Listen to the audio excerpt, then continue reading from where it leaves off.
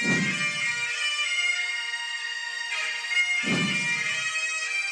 to that piece of lieutenant that's always on his podcast, bash us, yeah.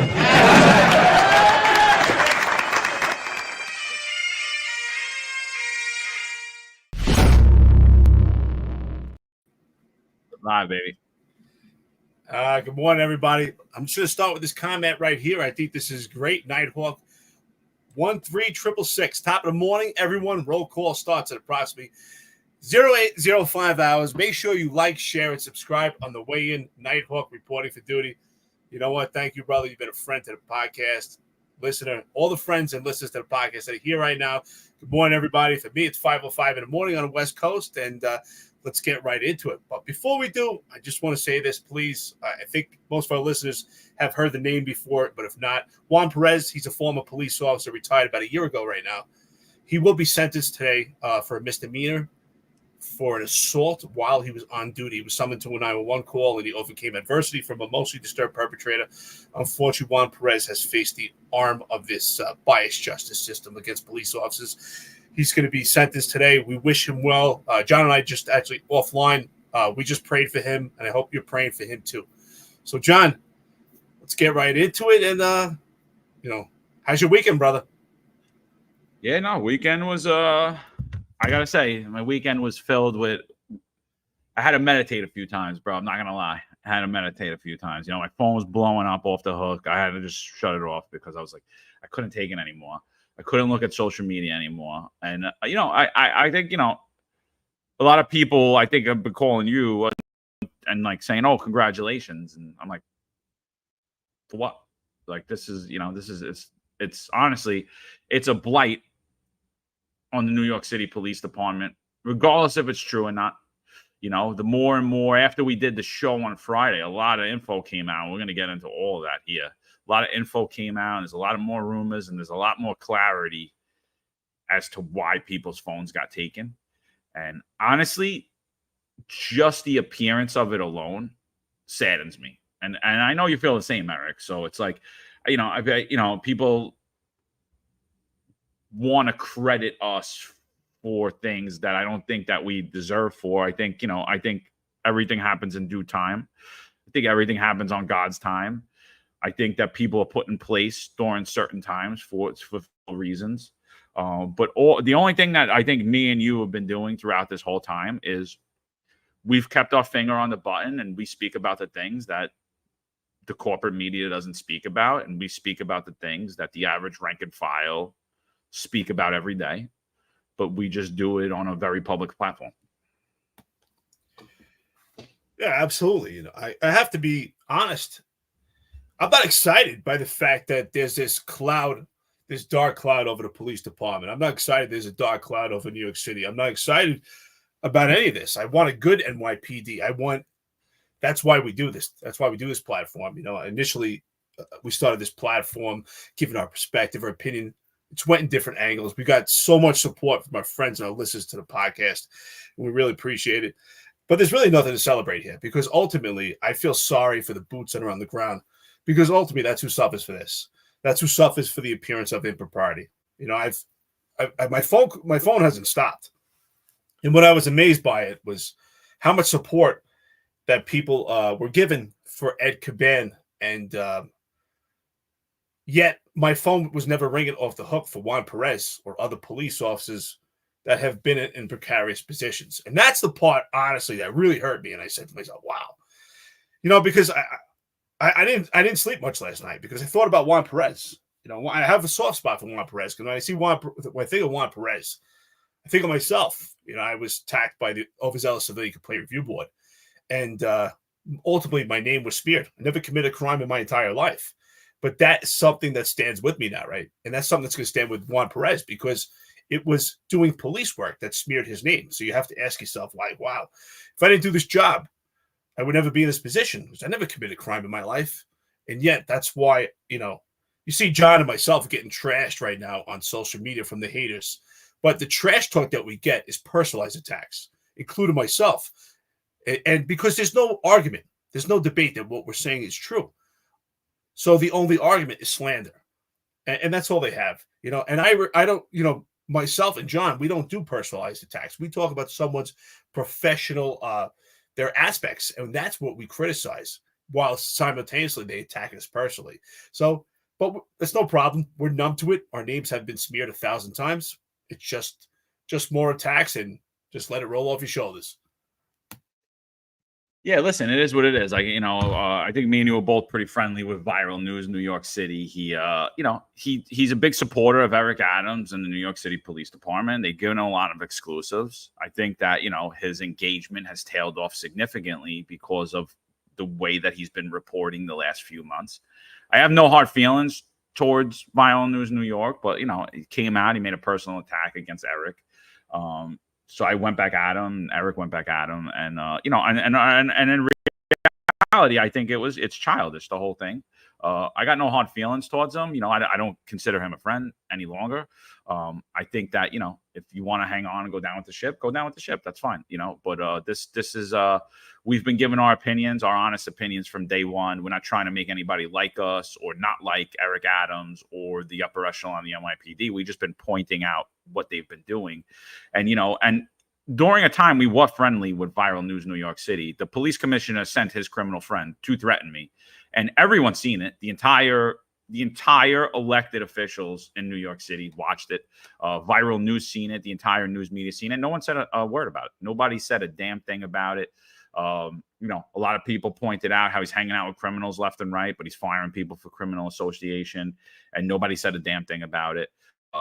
How rules were being flouted for certain businesses were being enforced against other businesses. Nobody said a damn thing about it. And now that all of this is coming out, you know, what happens? They turn the attacks in on us, and not speaking about this black eye on not only the NYPD, it's on New York State and New York City. And I think that this protection racket scandal, this possible protection racket scandal that we're looking at, it encompasses a lot of people. But like, you know, it's always going to be the NYPD that's going to be the fall guys for everybody. So, but I think that you're going to see elected officials, you're going to see other New York City agencies involved in this. You're going to see a lot of the nefarious characters, even possibly more than likely the person that threatened myself, as well as the people who attacked us on this podcast, who tried to silence us months ago. And I was like, what the hell are they coming after us for? Like, we're just giving our opinion. Like, we weren't even like too harsh, I don't think, in the beginning. Like, you know, we were just giving our honest opinion on things, speaking about things. And they came after us so hard. And I think a lot of people said, and I was like, I don't understand. I don't understand why we're getting all this hate from the upper echelon, like why they're sending the little minions and shit. Because, you know, the overwhelming majority, the rank and file, supported it. I think, like, a lot of people in New York City like to listen to this. Firefighters, teachers, you know, just random people like to listen to hear what's going on in the NYPD in New York City, what two cops are saying about it, two retired guys are saying about it. And a lot of people said the same thing. He's like, because they're worried about something else coming out. You know what I learned about this adventure that we've taken now is that when you criticize people, it exposes their weaknesses when they're actually guilty of what you criticize. And when you're actually accurate about your assessment, they come back at you with personalized attacks. And I believe that's a sign of weakness. You know, I laugh at it. Like, for instance, when it comes to Viral News, and we also see the hypocrisy in it. Because when it comes to Viral News, he claims to be a supporter of the NYPD as he's buttoned up to John Shell and Kez Daughtry. So the personalized attacks that I got, which is a complete smear campaign and slander from Viral News, emanated because I had said to Viral News on social media, are you still a journalist, or are you the Deputy Commissioner of Public Information for the NYPD? Because those lines seem to blur. Because clearly he's buttoned up to the NYPD, the upper echelon, not the boots on the ground, because it favors him, because he's working these migrants and has full access to the police department, unlike the other media that's been blocked out. And so with that, he obviously spent hours to get information, which is completely illegal. He accessed my arrest information as a police officer, accessed vacation days that I lost from the Civilian Complaint Review Board, and then just personalized attacks obviously came from Cop Watch, came from the Lieutenants Benevolent Association, and obviously came from people that have a disdain for me. There's going to be people in life that like you and don't like you. but it was a complete personalized attack. But it shows the hypocrisy because he claims Viral News, like many other people, claim to be an actual supporter of police. We have Back the Blue, Love the Blue. But when he insults my record for doing police work, doing intrusive police work, and the byproduct of it is civilian complaints, he doesn't even realize that he's actually insulting the police officers that are suffering right now. Their careers have deteriorated because of the Civilian Complaint Review Board, which is reflective on their 58. And he's insulting the boots that are on the ground as we speak. And that's the hypocrisy of people that claim to back the blue. Nighthawk 13666 on fire with comments here. It's a very tangled web they weaved, and the connections that will be made into this probe is going to be deafening this city. And state is out of control from the very top all the way down to the bottom. And that's what we're talking about here. We're talking about the appearance of impropriety. Let's get into it, John. Yeah, so let's do it. So, our last 2 episodes, unfortunately, this is the news. I wish we were talking about something else, but we're not. This is what's happening in New York City. So the last 2 episodes we talked about the upper echelon of the NYPD getting their phones taken by federal agents, right? John Schell had then went on the news. I could probably pull up that clip in a little while where he stated, there's a lot of misinformation. He went on Newsmax with Lydia Serrani. I'm a supporter of Lydia. I've been on that show a few times. But he went on there and he said, a lot of people spreading misinformation. They're saying that we were raided. None of our members had a raid. So apparently, according to John Schell, if 15 agents show up at your house at 5 o'clock in the morning and tell you to give over your phone, that's not a raid. I'm going to push back and say he's the one spreading misinformation again. That is exactly a raid.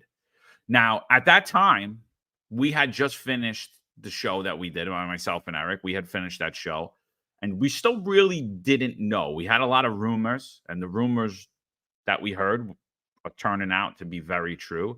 And then this article dropped. NYPD Commissioner Edward Caban's twin brother is an ex-cop with a checkered past that's being eyed by feds as alleged fixer for New York City hotspots, sources. Eric, before we get into this article, what were your initial thoughts when this dropped? Well, I've been saying right now, there's been a dark cloud of suspicion over the upper echelon of the police department. You and I have been saying it for 2 years. That's why we're saying we're not taking credit saying, John and myself and Sal Greco, we took down the police department, celebrating, and singing and hitting the guitar to it. Absolutely not. But we've been saying there's a clear, dark cloud of suspicion over the police department. And the appearance of impropriety is enough to affect the boots on the ground, right? We support the rank and file, which is why we're so expressive about what's going on with the leadership. And the appearance of impropriety, when we lose trust and credibility into the leadership of the police department, it affects the rank and file. The boots on the ground, ultimately, they're the most tangible to the actual public. They're the ones that suffer. They're the ones that suffer because when people act out in their frustrations and they see a vision of the police department, which they have questions whether the police department can be trusted or not, it's not Ed Caban that they're actually going to confront. It's the police officer with their boots on the ground. So just this title alone, we've seen the pictures exposed in Concerfritos and different bars and nightlife with Mayor Eric Adams and Ed Caban and family of Ed Caban. And it's not a good look. We see pictures with people that have a checkered past, that have already been convicted of crimes. Some are actually known felons. And it just shows the complete hypocrisy. And that in itself is an appearance of impropriety, which is why police officers are not afforded the right to befriend those with a criminal past that could give the appearance of impropriety of doing police work. So I don't want to go totally off course here, but someone asked, this is a great question, and someone could know for the podcast. Joe Mango says, John and Eric, what does the 265 mean in front of police live mean? So 265 is actually a penal code for the apprehension of a legal firearm in New York City. So for our active and retired cops from the NYPD, you know exactly what I'm talking about. Anybody else out there getting illegal firearms off the street, be safe out there. Thank you. So John, let's keep going with it. Yeah, let's read the article a little bit, and then we'll break it down for you exactly what it is. All right. Here we go. All right. Police Commissioner Edward Caban's twin brother, Former cop with a checkered past is being eyed by the feds over his alleged work as a fixer for swanky restaurants and nightclubs in Manhattan, sources said Friday. Investigators are looking into a variety of consulting work. James Caban, 56. Oh, it was his birthday and Ed Caban's birthday yesterday. So happy birthday, guys. Apparently did for ritzy Big Apple hotspots and allegations that helped to smooth things over between the businesses and cops, giving them trouble, police sources said. It wasn't old school mafia. If you don't pay, we break your windows, one source said. Well, I'm going to beg to differ, but it was. My brother is a big shot, and he can make your fines and underage drinking go away. Some of the restaurants and clubs Caban was involved with, the sources said, include the likes of Marquis and PhD, owned by the Tao Hospitality Group, and Creatures at Selena Rooftop in Chelsea, which has racked up 158 noise complaints over the last 2 years, public records show. Caban was allegedly called when cops hit the hotspots with a noise citation or underage drinking complaint, and he would then go to the local precinct heads, many of whom are also under investigation by the feds, according to sources. Bars and restaurants facing repeated violations could be hit with hefty fines or be stripped of their liquor license. Sources have said Caban, his brother, and others in the police department were targeted with raids on their homes and subpoenas Wednesday as part of a sweeping corruption program involving influence peddling. The investigation is being led by prosecutors of the Southern District of New York, who are also looking into the top aides of Mayor Eric Adams and have mounted a separate investigation into his 2021 campaign funding, sources said. Investigators are looking at police reports that involve Manhattan bars and restaurant and parsing through emails from NYPD brass, sources said. They are probing whether the complaints were handled correctly. Did the cops take reports? Were they written up to favor the establishment, according to the sources? Sources said James Caban's alleged involvement in bars and restaurants dates back to at least to when the brother was the first deputy commissioner under then top cop Keechant Sewell, who suddenly resigned in July 2023 amid friction with the Eric Adams administration. One source claimed Caban was reportedly pitching his services to cops working concerts on Manhattan's West Side, boasting of his influence in the NYPD, with his brother soon set to take over as top cop. Neither James nor Edward responded to multiple inquiries Friday. A man who answered the door at the James $1 million house in Rockland County, New City, pleasantly said, "No one will be willing to talk to the press." The general manager at Selena's admitted to having faced noise complaints over loud parties, but said, "We've dealt with it ourselves." A PR rep for Tao Hospitality Group denied the claim Saturday, saying the organization never reached out to or worked with James Caban. An NYPD spokesperson said the department was fully cooperating with the investigation, but they declined to comment further, instead directing questions to the U.S. Attorney's Office. James and Edward Caban neither have been accused of wrongdoing. Have another brother, Richard Caban, who runs a Bronx restaurant, Con Sofrito, that is popular with local politicians. There's no indication that he was targeting the raid. It wasn't clear whether James Caban did his alleged work under the company umbrella or all on his own. It's also not clear when it started and how the business found out about him. But for an often troubled former police sergeant with a shady history, the seedy world of Big Apple bars seemed an appropriate landing spot. All right, let's stop there and just go. So what's your analysis of what the Post had reported so far? So I think that to have an understanding of what's reported here, you have to understand how intrusive policing works for the nightlife in New York City, right? So in the early 90s, under Rudy Giuliani, former mayor, they created what was called March, which is a multi-agency response coordinated to hotspots when it came to nightlife, which is basically like the broken windows, intrusive policing style to address issues with nightlife across New York City. And exactly that, a multi-agency response. It would be the New York City Police Department with the fire department, buildings department. And these responses would be unannounced to do an inspection based on community complaints. Could be complaints of noise in a bar or a club for the area, but those complaints could be as high up to maybe violence Maybe they're having shootings or, God forbid, something else happening at this nightlife. So it was a broken window style type policing.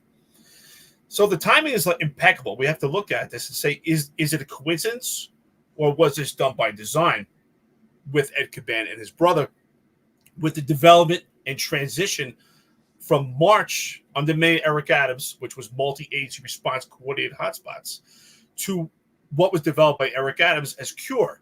And that was a coordinating united resolution to establishments. And the ideology behind CURE in comparison to March was that the commanders of each precinct would have control and have direct communication with these nightlife locations that are in their command, and give them the opportunity to fix any issues before the police department would do a multi-agency response to address and not issue to issue summonses or maybe make arrests. So the ideology was behind this, that the police department would focus on other issues with crime and give these establishments to correct themselves. So I think that looking at the background of that, the timing is kind of impeccable. So I think it, again, you have to ask yourself, and I say this all the time, I don't think there's many coincidences in life. So what do you think about that? So I put out a post that a lot of people are saying is misinformation, because I talked about how the March program was pulled down. And at the time the March program was pulled down, you could go back to my tweets and all that stuff. And I said, what is the purpose of this? This already stinks of impropriety. This smells to me. Why? What is the issue with the March program? And, and I have a lot of clips, and maybe we could get into them later, but the majority of the clips are Eric Adams, Jeffrey Madry, and this nightlife mayor, Jeff Garcia, or Jerry, or whatever his name is, this nightlife mayor. They all say the same thing. The March program didn't work. It didn't provide public safety. You're going into businesses intrusively with a lot of people. You're interrupting the nightlife. You're interrupting the business, and you're hammering them and shutting businesses that probably shouldn't be shut. I never, I've done March operations over and over again. I don't think that we used it like a tool like that. I don't think I ever seen it being used improperly. We would use it when numerous complaints were stacking up on places, and we were just having tons of community complaints. So, so they supposedly replaced it with this CURE program. But I said in my tweet that it didn't feel, they left a void and they didn't place it. And I said that because, and when you listen to what CURE does, it's not about giving summonses. It's not, those inspections are gone. It's about, we're going to let you know, we're going to give you time, we're going to build this rapport with the community. So it's like, we're not really there to build a rapport with people. We need to, and I'm not saying it needs to be hammered, and there's ways to correct things, but it was just a weird time. And then when you look at them talking about this and how the way CURE is going to be the new way New York City does business, let's correlate that with the legal marijuana business. Eric Adams celebrated. Eric Adams was like, all this new business is coming up in New York City, legal marijuana. But yet, at the same time, he's telling us that the March program didn't work, and you don't bust into businesses we don't want to shut them down. He's celebrating that they go in arbitrarily and walk in with multi-agencies, just like March did, walk into these illegal marijuana shops, which I don't even know what that means, because again, he legalized marijuana. They walk into these illegal marijuana shops and they shut them down, and take all their product and give them hundreds of thousands of dollars of fines. And I'm like, why are you doing the March program for marijuana shops, but you're saying it's bad here? Doesn't make sense. Something's not right there. And then the marijuana shops are even complaining that, hey, the guy across the street from me is selling the same products that I am, and they never go there. But they've been in here 5 times and they shut me down. And now I'm sitting here after reading this article, and I'm like, this appears to be a large-scale protection racket. Tex Fortson says Jimmy Grant was acquitted because they never proved he did anything in return for his bribes. What did the PC do here? So again, this is all under investigation at this point. But obviously, his phone was taken. The chief of Manhattan South's phone was taken. The chief of Queens' phone was taken. Numerous precinct COs' phones were taken. So if your brother's walking around and saying, "Hey, listen, I look just like the PC. Look, you pay me, you pay my consulting business." Rumored that he actually started a consulting business. What did he call it? What was the term that I was told? It was called a licensed premise consulting business. A licensed premise consulting business.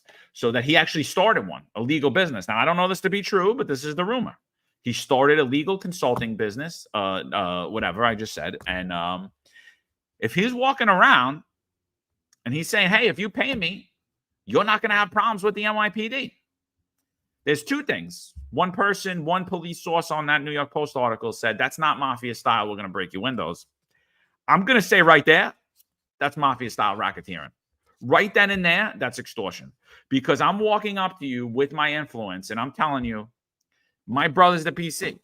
You won't have any problems at this restaurant. What's the innuendo there, Eric? If I don't do the business with you, what's the innuendo? Well, you just alluded to what I've been saying this entire time, because I've been saying, okay, I agree. I've got attacked by numerous people these past couple of days saying, "Oh, he's innocent until proven guilty. There's no allegations yet." I said, okay, you're right, but stop right there. We're talking about the appearance of impropriety. And we're talking about, we have to look at the big picture here. If this is true, what they're saying, what else is behind the curtain? Because if that's not the case, right? Because in order to actually hold what you're saying, John, in order to actually have that type of business, you have to be willing to have muscle behind it. Because if you don't pay, what happens, right? And that's what we've been talking about. So we have to look at the big picture. What else will be behind the curtain? And again, it comes down to the appearance of impropriety. So with that being said, the question is, and numerous people have told me, well, there's no allegation here. Right. And of course, John Shelton and Kaz Dorsey want to give the illusion that there's no raid.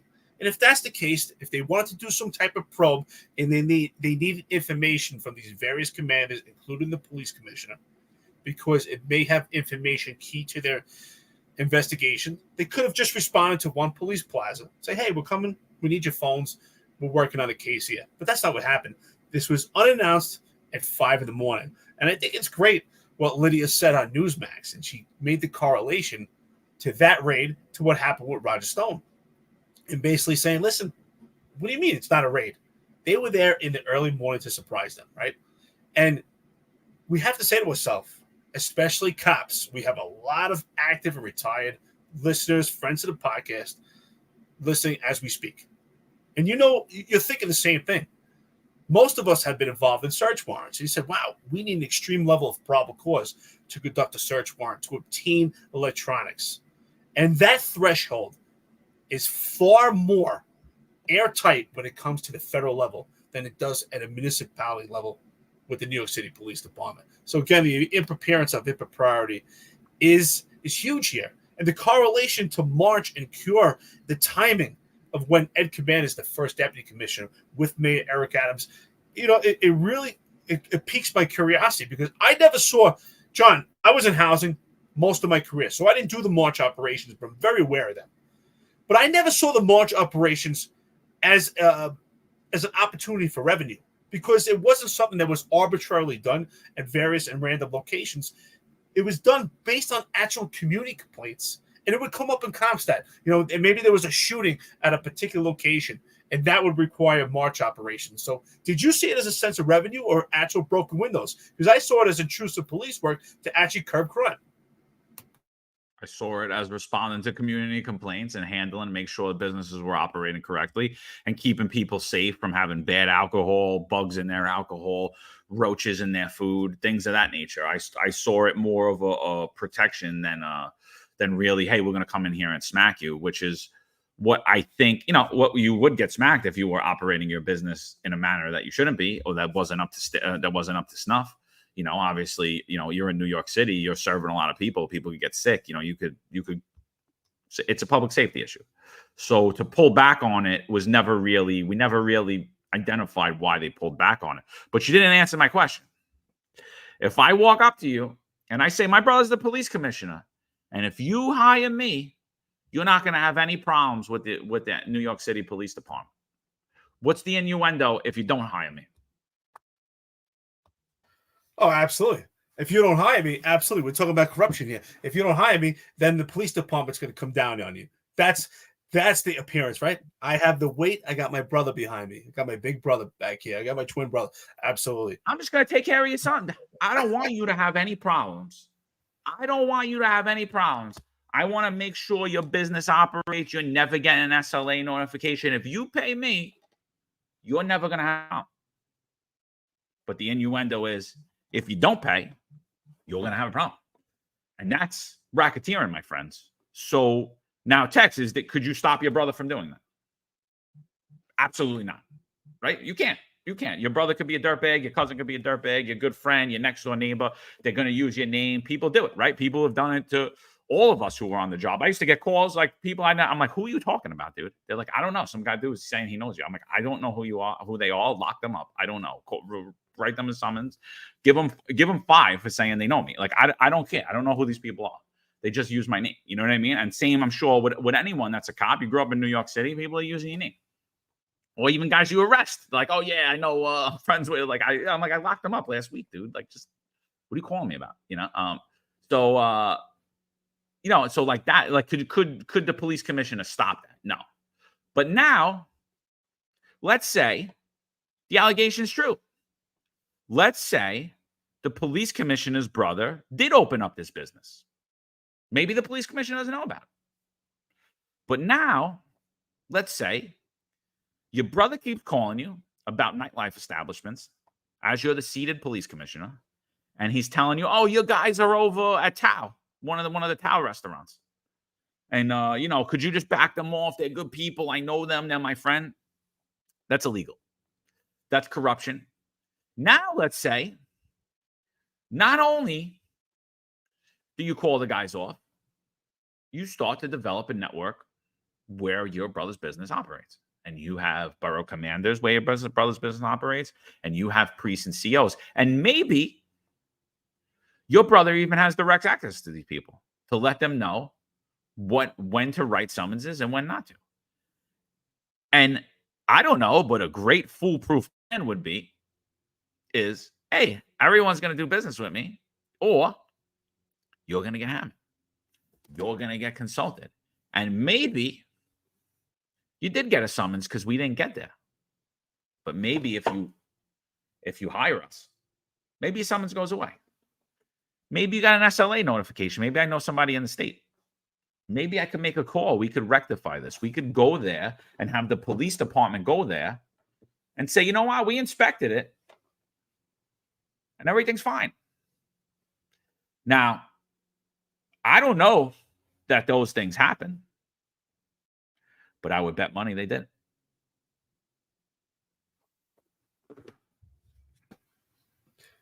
So this goes back to what I've been saying, right? At this point, I said, if this is true, the entire upper echelon of the police department has been infected, and every chief has to be removed. And potentially, we have an issue with the commanding officers, especially the ones that actually have nightlife in their precincts. Again, that's a great point you put up. What is true here, right? You are innocent till proven guilty, absolutely. But the appearance of impropriety is enough when you're doing policing to actually change or transfer your position, right? Because the argument has been presented to me many times and to John. He shouldn't have to step down, or Mayor Eric Adams should not have to remove him. And again, we see customary with the police department so that cases are not tainted, that someone is removed from that position, especially when there's a dark cloud at this time. Is he innocent till proven guilty? Yes. But again, we cannot be foolish at this point to understand that if the federal investigation, along with this probe, led to a raid and not just a conversation, and it's been hush-hush and very secret, we have to understand that there may be actually some teeth to it. And along with that, we've had suspicions through the entire year, and it's been discussed through different avenues. We have suspicions that this upper echelon of the police department has hobnobbed, in different various locations with criminals, and we see the pictures that they have relationships with criminals. So that's enough for appearance of impropriety. We see the Ed Caban, the police commissioner, very skeptical. We are, and most people are, of the trips that he's taken, these illustrious trips throughout the entire world, including Qatar. So we have a cloud of suspicion. So I think at this point, he must step down, or Mayor Eric Adams has to move him. And if he's innocent, if the investigation turns out that he's innocent after allegations come out, or if there is any indictments, then he could come back. At this point, there's no allegations either. But again, we also were not foolish to understand that you need probable cause to conduct these search warrants. The federal government is not doing a raid because you're a witness to something. They're going to do a raid because you're the subject. So we can't be foolish to that. But again, John, don't you agree? So I want you to answer this question for me, because I believe that leadership is the most important thing of an organization, and you have to lead by example. If a police officer is going to be transferred for their position because of the appearance of impropriety, if they're part of an investigation, and the reason why they are transferred or modified or suspended is because if they engage in any further arrest or any police work, those cases could be tainted if there is some truth. Don't you think the same should apply, and especially for a police commissioner that actually leads the New York City Police Department? I really think it should be a lot harsher for the police commissioner and for his entire upper echelon. At this point, I mean, the Adams administration broiled in scandal. The upper echelon of the NYPD, all of them, every single one of them. I see all these names coming out. Maybe the guys that aren't involved in the day-to-day operations, you could leave out of that. But I'm sure most of them knew what was going on. I think Key Chan-Sewell knew what was going on, and that's why she stepped down. I mean, now hindsight's 2020, and I think I see a lot clearer now why she left. I think she was like, I'm not being a part of this. So I think that's exactly why she left. But I think that, allegation's an allegation, right? I made an allegation, called IAB. We called IAB. We said that Police Commissioner Ed Caban's trying to shut down his podcast. He's misusing police resources. Him, Kaz Daughtry, John Schell, Jeffrey Madry, Tanya Kinsella. They're sending all of the way to the police department to shut this podcast down, to intimidate us and threaten us. And also, Ed Caban sent his criminal friend, who owns a nightclub with his brother, to threaten me, to shut us up. So I made that allegation. Should the police commissioner have to step down for that allegation? No. It's an allegation, right? It's got to be proven. Anybody can make up an allegation against you. I could say, oh, he made fun of me, right? He said I am bald, whatever. Doesn't matter. I could say a million different things. Until things are proven and come out, it's an allegation. This is a lot different than an allegation. This is a lot different. This is an investigation. This is an investigation. This is a subpoena with probable cause that there's evidence on that phone. More than likely, they already have the evidence on that phone. This is a lot different. So we have a seated police commissioner. We have entire upper echelon of the NYPD have had their phones taken because they all are being suspected of being involved in a protection racket, a nightclub protection racket, which is the same as old school mafia. We're going to pay up or we're going to smash your windows, because that is the innuendo. Pay up or you're going to have a problem with the New York City Police Department. Shut your mouth and say what we want you to say, or you're going to have a problem with the New York City Police Department. Same thing was going with the media, right? Viral news is getting direct access to go to crime scenes and raids. And any media that has reported anything that the public might want to know, they're on the outside and they don't get those exclusives, right? And so we see it in every facet of what's going on. And now you got to think of it in terms of public safety. New York City is by far the #1 terrorist target in the world. It's by far. It's the apple of the eye in all of the terrorists. Who traditionally deals with terrorism? Federal agents work closely with the NYPD. Can the upper echelon of the NYPD, the police commissioner, all of his top brass be entrusted with sensitive, confidential information while they're under investigation for doing shakedowns in nightclubs? I'm going to say absolutely not. So I'm going to say again, I don't even care if this is true or not at this point. They have to remove themselves. And I don't even believe they should remove themselves. I believe if we had a seated mayor, if we actually had a mayor in charge of New York City, he would remove them, let the investigation play out. And hey, listen, the investigation played out and nothing happened. Okay. But you were a distraction during this time. You're taking away from public safety in New York City.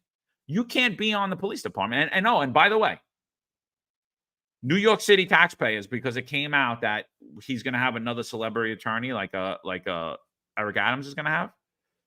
New York City taxpayers should not foot the bill for any of this investigation. This does not fall within the scope of your duties to help your brother's business succeed and be involved in a protection racket. So 100%, I think he should be held to a much higher standard than the rank and file. Bingo, brother. You nailed it. Absolutely. When it comes to Eric Adams, we talk about this all the time. And you and I both believe that the police department should be transitioned into a sheriff's office where the police commissioner would be an elected official by the people. But since we don't have that nomenclature right now for New York City, we have to look at it.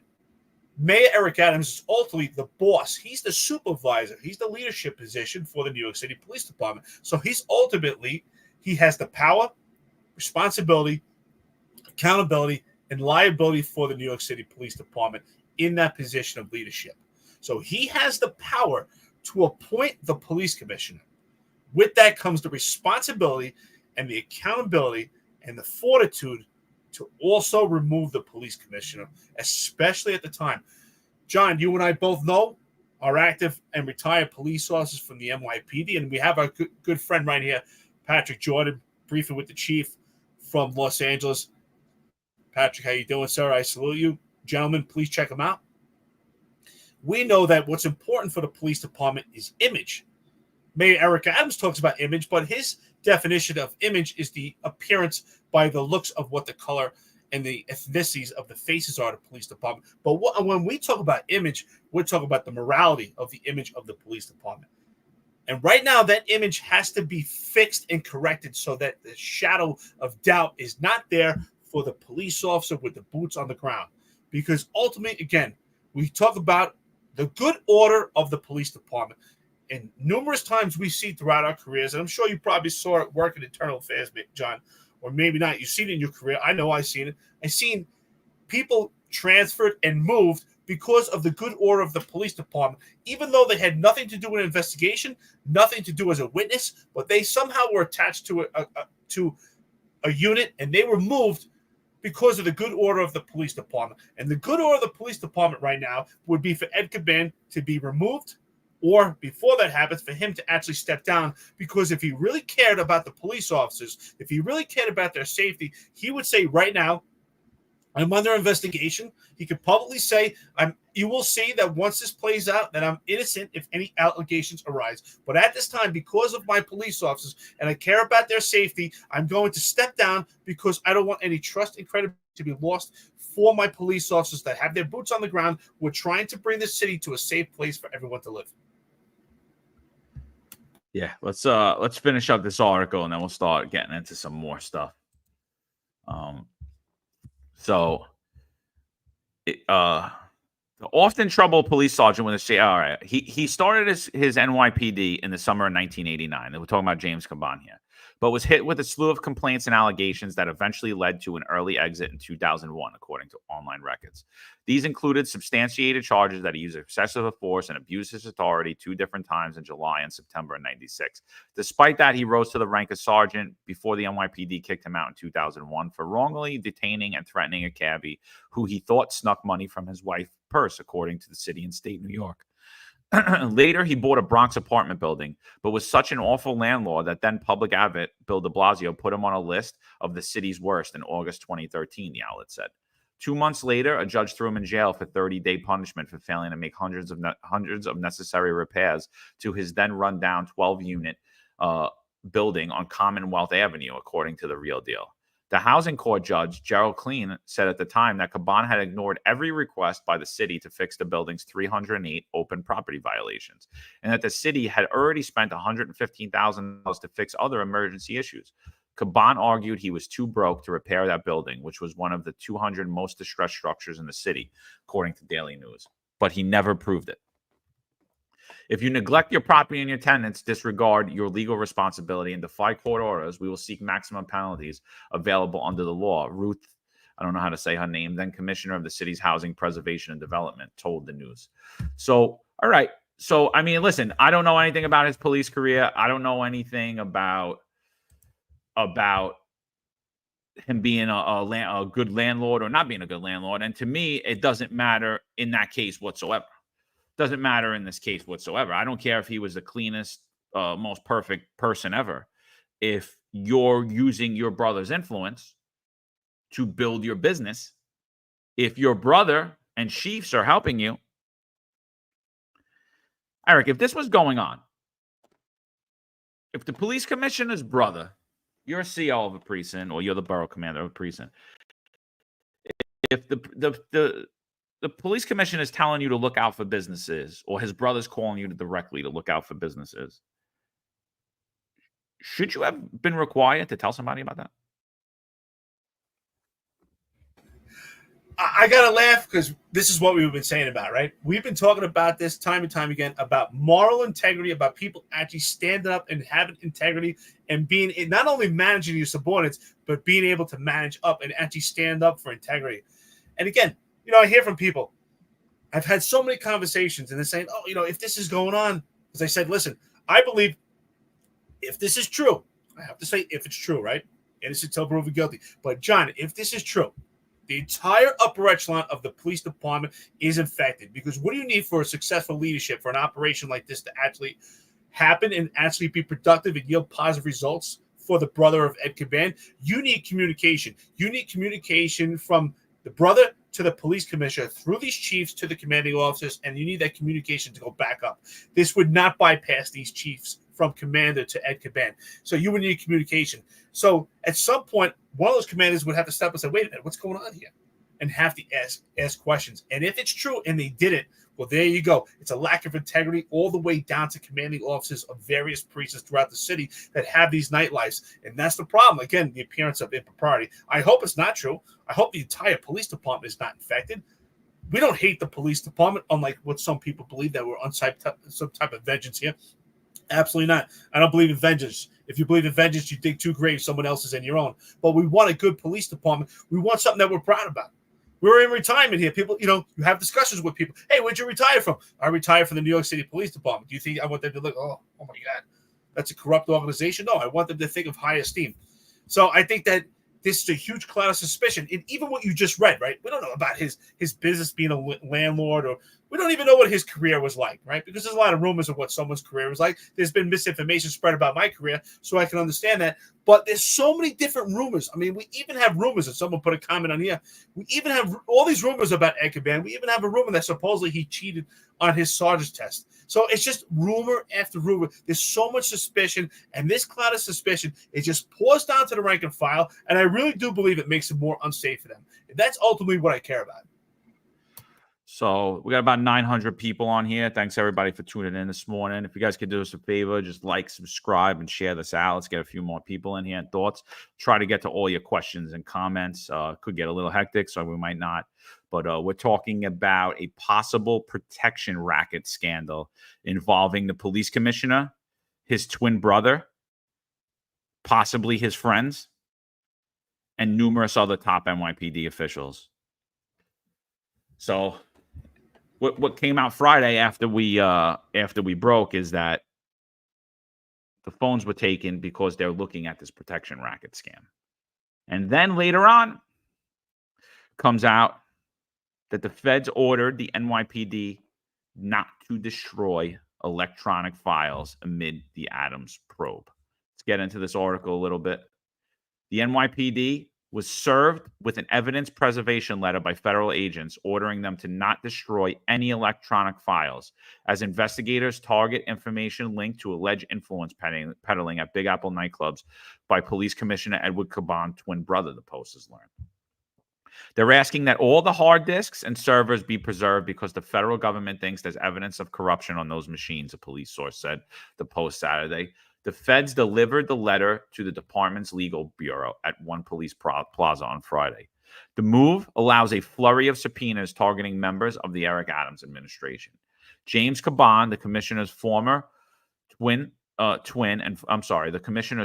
and a former cop, allegedly created a nightlife consultancy company and told the clubs to hire the company employees, claiming, "I'll be able to make your place safer if you hire my security people." Oh, so not only we'll take care of your summonses, you got to also hire my guys too. James Caban allegedly also told the clubs he could call the precinct commanders, his brother, or Deputy Mayor of Public Safety, Philip Banks, if they had trouble, the source said. So if the city received several complaints about a Midtown club, instead of having cops write numerous summonses or even shut it down, it could be handled by the administration or police brass, the source said.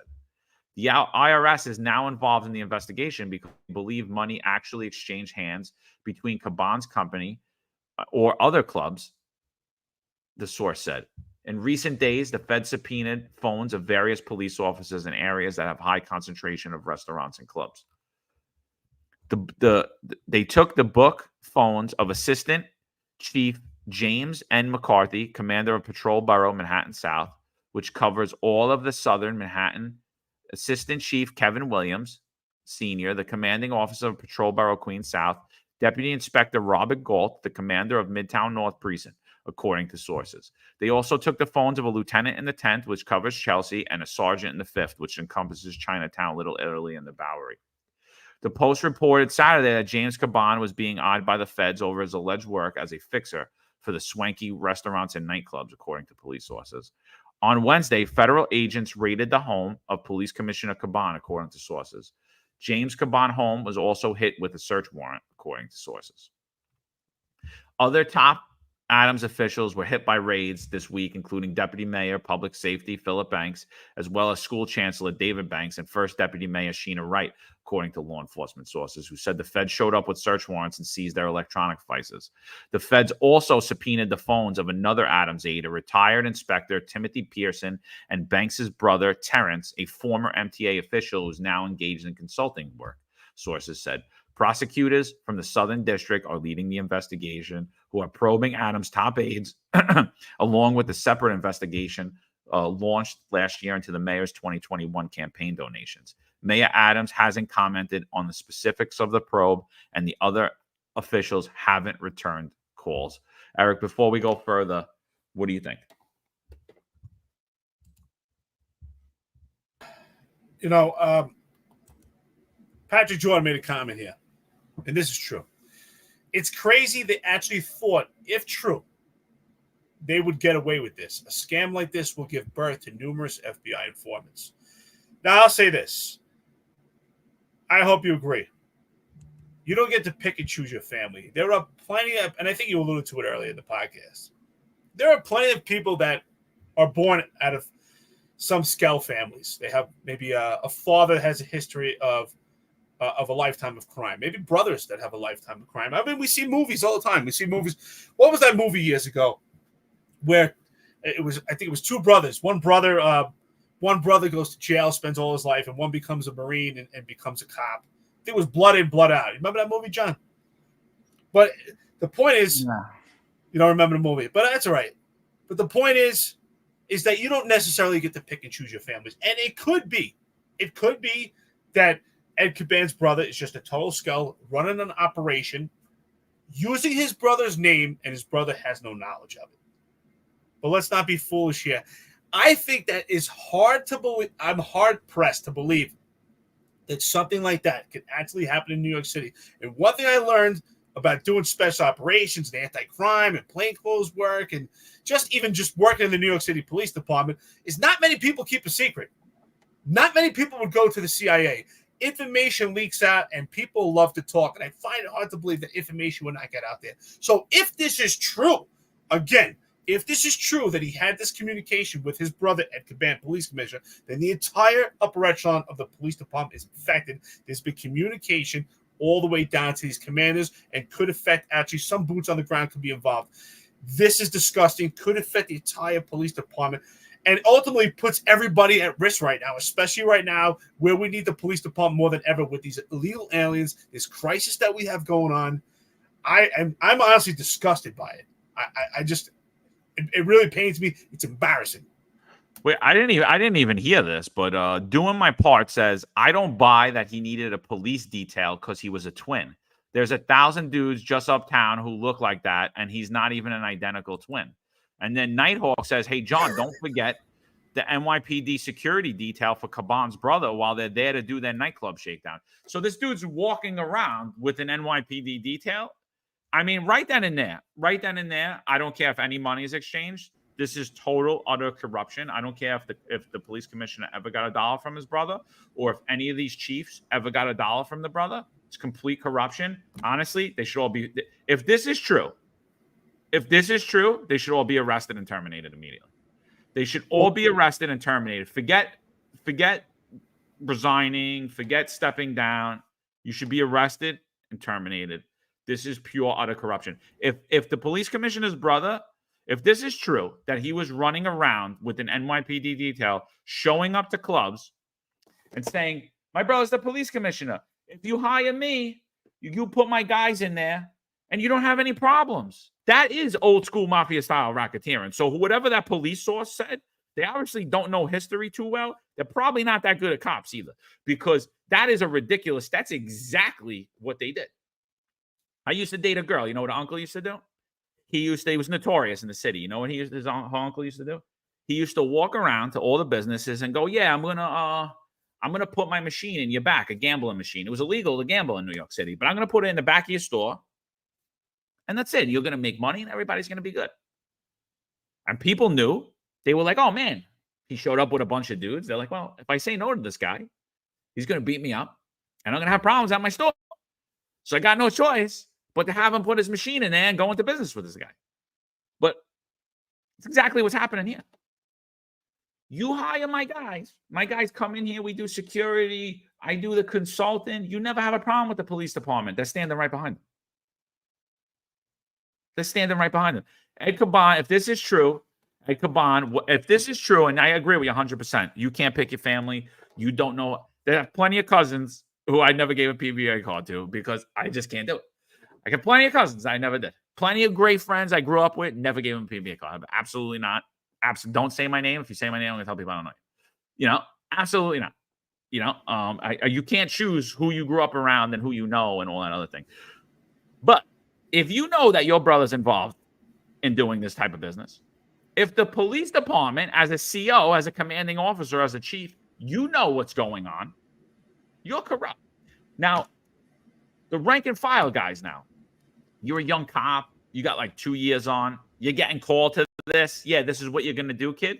You follow the direct order. You don't know what the hell's going on. You don't know what's going on. You have no idea. You might be a sergeant. You just got there. You got promoted the first day. But unfortunately, the way that this sounds to me is you guys are going to have a big problem. That's the way this sounds, because we see traditionally what happens with corruption in New York City. We need fall guys. Who gets the fall? The powerful get off. The powerful run like little rats, and they scurry all around.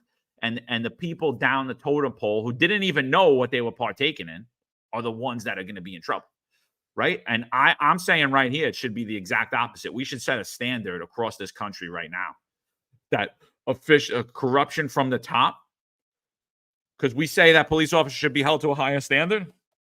I'm saying that these guys should be held to a much higher standard than those police officers. If this is true, McCarthy taking the knee was only symbolic of what you were going to do later on down the road when you took a knee. First, you took a knee to a terrorist organization. Now you're taking a knee to a corrupt administration. and you should lose your pension. If this is true, I don't feel bad for you whatsoever. You should lose your present. Same thing for you, Galt. I know you were running around telling everybody I got a big mouth and asking people who they know.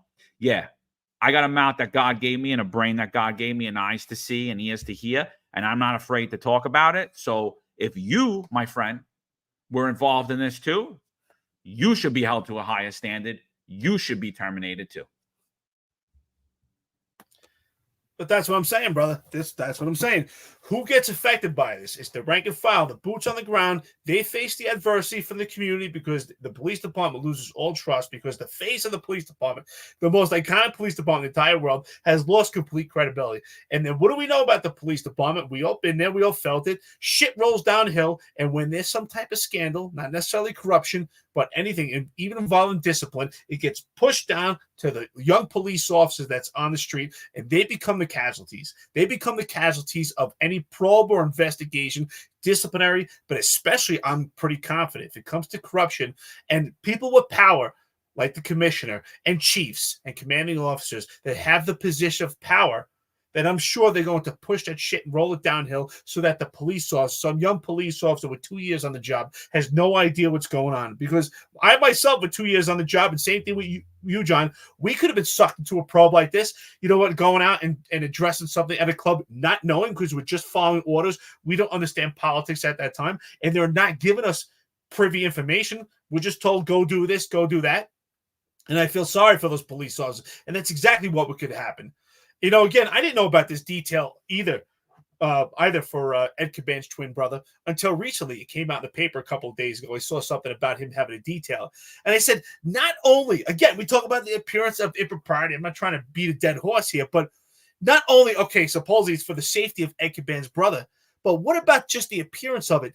Doesn't that also lead to potential corruption where the twin brother could act as the police commissioner himself and lead people to believe that he's the actual police commissioner with his entourage and move around in the city and manipulate himself as the police commissioner and use that to his benefit? I mean, nobody saw this as potential corruption. Again, this goes back to what I'm saying, that every chief in this police department has been infected. Nobody stood up and had the morality to say, wait a minute, this doesn't look good. And it didn't come from Eric Adams either, who appointed him as the police commissioner.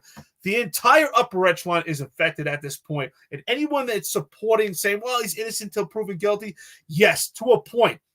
This is not, it's just exactly, I'm going to piggyback off what you said. This is not just an allegation, something of potential discipline. This is an investigation, a federal probe of corruption, and it's been just completely crowded, and I don't have any trust in it as we speak.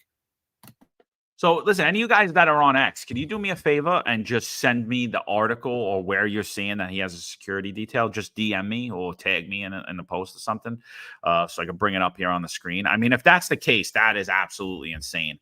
So just to finish up this article, another police source says they're worried someone's going to eat a gun, the source said. Honestly, I don't feel bad for you. If you want to, you lay down with dogs, you get fleas. You know, that's how I'm not telling you to go out there, but does anyone care how Juan Perez feels right now, that he's in court right now and fighting for his freedom after he was choked on a 911 job? Someone put in a chokehold and he threw 6 punches in 6 seconds. And now he's facing up to a year in jail for absolutely no. Does anyone care how he feels that he had to leave his career? Anybody care how Marlon Bethel feels that his whole life was ripped from underneath him? Anybody care about that? Nobody was worried about anybody eating their gun during the mandate. I'm going to worry about a bunch of corrupt cops. I'm going to worry about if somebody eats their gun because they were taking bribes or they were partaking in a shakedown racket. Either they were too cowardly to say anything about it. Or what do you want me to do? I'm just a chief. What do you want me to do? I'm just an inspector. What do you want me to do? I'm just a sergeant. You know, I'm going to worry about those guys. I'm not worried about those guys. This is ridiculous. The post sources, I love the post sources because they're always the biggest cowards. They're always the biggest cowards. John, I got no love for those guys. Absolutely. Because I had 8 sets of charges, administrative charges from the CCRB in a 6-week period. And nobody worried about my mental health. You know, I would never eat my gun. That's just, you know, because I'm not that type of person. But nobody ever came by and said, wait a minute, this guy's got 8 sets of charges in a 6-week period. Maybe he'll eat his gun. But all of a sudden, everyone's worried about the mental health of potential perpetrators, potential corruption probe with the police department. You know what? I'm mostly disappointed by the Hispanic Society, the police department right now, because they're backing Ed Caban like there's no tomorrow. And I think the reason why they back him is because they have a lot to benefit. We see more promotions right now with Hispanic names in the New York City Police Department, surrounded because of the benefit of the Hispanic society right now. It's been a fraternal hold on the New York City Police Department. It's tied to the nepotism, the egregious nepotism that's going on with the New York City Police Department. And ironically, Juan Perez is Hispanic himself. And I haven't gotten any phone calls from the Hispanic Society about Juan Perez. I got phone calls about Ed Caban. But I'm sure and I'm pretty confident, and our listeners and friends of the podcast, you know exactly what I'm talking about right now. If Ed Caban is in fact indicted, and in fact, if he's part of some corruption probe with his brother or something even bigger than just what's going on with these clubs, if there's other things behind this curtain, if he's indicted and ultimately if he's convicted of something, I'm pretty confident the Hispanic Society will turn their back on him then too, because they will no longer have any use for him. Right now, he's beneficial to their careers. It's all self-serving at this point. Again, and I'll repeat it again, Juan Perez is sentenced today. I don't know what he's going to get. He could face up to a year. He could walk out with probation, but he's there alone. And that's my point. No one's worried about his mental health right now. But yet we're going to worry about the mental health of someone that's part of a corruption probe that doesn't have the fortitude to put others before he puts himself by stepping down at this point, because it's the good order of the police department. And it's the good order of New York City. Yeah. Thank you, Laura. I'm going to check out your link in a minute. But thank you for everybody who sent me stuff. I'll get to that. But yeah, it's pretty wild, man.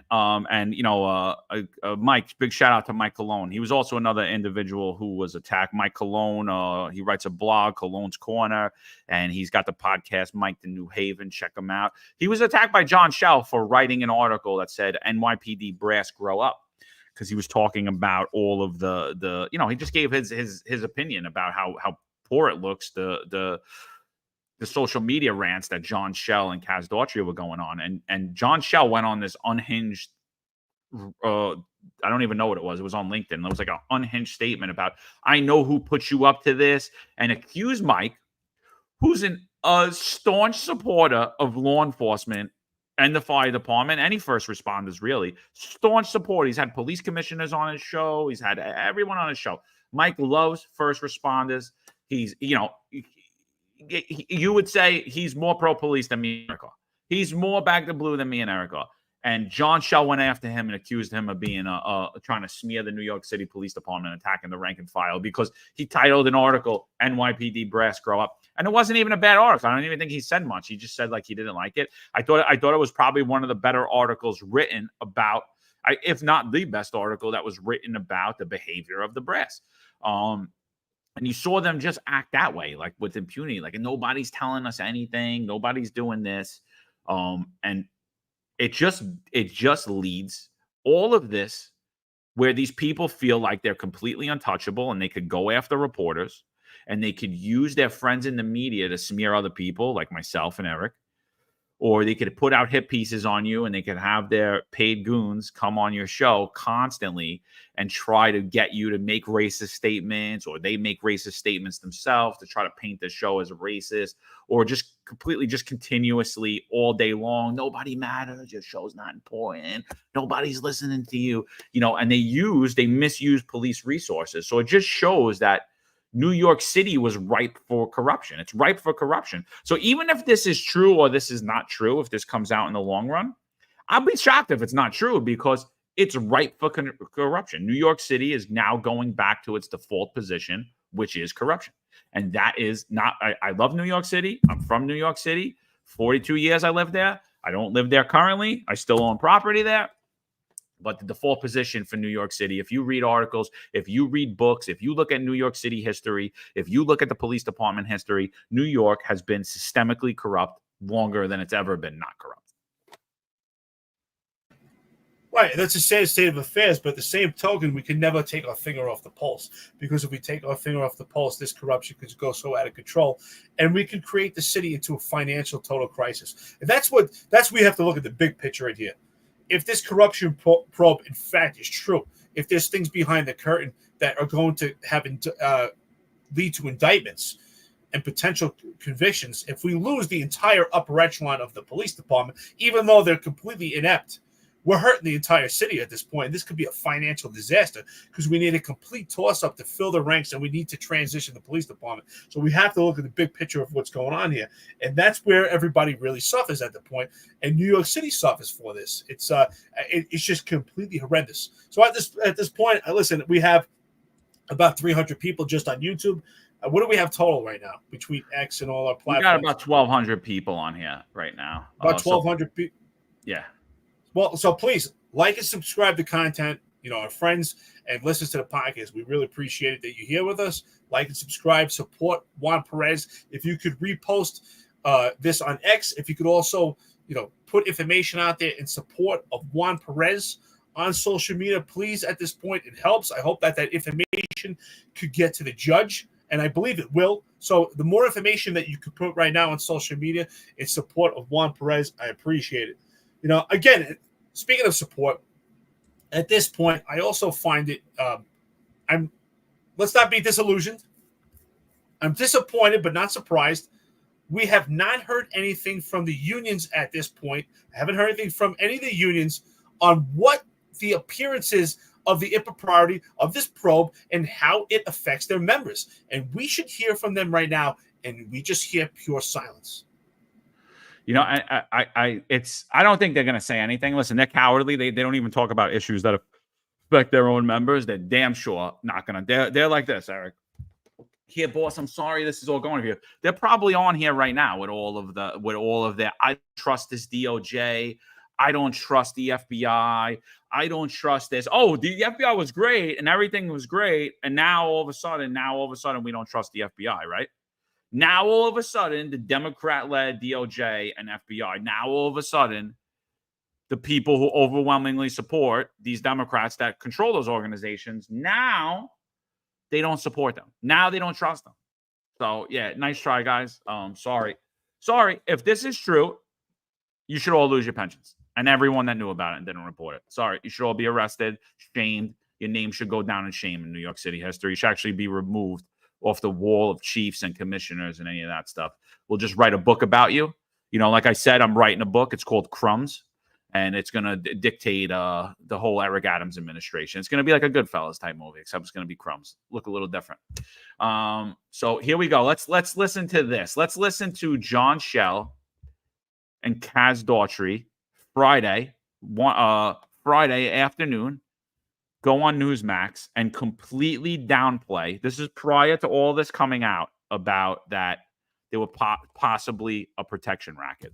Listen to them downplay, but I want you to pay close, particular attention to their faces. The day prior to this, these two men were in Fox, and they were tweeted. John Schell was like, I'm in the green room getting coffee. And then Kaz Daughtry retweeted him saying, I'm having bacon, egg, and cheese and orange juice.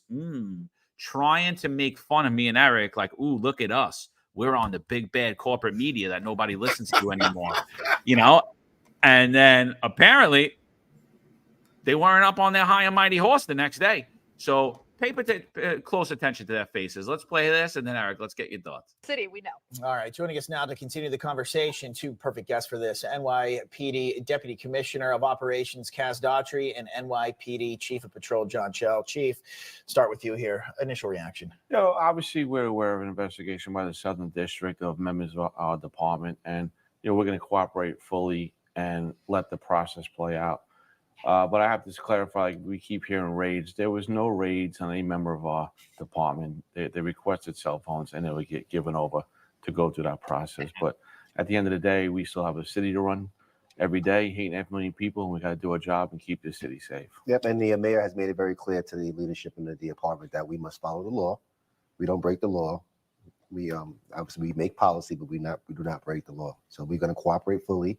Whatever the investigators need, they will get it from this department. it feels like it's politically motivated. Any indication? I mean, the fact that it's even coming out and they're calling it a raid, and instead it was, here's my phone. Because when I'm thinking raid, I'm thinking they're busting down the door, kind of like what they did with Roger Stone. Somebody's in their underwear, they're grabbing all their stuff, and you're saying that's not the case here. It's just misinformation, and any questions that anyone has for the Southern District, we direct them there. Again, the process will be the process. We will cooperate, and then we're just going to keep doing our job. Okay. Commissioner, when the people of New York City, though, see this happening on the news, unfolding, what's your message to them?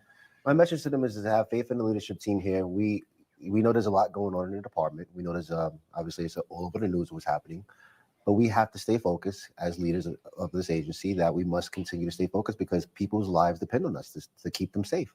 And that's what we intend to do. We're going to cooperate with the investigation, whatever the Southern District needs. And also we're going to continue to drive down crime. Like, you know, I'm not sure if you reported August was one of the safest, actually the safest August since the CompStat started. And we're going to continue to follow that trend. That's great news. All right. And Chief Shell, of course, we have to talk about one of the big. All right. So that's all they give. What did you think about that? First of all, I thought this was so stupid that the Gotham brothers thought this is a great idea. Let's play cleanup. Let's try to do damage control. This was absolutely ridiculous. Should there have been a public statement in response to this probe? Absolutely. But I believe it should have came from the mayor or the police commissioner himself in response to this, but not from these two idiots, these two clowns. And again, I remember this day. I'm like, you know what? I got to look up the definition of raid again because I know what a raid is. And I had to look it up again. I said, I'm still confused that he said this isn't a raid. Again, perception versus reality. They want to change your perception, gaslight you, to make you believe that you're just unintelligent and that what you believe, the truth, is not the case. Because John Shell is going to distort your truth. And then, again, the two of them look so uncomfortable, completely different than they normally do. I hope that bacon, egg, and cheese tasted really good. But again, just gaslighting the public. Oh, it's not a raid. It's not a raid. They were there at 5 a.m. to grab the phone. If they really needed the phone, again, like I said, and it's not a raid, they could have had a conversation. Say, hey, police commissioner, it's the FBI. We're doing an investigation. We like your phones. It's part of a probe. You're a witness, whatever the case is. But they came unannounced. This is just pure horseshit coming from these two idiots. They look like two clowns. The idea that they thought that this was a good response was so stupid. Again, it just shows you how inept the police department is right now. And the hands of New York City is in these two clowns right here as we speak. It's unbelievable, dude. I mean, like I when I saw that, I like literally almost threw up in my mouth. I was like, are you kidding? I was like, who the hell would let these idiots do this? Go on and say this. It's misinformation. It wasn't a raid. Nah, it really wasn't a raid. You know, they just came, they just asked for phones. And, you know, the mayor told us we're not going to break the law. So they just asked for phones. They show up at your house with 15 agents at 5 o'clock in the morning. Would you consider you just got raided by the FBI? Because I would. I'd be shitting myself. I'm not going to, oh, yeah, they just want the phones. We gave them the phones. We're cooperating. We're keeping everybody safe. That's what we're doing. Don't worry. You know, it's the lowest crime in August ever. Continuing to lie. And they lie and lie again. It's insane, dude. It's honestly insane. But, you know, the Finest Unfiltered here, you know, we figured out what their PR strategy is going to be going forward. And here it is. You know, here it is. Gee Willikers, Kaz, man, the feds are watching us now. What are we going to do? You see John Shell as Robin here and Kaz as the Kaz man. We'll distract them by going on every friendly morning show for the next week. That's the plan. And that's basically what they did here. That's what they did. That's what they did here. This is what the plan's going to be going forward. I haven't seen anything yet this morning. I keep looking. If anybody gets them tweeting about anything or any updates, please let us know. We'll bring it right up on the screen. But I'm not seeing anything. Awfully quiet today. Eric, do you think that this meme properly predicts their PR strategy other than having bought and paid for journalists come after us? No, it's just another racist meme. That's all it is. This is spot on. It's spot on. Listen, we got our Gotham brothers out here just so stupid that they think, you know what? Let's just go out and let's dig some more dirt with this shovel right here. Absolutely. Just idiotic. It's so stupid. They thought that they're going to play damage control. You know, it again just shows that they think they're smarter than everybody else. I got to laugh. Corn Pop, I don't know if he or she, who it is, but I hate when I agree with Eric. I think that it's hysterical. I think you're still mad at me about the whole Second Amendment thing, but that's hysterical. But again, this picture, not a racist meme, but definitely significant to John Shell and Kaz Daughtry. I mean, you got to laugh. I hope anybody noticed the controller on the Batman for Kaz Daughtry. It's hysterical, and I hope everybody actually noticed that. Take a look, zoom in on the picture. It says a lot. So prior to this scandal, let's go back in history a little bit, right? Let's go back in history. This is something I was speaking out about early on. And I was like, I found it very strange. It was very strange to me, all of this. And no one ever answered it. It's just we're doing things differently now, bro. We're doing things differently. We're trying to build business. So this is early on. This is early on in the Adams administration. Mayor Eric Adams floats the idea of barring the state liquor authority from NYC amid clash over embattled Brooklyn venues licenses. So he's like, now we're going to handle it on the city level. And he says, I'm hoping that eventually we'll get a day that the state SLA is handled on a city level, Eric Adams stated during this time. So why would you, as a mayor, do you think that the SLA, in your opinion, in your time in the NYPD in the last 20 years, do you think that the SLA was vindictive or shutting down businesses improperly? What's your opinion on that? So, listen, I think the state liquor authority, right? They give their license out. They're good for 2 years. I think they do a pretty thorough, extensive, detailed application process, right? In order to have a state liquor authority license, you have to be probed and you have to have a clear record, which to me was indicative that Jimmy Rodriguez was not the actual state liquor authority holder for Casa Fritos. Of course, it was Richard Caban, because Jimmy Rodriguez can't have a state liquor authority license himself. Do I think there's a portion of state liquor authority, the license itself, that is for revenue for the state? Absolutely. It's for 2 years. I think it's usually about, if I remember the last, $7,000 or $8,000 for the license. Is there some revenue to it? Absolutely. But it's also important to understand that it has to be probed and detailed properly for someone to actually have that state liquor authority license in itself. So I think it's as best it could be at this point to alleviate any potential corruption and actual criminality in an establishment in New York State.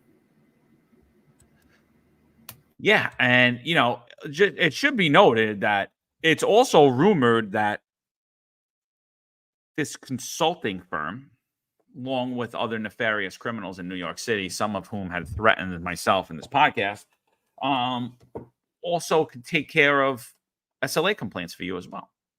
So which would bring this corruption probe large scale to the entirety of New York State.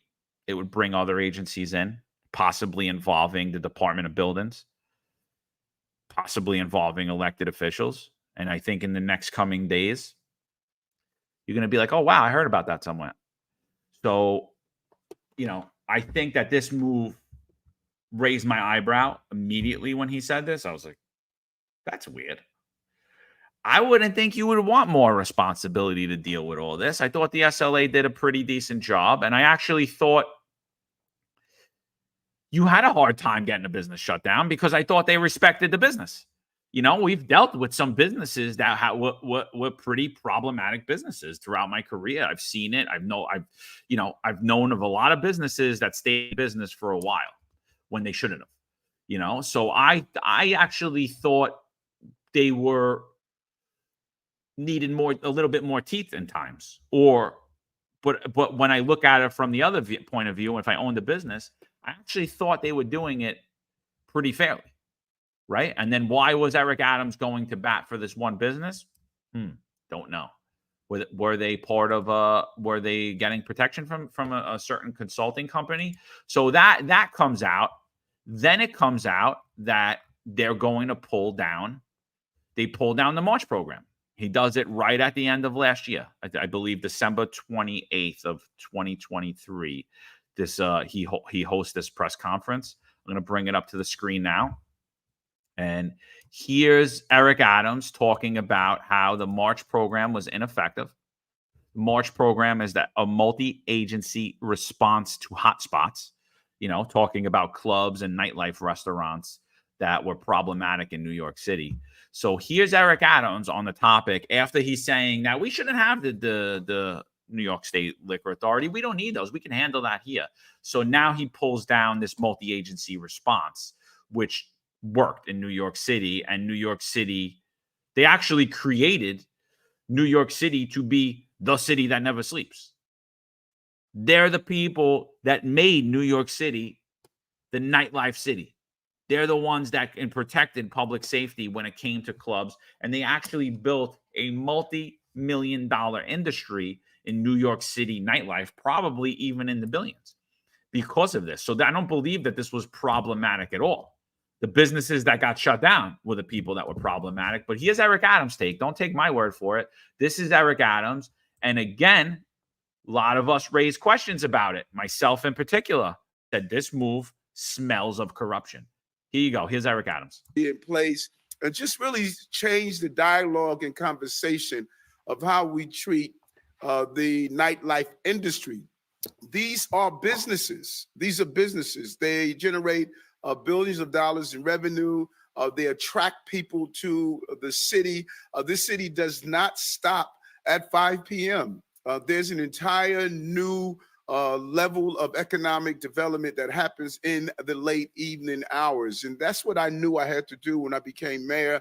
I wanted to show the nightlife establishment, the people, the DJs, to the DJ up in the DJ booth, the DJs, the waiters, the waitresses, those who were the cooks, the chefs, this entire ecosystem that I knew oh so well. And they really respected the fact that they had a mayor that did not want to demonize their industry, but wanted to lift up that industry. All of us know after a hard day, there's nothing place better than going to your favorite watering hole and sit down talking to someone that won't identify you because you dropped that business sale, but will lift you up because you're there to bring your business to their establishment. And that's what this is all about. And March was the wrong way of doing this. This is something that was put in place in the 90s. It was extremely abusive and intrusive in a real way. Many of us can talk about sitting in a restaurant, a club somewhere, and all of a sudden the lights come on. You have this large number of people that come in and just treat our businesses in an unprofessional way. That is not how you treat a business, and that is what this momentum is all about. And look at the city. The city is the place of Studio 54, Paradise Garage, Maxfish, CBGB's, Loft, and so many others. We're the king and queen of nightlife industry globally. People come to New York because of our exciting nightlife. Only city on the globe where you got the theme, the city that never sleeps. And in fact, we don't even take a nap. Something that's always happening in New York all the times of the day. So today's like here at Paragon, nowadays made in Mexico, and Mama Juana, Cafe Bronx are providing space for people to go out, listen to music, dance, something that you were able to get done. It used to be illegal to dance in a cafe in the city. To come out and dance and just really enjoy what it's like in this city. But listen, let's be clear. If it's not done correctly, it could impact the quality of life of those New Yorkers who live in the area. And so noise, trash, crime can disrupt local residents, and complaints can lead to unannounced inspections. And so we want to get it right. And that's what Jeff is doing as the new head of the nightlife, the mayor of the nightlife industry in our city. We must provide public safety while ensuring businesses can remain open and New Yorkers can still dance in the dark. So today, we are changing the way we engage with nightlife businesses throughout the city by launching CURE, the acronym CURE. We're bringing together NYPD, SBS, Commissioner Kim and his entire team in the Office of Nightlife to improve public safety responses to nightlife establishment. Now, it's not lost on me that Chief, you're a DJ. So we have the right people in the right mix, and so we want to better engage business owners to focus on compliance and education, not over enforcement. Previously, nightlife establishments have faced unannounced late night and multi-agencies inspections. Again, this is something that was born out of the 90s, called the March. That was a different time, a different place. We're in a new place where these establishments are really establishing a business model that can grow and that can expand. And that is why we're here with our team. And just it's including, as I stated, Commissioner. All right, that's enough of that. What do you think about his statement? They're going to educate, they're not going to do enforcement, and the pulling down of the March program and the multi-agency response and giving it over to something he established? Well, first of all, this is absolutely ridiculous. I want to give a shout out before I go into with this. I want to give a shout out to Gigi Jupiter.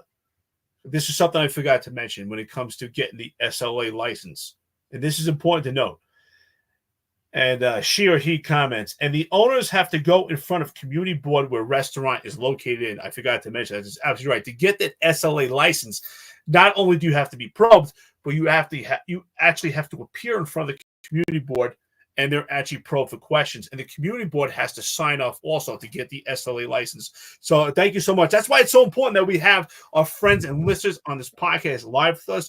You bring up perspective, things that we might have forgot or you mentioned. We work together. We build this network together. Again, like and subscribe as we speak right now. I appreciate it. What I see from Mayor Eric Adams at this point, and John, you're probably going to agree because when we talk about this, just pure deflection. He wants people to believe that the March operation was this abusive, intrusive police work to stop people from dancing in the clubs. Now, I'll be the first to tell you, I thought that back when you had to have a cabaret license, I thought it was ridiculous. I thought it was stupid. I thought if I have a nightlife and I have a club, if I decide that if I have a bar, if I want to move a couple of tables to have some people dance, I don't think you should have to have a license. So back in the day, you had to have a cabaret license. So you had to have a license specifically for people to dance in your establishment. And so he's deflecting. He wants people to believe that the March operation was to make sure that people were dancing or not. And that's absolutely the furthest thing from the truth. The March operation was not a revenue driver. It was response to community complaints, and it was intrusive police work. That part is right, what he said. That part is true. It was intrusive police work. It was the broken window style policing, intrusive to stop community complaints that are happening at these nightlife establishments that are riddled with drugs, riddled with crime. Some have shootings and stabbings, and some are just quality of life concerns that emanate from these clubs that establishments weren't taken care of properly. It was even as minimal as some of these establishments where they put out garbage for days and they don't have their private sanitation companies come and pick up the garbage because they're trying not to pay and they expect the city to pile up. Imagine living near one of these establishments and you have piles of garbage and they don't have the private sanitation pick it up, and now you have rats by where you live. So it's far beyond what he's saying. This is a complete lie. And again, goes back to what I'm saying. Is it a coincidence that they got rid of the March program, maneuver to this cure program to not issue summonses and hammer these establishments that are creating crime and quality of life conditions, while now we have this probe? So if we look back full circle, we have to start asking questions. Yeah, and then I'm bringing this up. This is from the Cannabis Times or something. I don't even know. Cannabis Business Times. I mean, look at the contradiction there. He's saying, oh, I had to get rid of March because it's overzealous and it was shutting business down and wasn't helping them grow. So this new thing's going to help business grow. And we're going to face it a different way. But look at this. New York nukes $63 million of seized cannabis products from 1,000 shut down smoke shops. Now, we legalized marijuana. Eric Adams jumped up and down, celebrated how it was a new industry, how it's going to create growth, it's going to do all this stuff. Yet he shut down 1,000 tax-paying businesses in New York City. How many jobs was that? Thousands and thousands of jobs that New York City residents lost, right? And at the same time this is happening, a lot of these shops are saying, hey, the guy across the street from me sells all the same exact products, and they never go in there. So I'm wondering, is Anthony Miranda involved in this? I'm wondering, is there a protection racket for marijuana businesses? Is there consulting businesses? I don't know. But if I'm a betting man, I'm going to bet there is.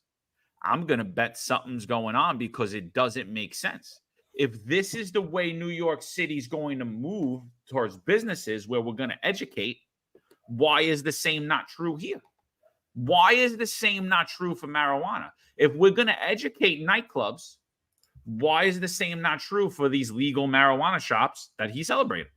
You know, that's the real question here. It's like nothing ever makes sense with this administration. It's always arbitrary. It's always capricious, right? And why is it? Because you're covering things up. Why are they the least transparent administration in modern history? Because obviously there's things to cover up. And listen, Sepify, Rob Marine, shout out, brother. John, it's hysterical. You had to see, as you're talking about what's the, how is New York City Sheriff Miranda involved? Rob Marine was typing it at the exact same time. We got a comment here from Rob Marine. Says, I'm surprised the New York City Sheriff was not involved, LOL. Literally, the comment was coming in as you're saying it. So you guys were thinking about it simultaneously. Absolutely. We're all thinking the same thing, right? We have legal marijuana, and yet these shops are facing such intrusive amount of police work right now. And yet we have nightlife that is just riddled with crime throughout the city. We have plenty of shootings and plenty of stabbings that emanate from nightlife, and it's not being addressed properly. Why? Again, the appearance of impropriety. I mean, look, we have pictures of Mayor Eric Adams on a constant basis. I don't even know how he does the job of mayor when he's out to 5, 6 in the morning partying all night at different nightlife locations. So obviously it's very important to him. So again, is this all coincidental that he's the nightlife mayor and they get rid of nightlife intrusive police work while Ed Caban's brother is under the shadow of a protection racket? And could this connect to the police department and actually filtrate down to the commanding officers of precincts and ultimately filtrate down to police officers that potentially executed the application of this? Again, this could crumble the entire police department. I think this could be a major fiscal crisis for the entire city and ultimately run up to the entire state. We're in a disaster right now. If this is all true, if this all comes to fruition, this is a disaster. And again, I've seen people arguing with yourself and myself on social media. How could you say this could be the worst corruption scandal in New York State history, comparing the Dirty 30 and other scandals of the police department that are involved in narcotics? Now, let's just be honest at this point. We don't know if narcotics are involved. That could unveil in the curtain if this is true. It could not. But if it does, the bottom line, it would be the biggest corruption scandal because it involves the leadership, and the leadership ultimately affects the organization. So I agree with you, John. They should be held to a much higher standard. Our police officers are held to a higher standard, but when you're in a position of leadership, you have to be held to the ultimate standard.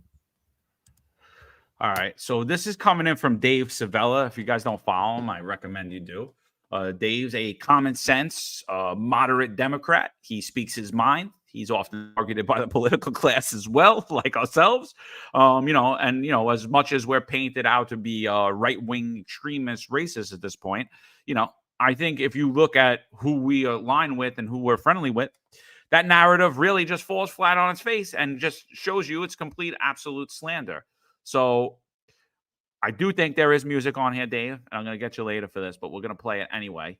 I'm being told that at the end of this, they're going to make mention to that Caban's brother has a detail, that he has a paid security detail by New York City taxpayers. So let's listen to this clip. Eyewitness News has learned the federal investigation regarding Police Commissioner Edward Caban involved his two brothers. Richard Caban, seen here in the center of this photo, is part owner of Con Sofrito Restaurant and Lounge in the Bronx, which is currently closed down. Federal authorities are probing if the 7 high-ranking NYPD officials, whose phones were seized in this week's search, had any influence on the investigation of quality of life issues by the Cabaret Squad, the NYPD unit that handles noise and other complaints about nightclubs. Eyewitness News has also learned one of the subpoenas involves James Caban. He and twin brother Edward look so much alike, he's often mistaken for the police commissioner and approached. As a result, he's been assigned an NYPD detail. There it is, right there. As a result, he's been, so this is coming in, that was ABC 7, I believe, right? WABC News. As a result, he's been signed a security detail. So it's actually confirmed. ABC has confirmed that he actually is assigned a security detail. Now this, and again, like I said, if he has a security detail and he's running a consulting business for licensed premises, a licensed premise consulting business, and he's walking around approaching businesses with a security detail, that in itself is a huge conflict of interest.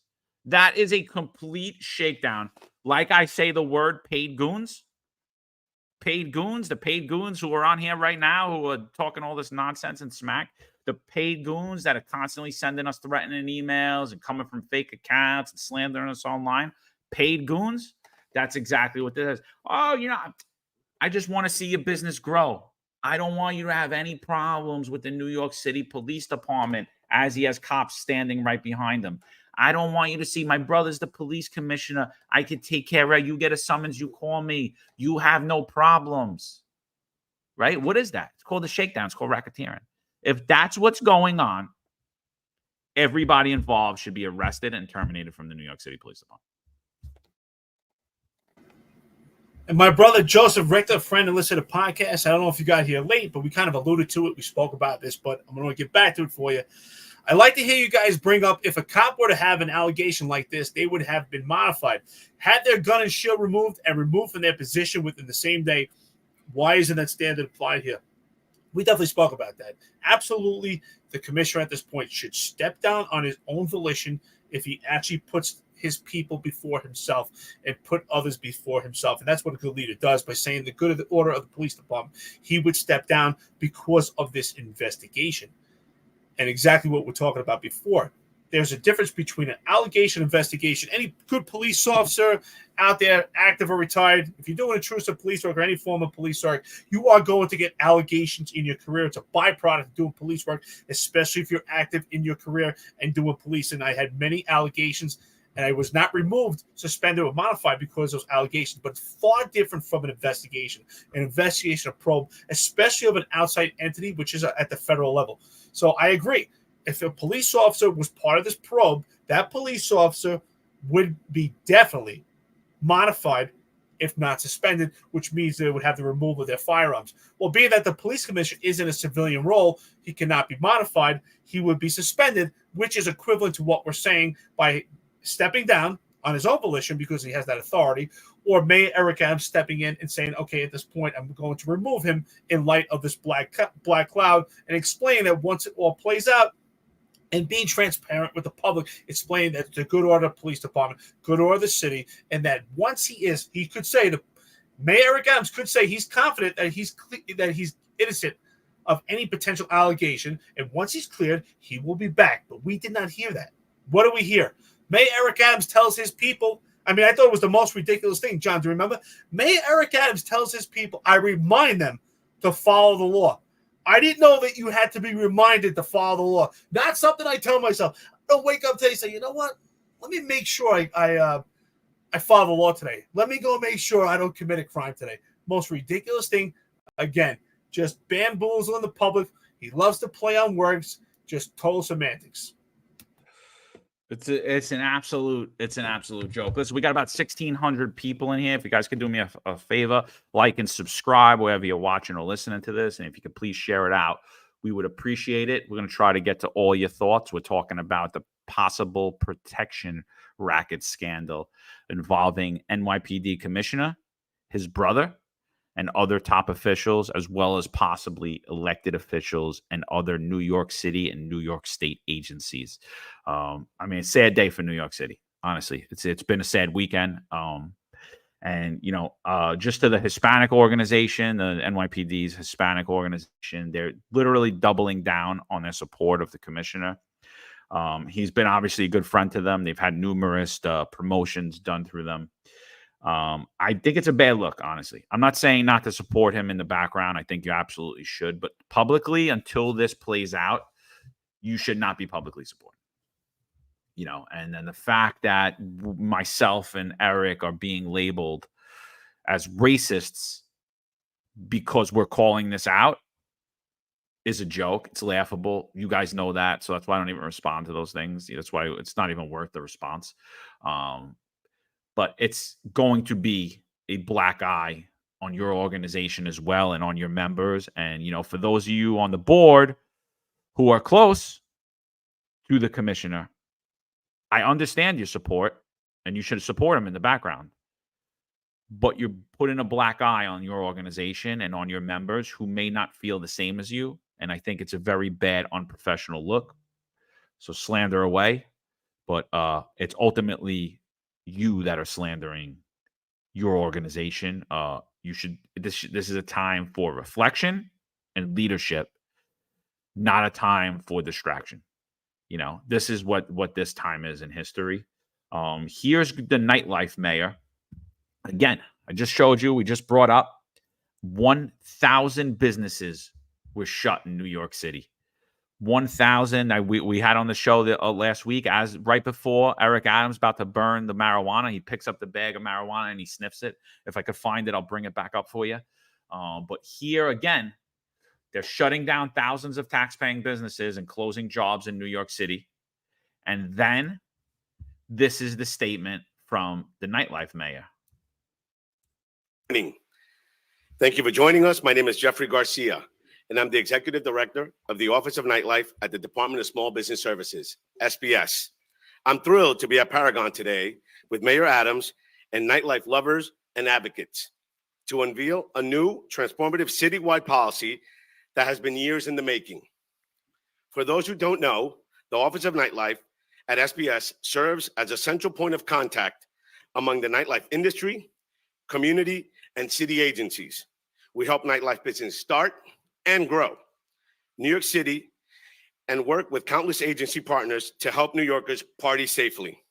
Our goal is to help build a more vibrant nightlife industry that creates good jobs and contributes to our community.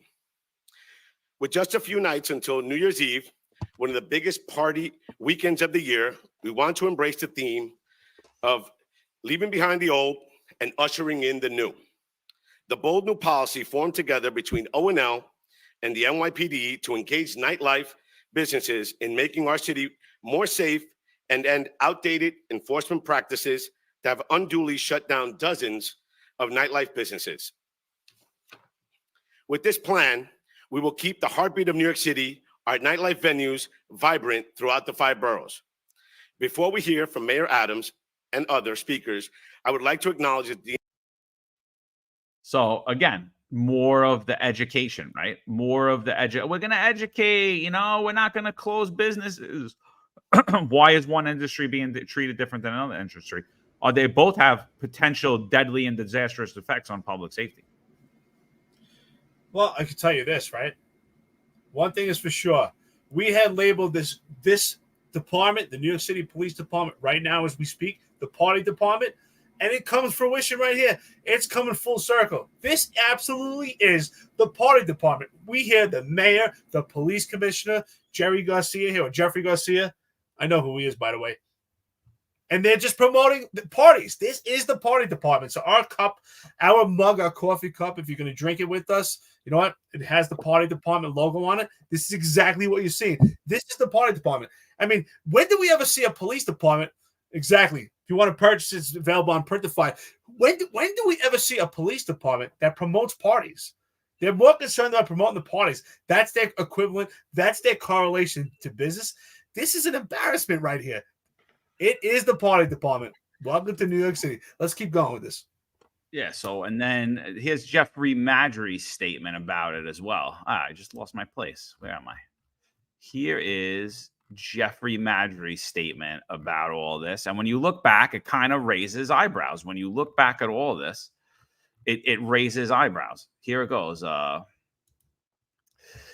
I'm sorry. This is Ed Caban's statement. This isn't Jeffrey Madry. I'll pull in Madry's statement as well. This is Ed Caban's statement. An engagement-first approach is the way forward for the NYPD and our partners as we address community concerns with New York City's nightlife arena. By collaborating with our city's many local businesses, owners, and managers, this new process will enable our police officers to build to build trust and strengthen relationships throughout the 5 boroughs and further the NYPD's mission of preventing crime and disorder while enhancing the quality of life. NYPD Police Commissioner Edward Caban. This is on New York City's own website, newyorkcity.gov, as it relates to whatever you want to call it, after they pulled down the March program and put in this new cure, nightlife. So when you read it now and you read it with everything in context, you're like, wow, it's pretty amazing. It's pretty amazing that,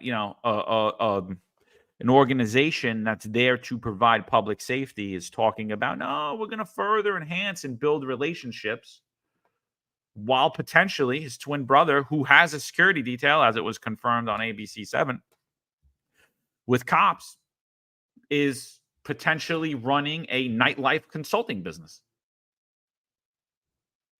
I mean, this is unbelievable. Again, you're 100% right. Are the crimes worse than what Dowd and these other guys were doing? Maybe not. But the entire upper echelon of the NYPD has never been labeled as systemically corrupt before, and this will change all of that if it's true. Well, absolutely. This could transition the entire police department, change the entire face of it, right? Listen, I'm not excusing Michael Dowd. What he did is horrific, but at least it's isolated to a couple of cops, and that cancer could be cut out and removed from the police department, and the police department could have a commission, as they did, right? They had the model commission to continue on. But at this point, if the entire upper echelon of the police department is affected by corruption, this could just crumble the entire police department. And who does that affect? Ultimately, it affects the people. It affects New York City. That's why I think Kaz Daughtry looks like even more of a bamboozling idiot to try to create damage control and say, while this is going on, we're still taking care of New York City. Most important is crime. We had the lowest numbers a month. I think the best thing they could have done is just those two should have remained in silence. It should have been, I think, in my opinion, it should have been a response from the mayor, and it should have been a response from Ed Caban saying, listen, right now we're under scrutiny. This is what we're going to do to save the police department, make sure people are safe. I'm going to step down. At this point, you will see confidently, I am not guilty of anything. Let the investigation play out its process. I understand it. That's what we should hear. That's true leadership, right? And actually speaking about what's going on and being an open book. That's what we should hear. But we just see complete deflection. And again, looking at it over time, remember, John, you and I were talking so many times, and I remember saying back before they actually realized they came up with this cure program. I remember saying, did they get rid of March? Because I don't hear about it anymore. And you're like, yeah, they got rid of the March program. And now that we look at how they transitioned to the cure program, I never really looked at it much. I was in housing, and even at CompStat, they spoke about this, but I didn't pay too much attention to it. It wasn't something that was in my wheelhouse. I wasn't concerned with it because I wasn't addressing bars and nightlife. But when you look at it now, you're like, wow. I mean, it's like you could play Tetris and start putting the pieces together. And honestly, if this was a civilian case right now, if we were in a civil court, we would say the preponderance of evidence seems to be more heavily weighed on a level of corruption than not. So, again, are you innocent until proven guilty? On the criminal side of things, yes. And you need beyond reasonable doubt. But right now, just on the preponderance of evidence, it doesn't appear to be good. No, it's crazy. Here's Chief Jeffrey Madry's statement. The only venues who can expect to see significant enforcement action are those that intentionally ignore community concerns. Or did they not hire the proper consulting firm? We have other things to do in this city than chase business owners around, Madry added. We want to take care of real crime. Very strange. It was Jeffrey Madry the same day that nightlife mayor and the mayor of New York City talked about bringing down the March program. They have better things to do than chasing around businesses. Yet they just closed 1,000 tax-paying businesses in New York City. So one thing doesn't add up. How is one industry being treated differently? It reminds me very much of the mandate, like where some people in the NYPD had to put an exemption in and others didn't. And some people were given an exemption and others weren't. then some people could return to work without a waiver and others couldn't. You know, the theme of New York City today is arbitrary and no transparency. That's the theme of New York City. You know, and if you take a look at this picture, this is not an all-encompassing picture of all those embroiled in this potential corruption protection racket scandal involving the NYPD police commissioner, his twin brother, and other top NYPD officials, including possibly elected New York City and New York State officials and other New York City, New York State agencies. So this is it's too big to ignore. It's too big to ignore that the NYPD police commissioner's brother has a taxpayer-funded detail, and yet the only time we ever heard about that was a small little clip right at the end of ABC 7. Oh, it's because they look so much alike. I don't believe they look so much alike. But I'll tell you a little story. There was a dinner in New York City when Caban had taken over. And my friend had went to the dinner. And at the dinner was James Caban. Now, my friend's not a cop in New York City, nor he never was.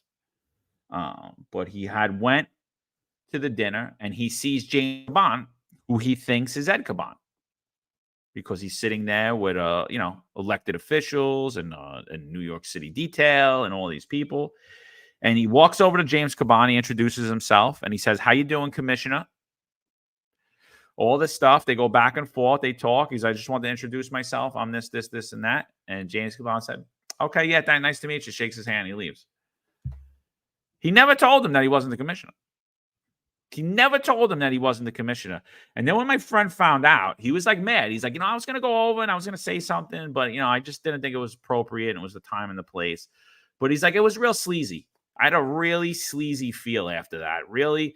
And so when this all broke, he texts me. He's like, when you told me that they threatened you, I didn't believe you. He goes, and I'm sorry.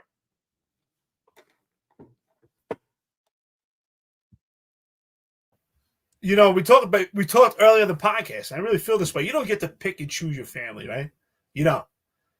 But John, we know who's sleazy in our families. We know. Let's be honest.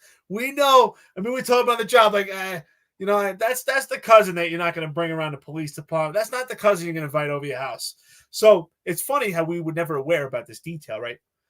And knowing that your brother has a sleazy past, a checkered past, would you give your brother, even if your brother was the best thing since sliced bread? I mean, he was like, just like a guru. Are you going to give him a detail?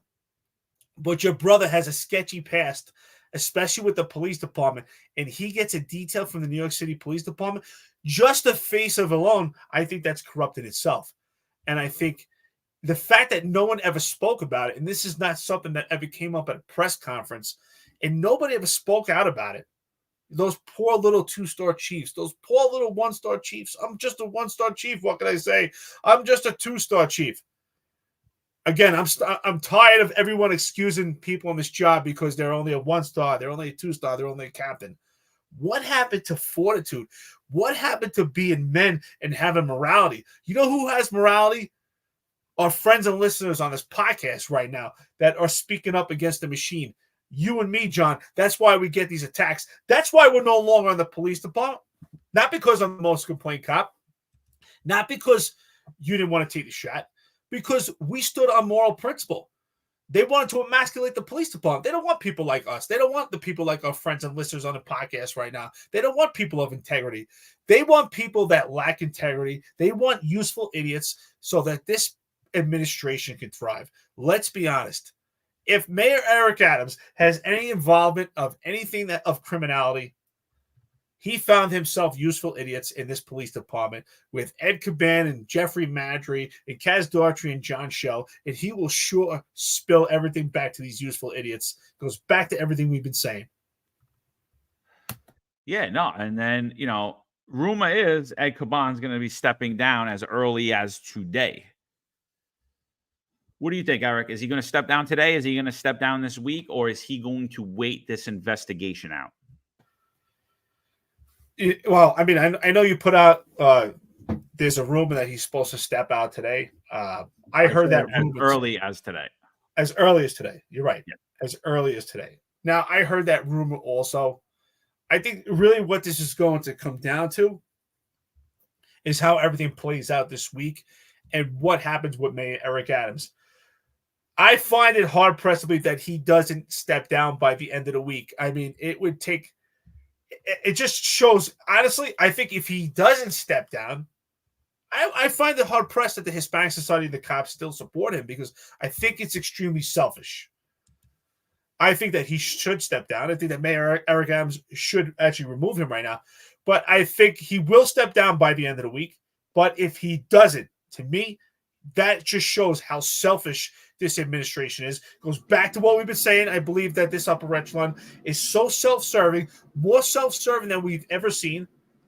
And ever in light of the administration of the police department, especially right now. Rob Marine, Semper brother. He just said here, and I agree absolutely. I can say this for the Marine Corps. In the Marine Corps, the commandant wouldn't have been removed for less. Lack of trust in leading. That's right. The commandant would have been removed for less. Here is the police commissioner. I mean, John, would you agree? He's probably one of the most powerful figures in the entire world. You're a police commissioner. You have 30,000 police officers. Maybe not 30,000 now because of the way the police department is, but he has a lot of power and a lot of responsibility. I think it's extremely selfish if he doesn't step down. I agree with you. For those of you asking if we have an email, just go to www.thefinestunfiltered.com. You could message us there. It'll go to our email. Please leave your email if you want us to respond to you. Obviously, I don't think I'll be getting that today. A lot of guys are saying, listen, there's a lot of comments in here, and I'm trying to get in, but Juju's saying his comments have been shadow banned because he exposes our hypocrisy. I bring pretty much almost everyone that I can. I try to get through everyone's comments. I'm about an hour back at this point. So, it is what it is. I can't get to all of them, but we try to bring all the criticism we can and address all the criticism that we have. And I think I did address you already, Tex, that I think it's full of crap, and I think it's full of crap that that this is being done, political job. We can't trust the DOJ, all that stuff. I don't agree with it. I've never seen you before, and I don't agree with the statement. I don't agree with that at all. I think that either we trust them all the time or we trust them none of the time. You can't trust them when it's good to align with you politically, and then not trust them when it's not a good to align with you politically. It is what it is. Either they're corrupt or they're not. I'm saying right now, this looks like to be the largest corruption scandal in New York City history, not even just the NYPD, and possibly even New York State. If there's a consulting firm running around New York City, he has ties to the New York City Police Department, he has ties to politicians, and you pay this consultant, and these are big corporations, the Tao Corporation, it's a multi-million-dollar corporation, right? These are big, big businesses in New York City. Nightlife's big, big business. And you could get SLA violations taken care of. If you're a landlord and you could get your Department of Building violations taken care of. If you're have any type of business and you're having enforcement being done against you by the NYPD, and you could have them not come check on your business, or if they do, nothing's going to happen to you. You could do all that because you just pay this one consultant who, by the way, shows up with an NYPD security detail. If that's the case, this is the largest corruption scandal in modern New York City, New York State history, and it's going to encompass not only the police commissioner and the entire upper echelon of the NYPD, but it's going to encompass numerous elected officials as well as numerous other city and state agencies. So if anyone that thinks this is small peanuts right now and this is a joke and, it's because he's the first Latino police commissioner, you're just throwing deflection out there and you're just throwing shade. And I see you and I know who you are, and I'm not going to respond to this over and over again throughout this thing because it doesn't even need to be said. If the police commissioner is involved in corruption and the upper echelon is too cowardly and spineless, like myself and Eric have been telling you for the last year and a half, 2 years, that they'll do anything, that they'll walk their own mother into a gas chamber, and they cannot provide public safety to New York City because they're too politically tied in. If that's true, all of these people should be immediately removed from the New York City Police Department, and the NYPD should fall onto federal receivership until something could be worked out to take its place. We got a comment here from Linda C. I wonder if IUB is doing an investigation also. I can tell you right now, based on my assumption, the answer is absolutely not, which is why John and I said that Internal Affairs Bureau of the New York City Police Department has to be outsourced, should not be part of the watchdog of the police department. It should be an independent watchdog because Police Commissioner Ed Caban oversees internal affairs. And who did he appoint as the chief of internal affairs? His buddy Iglesias. So we're confident right now internal affairs does not have their own investigation. John and I know firsthand because we made an allegation ourselves against Police Commissioner Ed Caban, along with other members of the upper echelon of the police department, along with police officers of the police department that have attacked John and myself. And we were pretty tolerable of the stuff on social media, but we did receive death threats to our children. And at this point, we have not received any updates in the case, and we still do not know the identity of an unhinged member of the service that threatened the lives of our children. So the answer to your question is absolutely not. They're doing zilch. They ain't doing a fucking thing. Patrick Donahue. It's another point. All these guys are being Man of the Year, Woman of the Year. I mean, this is just, you just get it because you fall in this position. These people haven't done anything to deserve any type of awards, but they traditionally do. I think Pintos is going for some award at the end of this month from professional investigators. He's getting an award, Man of the Year, for that.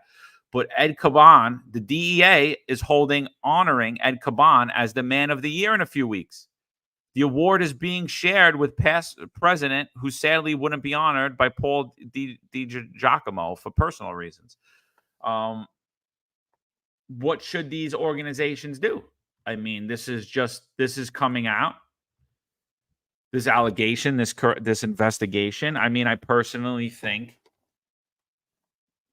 they should be removed from being awarded as the Man of the Year. How could you possibly go forward with that? What do you think about that, Eric? If you were the president of any of these fraternal organizations or professional organizations that are there and they are going to honor any of the upper brass of the NYPD, would you call for a vote to remove them from being Man of the Year, or would you say that we cannot move forward as an organization and until this passes? Oh, absolutely. I would definitely say we have to hold off on this award until the investigation passes. Absolutely. I mean, if you believe that he's the Man of the Year, you believe that based on his work and his performance that he is deserving of that, and you wholeheartedly believe that there's no form of corruption, you believe in your guy, well, then that's great. But at the same token, you would have to hold off because you could completely tarnish that award. If you give that award and it turns out this corruption probe is in fact has some teeth to it and there's other stuff behind the curtain, then it's a complete dark eye on that award and just diminishes what that award means. I think that absolutely I would hold back on it, in my opinion. I'm trying to find here. Dan Romania made a great comment, I guess, with some insight to internal affairs, which I didn't know. I never worked in internal affairs. Maybe something I should have done in my career. I'm trying to find it. But according to Dan Romania, maybe he could put up the comment again, that Internal Affairs Group 25 does the federal oversight, would be involved. I never worked in internal affairs. And if they are, to what extent, I'm curious, what would be the correlation of communication and how much information would the feds actually communicate to Group 25, especially if they feel the entire police department is corrupt under Police Commissioner Ed Caban. Would they actually continue to communicate with them? I have a lot of questions with that. But going back as far as the award goes, they should absolutely hold it back and rescind it until this investigation plays out. Yeah, so NYPD's Internal Affairs Group 25, they work directly with federal investigators. but they also answer to the NYPD Chief of Internal Affairs, who's Miguel Iglesias, who was appointed there by Police Commissioner Edward Caban. So Internal Affairs does what's known as steering.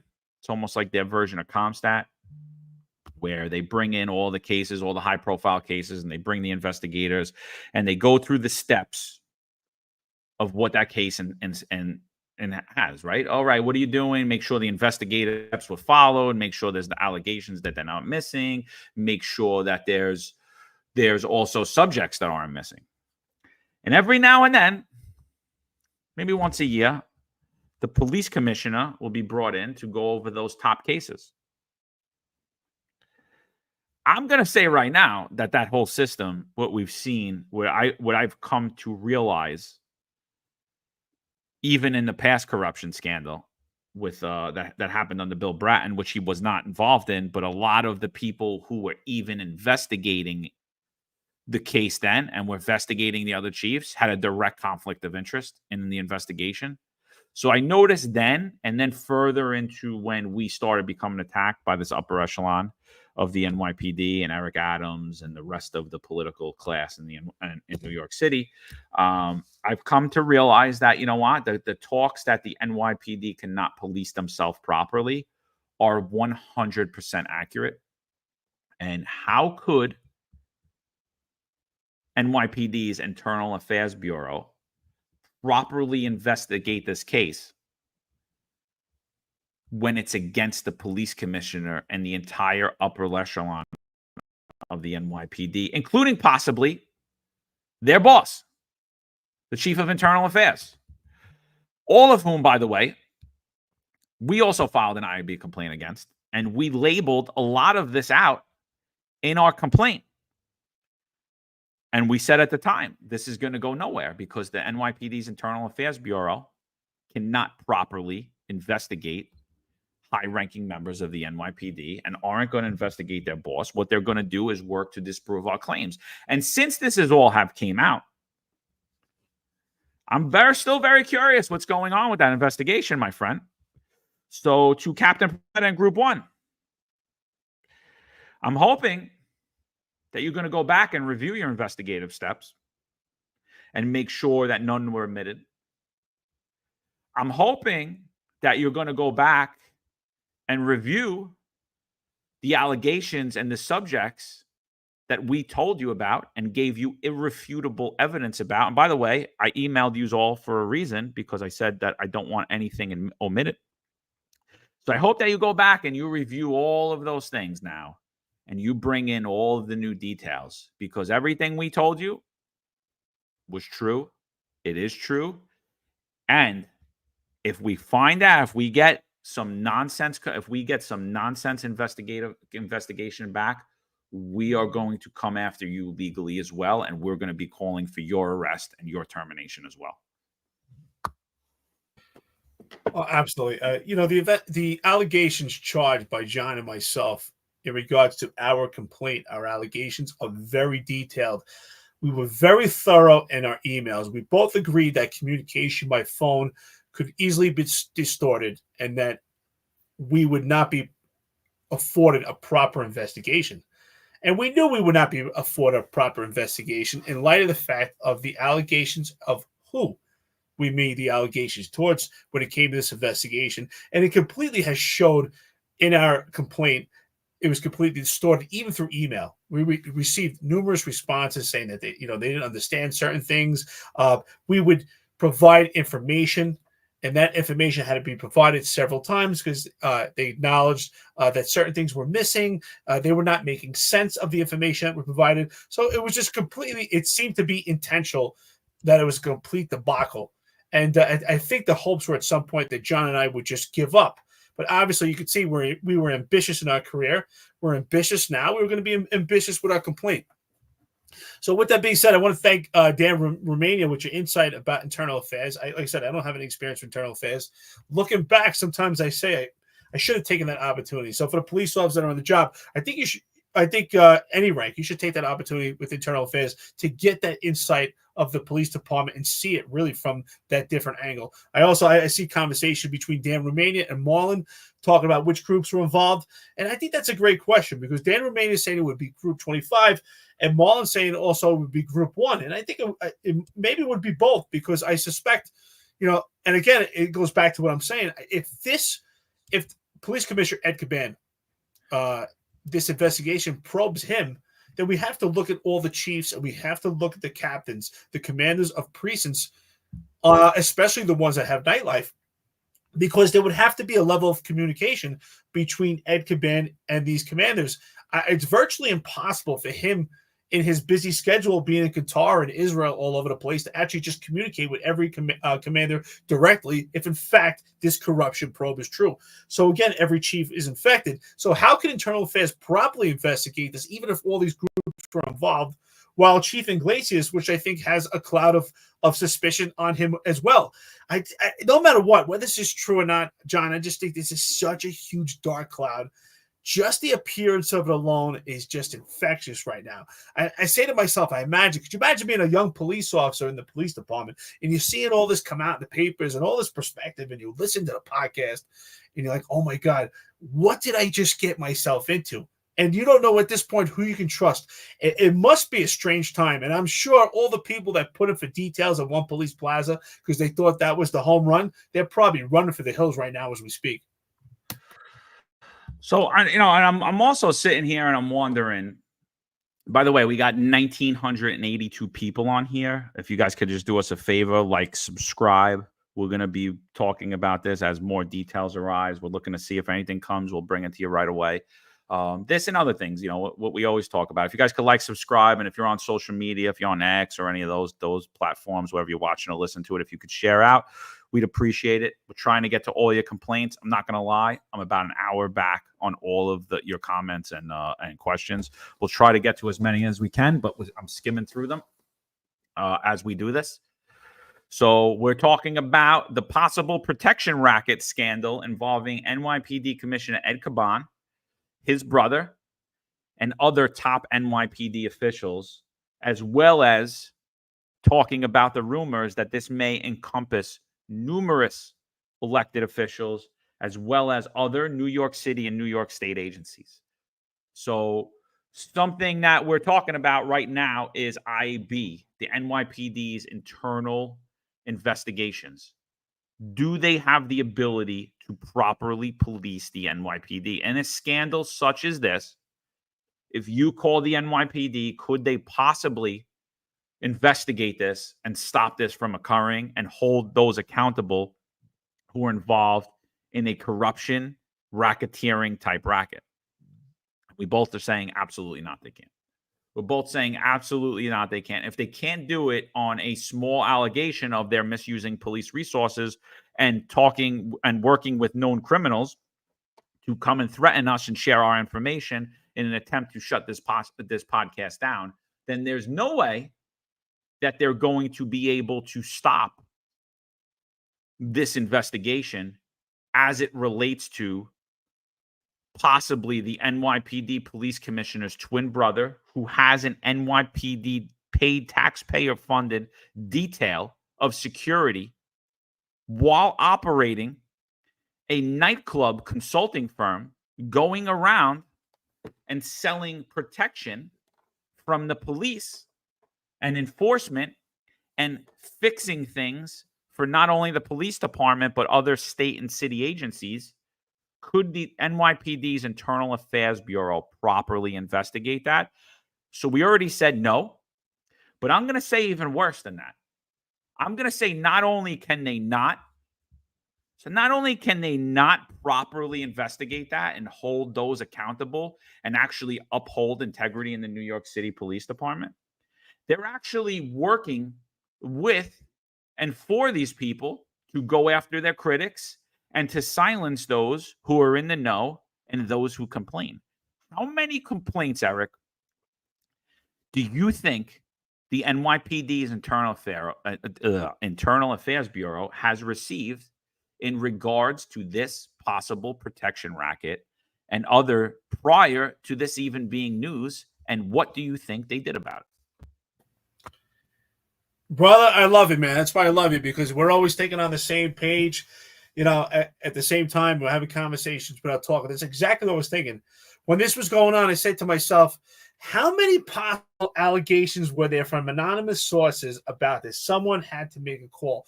I find it hard to believe that no one spoke about this and no one felt uncomfortable. And someone, at least I hope there's someone in the police department or someone in an outside source that's had enough and made anonymous complaints. I would assume that there had to be many complaints. In fact, even if it's not involving Ed Caban, if Ed Caban is innocent and free of these potential allegations that we speak of on this podcast right now, our friends and listeners to the podcast are thinking right now, even if that's the case, you would have to think that someone would call and say, wait a minute, there's a guy out there who looks pretty much like the police commissioner, who's acting as if he's the police commissioner, and we see it as police impersonation. Someone would have to call the police. Again, dude, I can't believe it at this point that we're actually talking about this. In 2024, the New York City Police Department, all the years of corruption, the plague, and how far we've come. During the era that we were in, John, it was by far the least amount of corruption. We saw mostly just crimes of opportunity. And how nobody said, wait a minute, this is just plain stupid. We're going to have your twin brother run around with a detail. Isn't it possible people will think he's the police commissioner? Isn't it possible that your brother's shady past, that he might actually use it to his benefit? Isn't it, even if it's just to get a free cup of coffee, John? Don't we hear that free cup of coffee? Free cups of coffee. That's pretty tough to say. Try to say that. Free cups of coffee could lead to corruption, right? His brother could go around and just, go into a restaurant and people say, oh, hey, there's a police commissioner. You know what? Let me take care of you. Sit down, have this nice meal. He might just take advantage of that. Just the whole appearance of it. That's how stupid this police department is right now. That's how ineffective, inept the police department is right now, that there's no checks and balances right now with this police department, because there's no separation dichotomy between internal affairs and police commissioner Ed Caban. Is it a coincidence that March is removed to come out with cure? Ed Caban speaks about party life. They all speak about party life. Jerry Garcia, former detective of the police department, is heading this. He's Hispanic. Ed's Hispanic. Iglesias is his buddy. He's in charge of internal affairs. It has nothing to do with race. Of course, I'm sure Juju will say it's racist. But they're all tied together. It's all nepotism. Does anybody not see that? Wait a minute. There's a problem here. And again, it goes back to what I've been saying. John, I've been saying this for 2 years. Nepotism, an egregious amount of nepotism, is corruption. And we're seeing it right here. We're seeing the correlation to nepotism, to corruption. It's all coming full circle. Yeah, and I think one thing that we haven't, and Joe, I'm going to get to your statement in a second, Joe Richter. But one thing we haven't brought up is how the protection racket actually encompasses criminal activity as well. And either the NYPD and or this consulting firm either turning a blind eye to criminal activity, not only just club violations, actual criminal activity, and possibly even partaking in it. Right? If you have an allegation of that there's prostitutes at a certain location, or they're dealing drugs, or they're selling drugs, but you just happen to pay, you pay the consultant, and he has an NYPD security detail, and guess what? The cops never show up. Does that help public safety in New York City? Does that make New York City safer? Is that making nightlife in New York City safer? So 100%, it's criminal racketeering. It's exactly what the Italian mob did. So again, post editorial board, whoever wrote that article, Tina Moore, whoever it is, start getting people who know what they're talking about. It's absolutely ridiculous to say that this isn't old school mob. We're going to pay up or we're going to break your windows. That's exactly what this is. It's exactly like, you're going to hire me, and if you don't, we're going to come here and slam you. But if you do, you don't got nothing to worry about. You're good. You don't got nothing to worry about. It's not just the violations we're talking about. We're talking about actual criminal activity being covered up. And NYPD's Internal Affairs Bureau helping to cover up that same criminal activity. And again, Joe, I'm talking directly to you, my friend. Talking directly to you. Right? As of right now, you are the head guy. You're the CEO of Group 1. You're the one that's supposed to uphold the integrity of the entire department. You're a full bird inspector. You're on your way to be a one-star chief. You, my friend, better do the right thing with our investigation, or we're going to be calling for your arrest and your termination as well. And if anybody in the Internal Affairs Bureau covered up any of this stuff, if any of this comes out to be true, and it comes out that there were numerous allegations, and I bet money there are numerous allegations about this way prior to the scandal, and now even more since the scandal broke.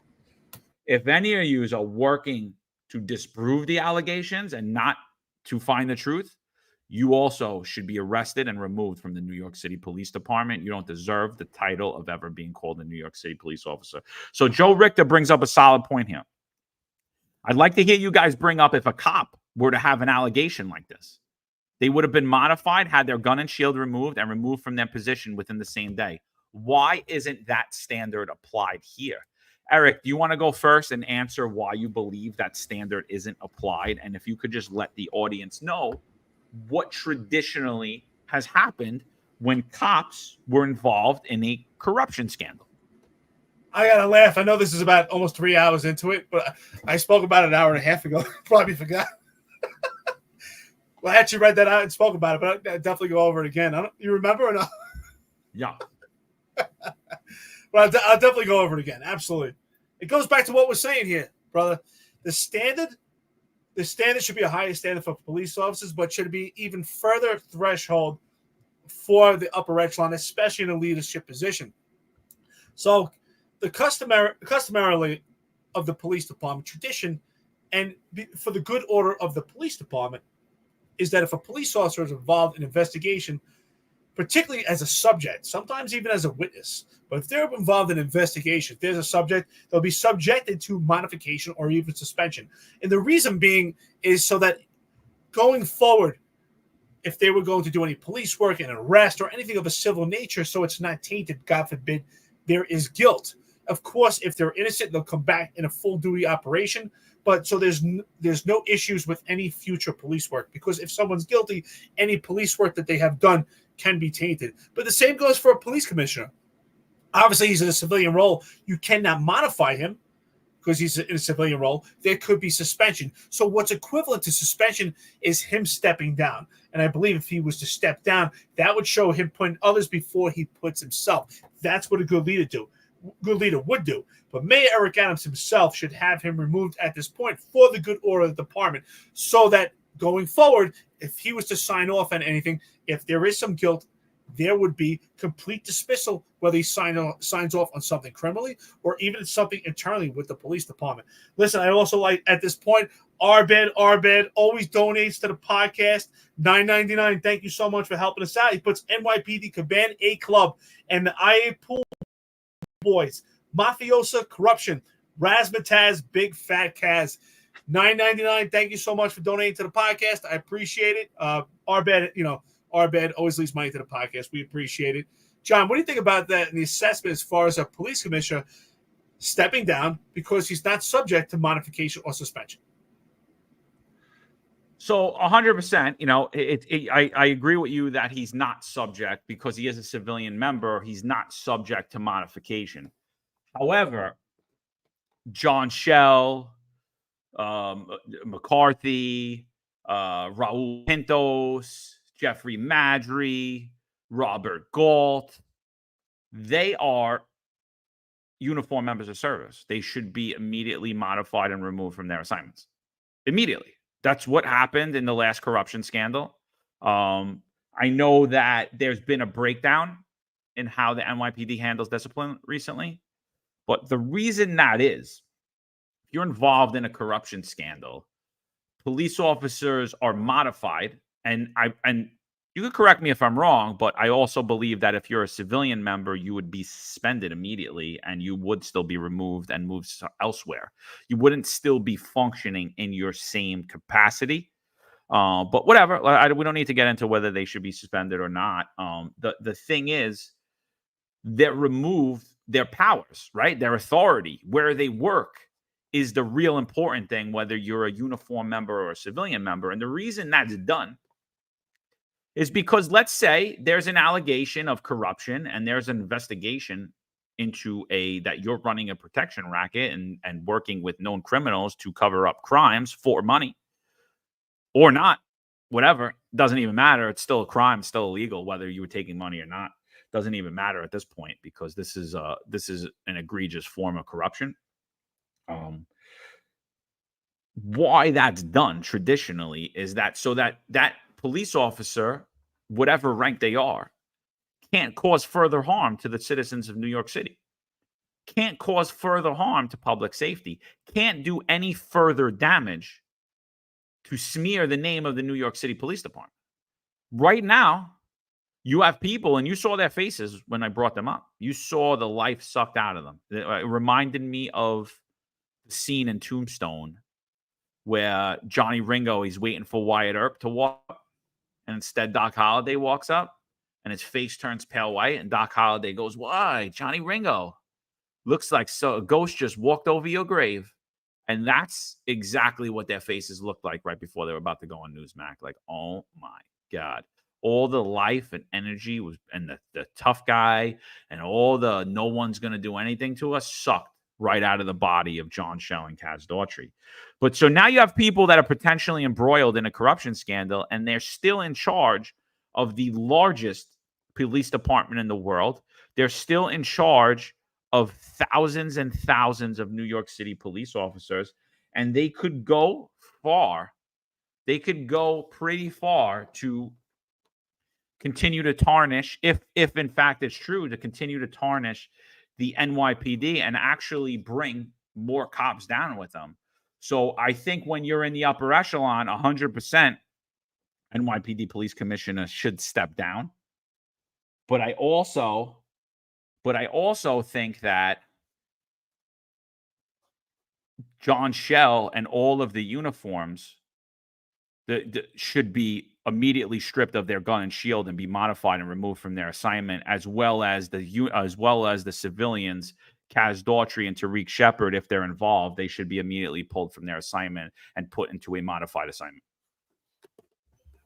Absolutely. That's what I've been saying. If, in fact, this corruption probe turns out to be true and Commissioner Ed Caban is tainted by it, the entire upper echelon of police department, every chief is tainted by it as well. I find it hard to believe that there hasn't been communication or someone hasn't saw something or had some type of knowledge.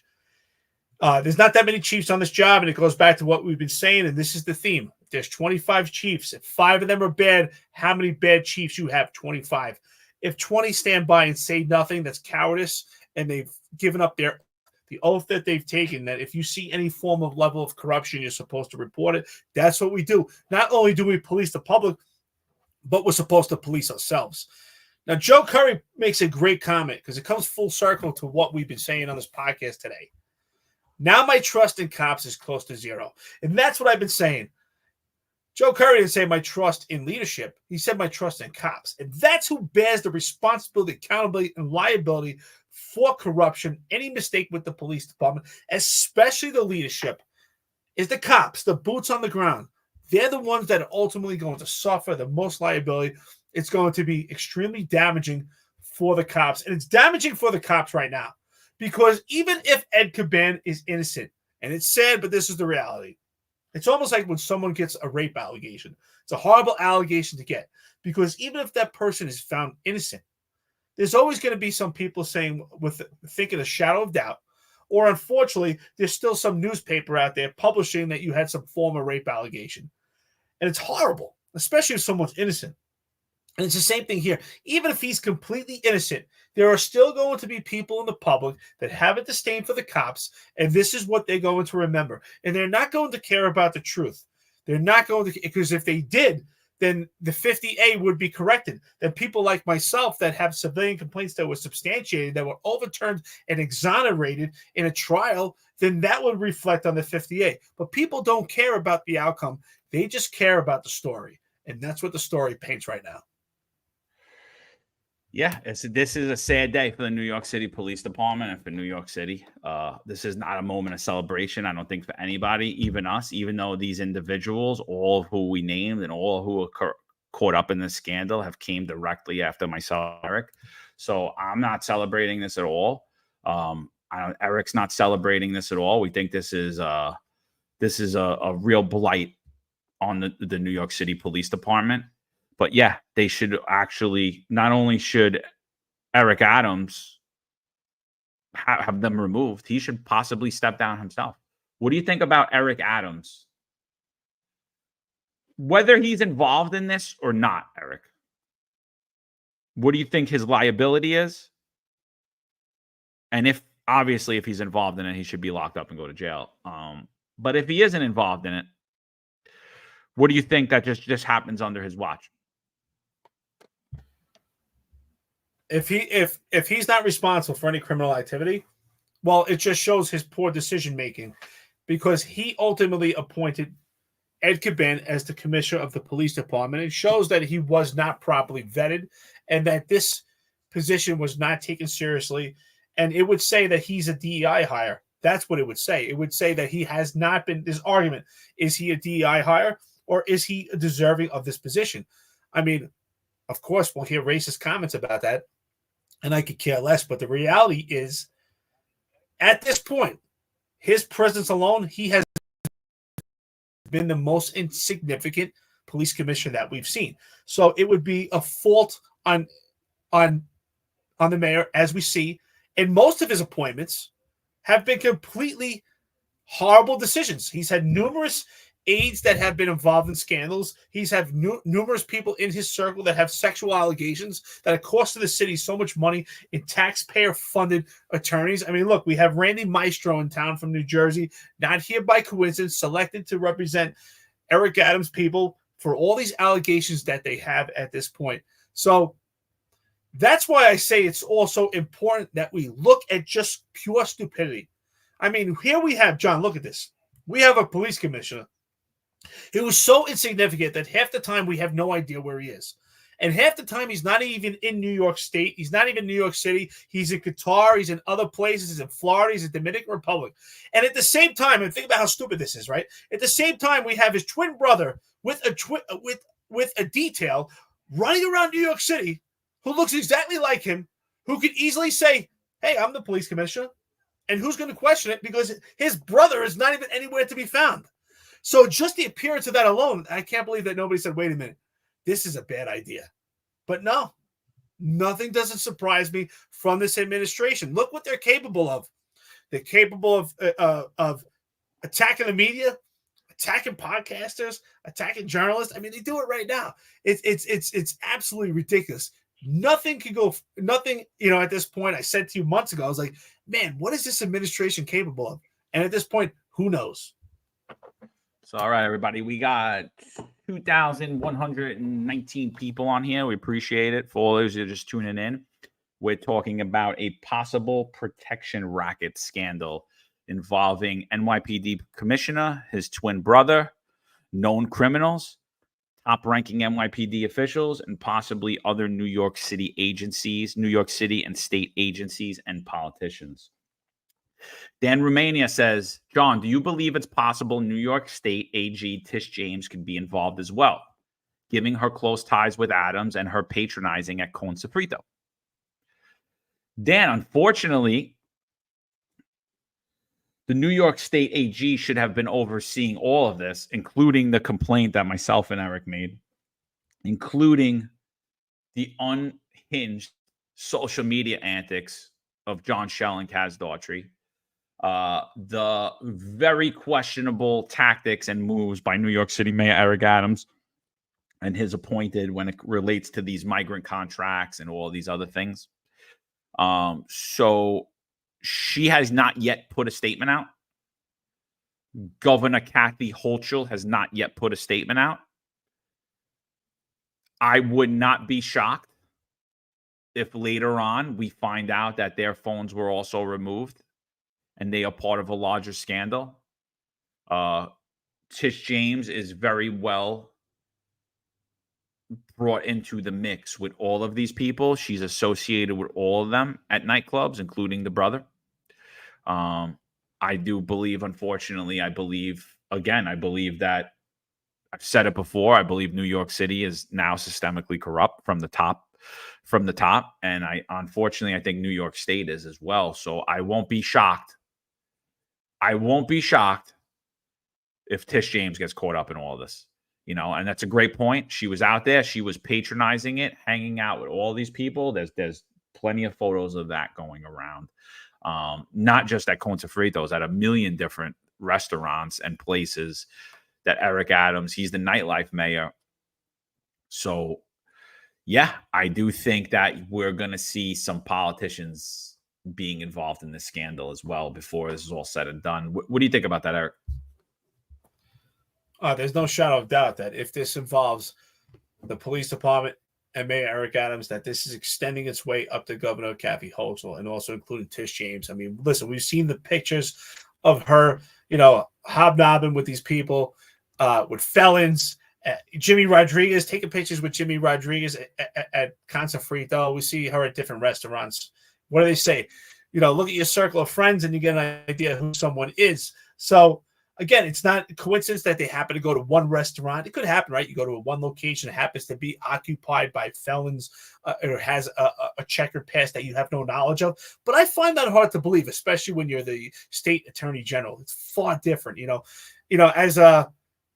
as a former NYPD, and John, you know, I threw a 1013 myself, and I remember just throwing a 1013 for one of my police officers that had leukemia. And thank God he's okay today. I could knock on wood. But I threw a 1013, and I had to jump through hoops to have this fundraiser through internal affairs, had to do numerous checks, had to do checks on the location. So I find it hard to believe that Tish James is just going to go to places arbitrarily, that her people are not going to vet it in some manner to make sure that she's going someplace that is free from the appearance of impropriety. And the fact that we have these pictures, knowing that Jimmy Rodriguez is there with other people that have checkered past, known felons, just is a large indication to me. Again, why are we not concerned anymore with the appearance of impropriety? We were always taught that to be a good representative of the police department, or if you're in a position of politics, you know, it's important that you put off a good presence. And we don't see that on the city level or the state level in New York right now. It's just completely gone. It's scary what we're seeing right now. It's despicable. And I want to reiterate back to what I was saying. I do not want a scandal. I'm not celebrating saying, oh, look, I told you so.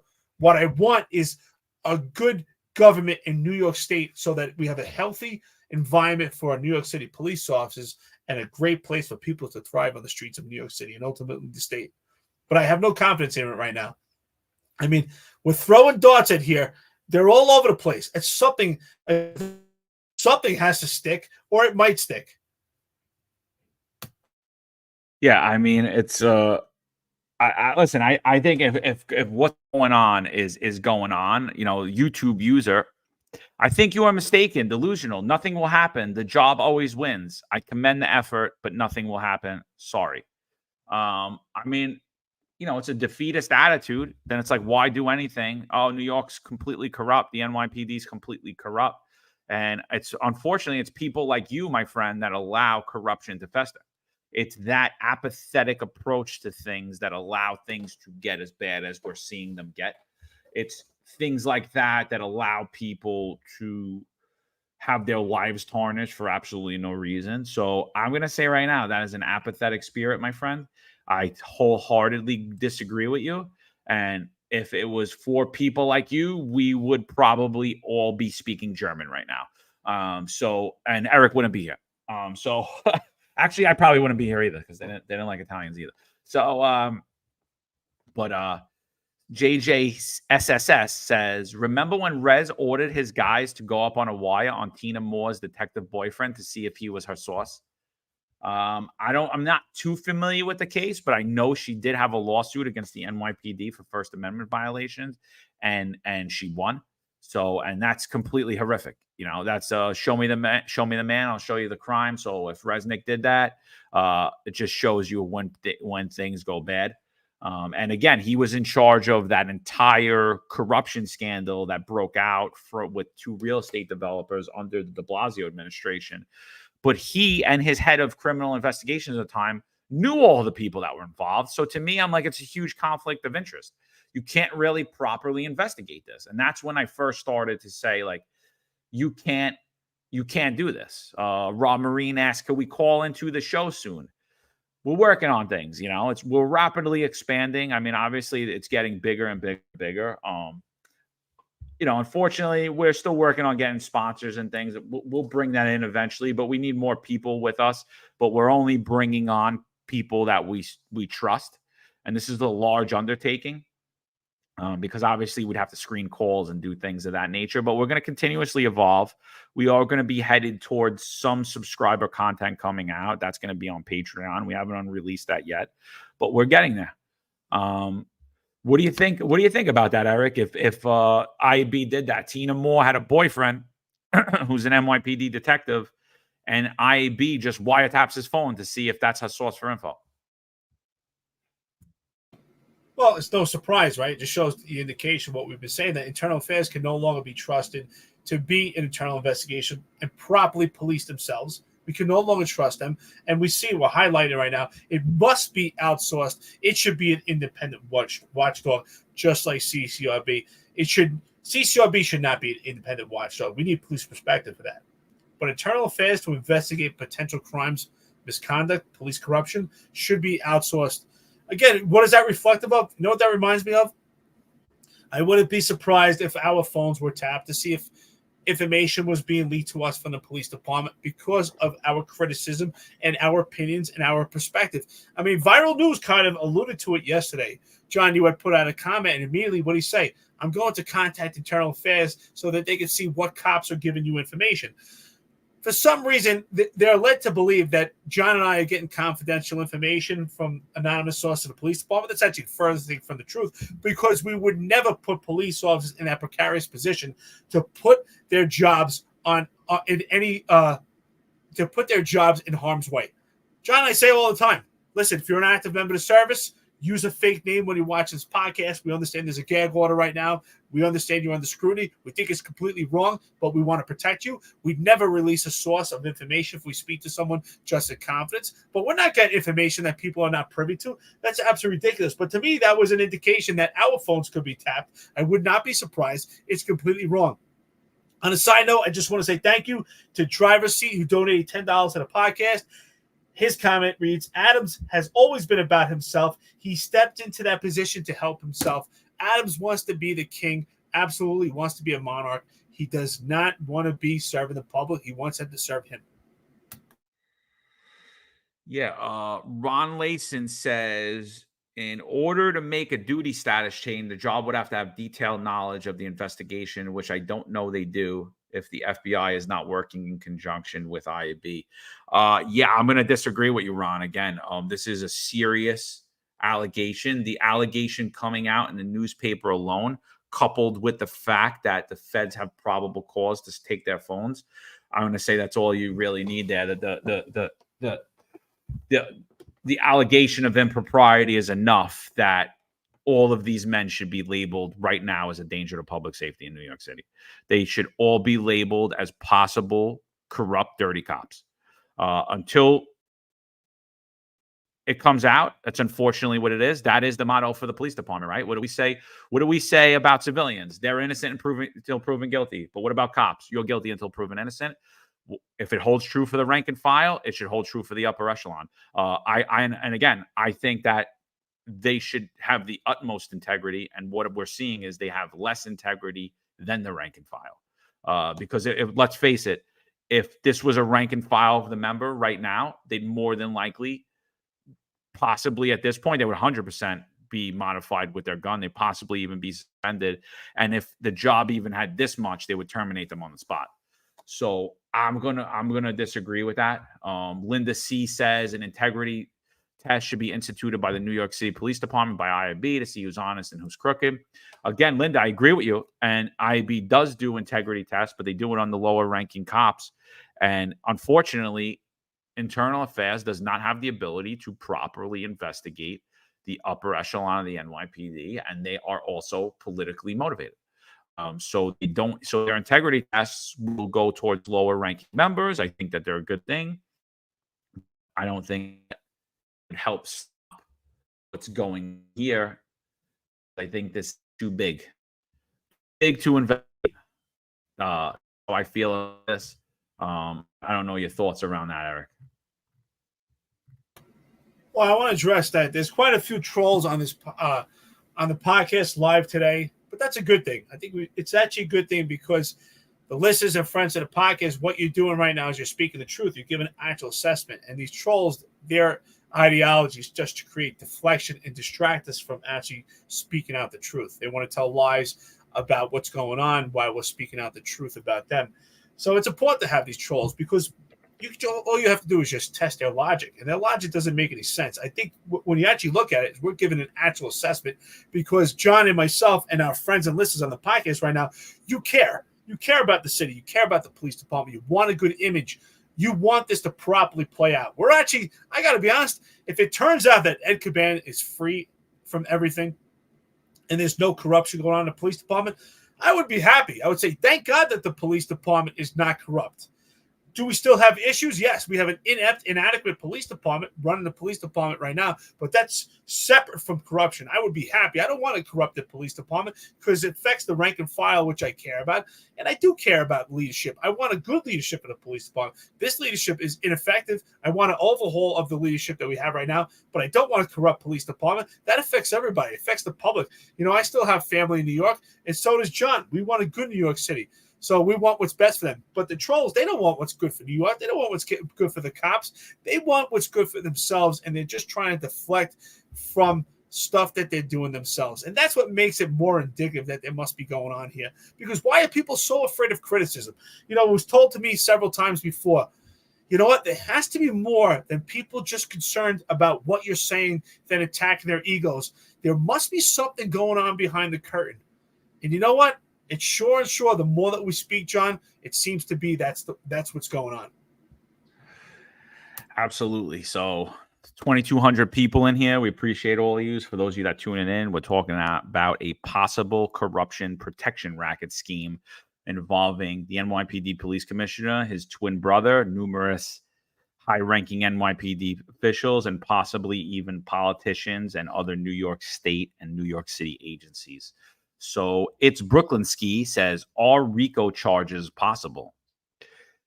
I mean, to me, this falls clearly under racketeering. This is a racketeering scheme. You're using your authority and influence to bully and intimidate someone to do business with you. You're showing up. If what's being said is true, I mean, it's true that he has a paid security detail from the NYPD. So NYPD commissioner's twin brother has a paid taxpayer-funded NYPD security detail, driving him around, following him around, while at the same time, he's alleged to have been operating a business that does consulting for nightlife. And when he does his consulting, it's alleged that he's being said that, well, if you just hire my guys and put my guys in, not only is your place going to be safe, so you hire my security guards, this is what I charge. Not only is your place going to be safe, but it's also, you're never going to have a problem with the New York City Police Department. You're not going to have a problem with the Buildings Department. You're not going to have a problem with the NYPD giving you summonses or the State Liquor Authority. And if you do, you let me know because I'm your guy, right? And at the same time, there's that threat there too. Well, if I don't hire this guy, he's standing there with a bunch of cops. Maybe they're going to come after me. Maybe Cure isn't for me. Maybe the Cure program is only for those who participate in paying this VIG, is paying for this consulting firm. And if you don't pay for the consulting firm, maybe you get the March program treatment the same way a lot of the marijuana shops are getting, where they, so to me, does this fall under RICO?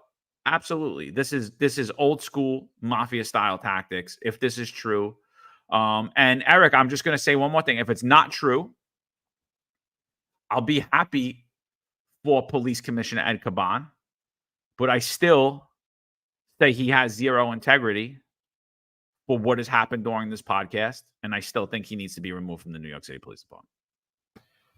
Oh, hands down, I agree. That's why I said I would be happy I honestly, I don't want corruption for the police department. It's a dark eye, and it really affects the cops. I really do think in a dangerous situation that they're already in, the cops are under attack. They're constantly getting assaulted. It just makes it far worse.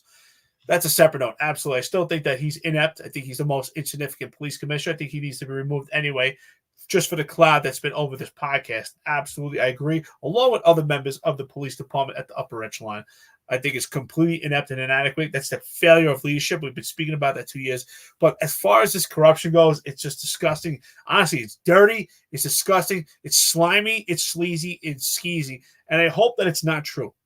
And I think we all hope that. That's why we speak here. That's why we have these conversations. We don't want that. And if anybody thinks that we're actually going to celebrate if they're corrupt, is ridiculous. It just doesn't understand the message of what is going on with this podcast. It doesn't understand our friends and listeners to the podcast that we actually care.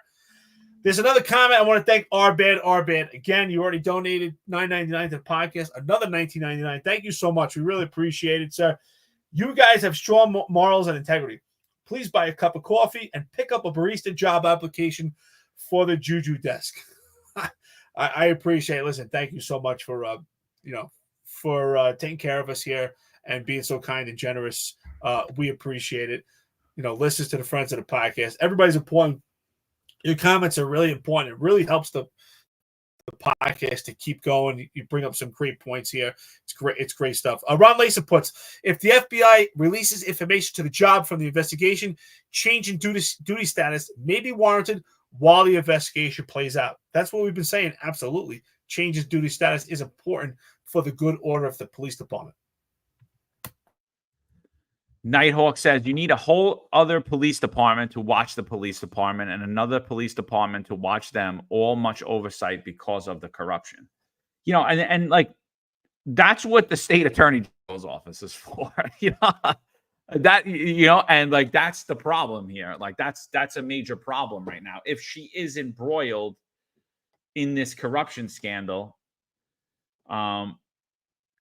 everything's got to be looked at. The way New York City operates as a whole, I'm saying right now, the way that internal affairs operates, it should be completely independent from the New York City Police Department. I don't believe it should be a totally civilian watchdog.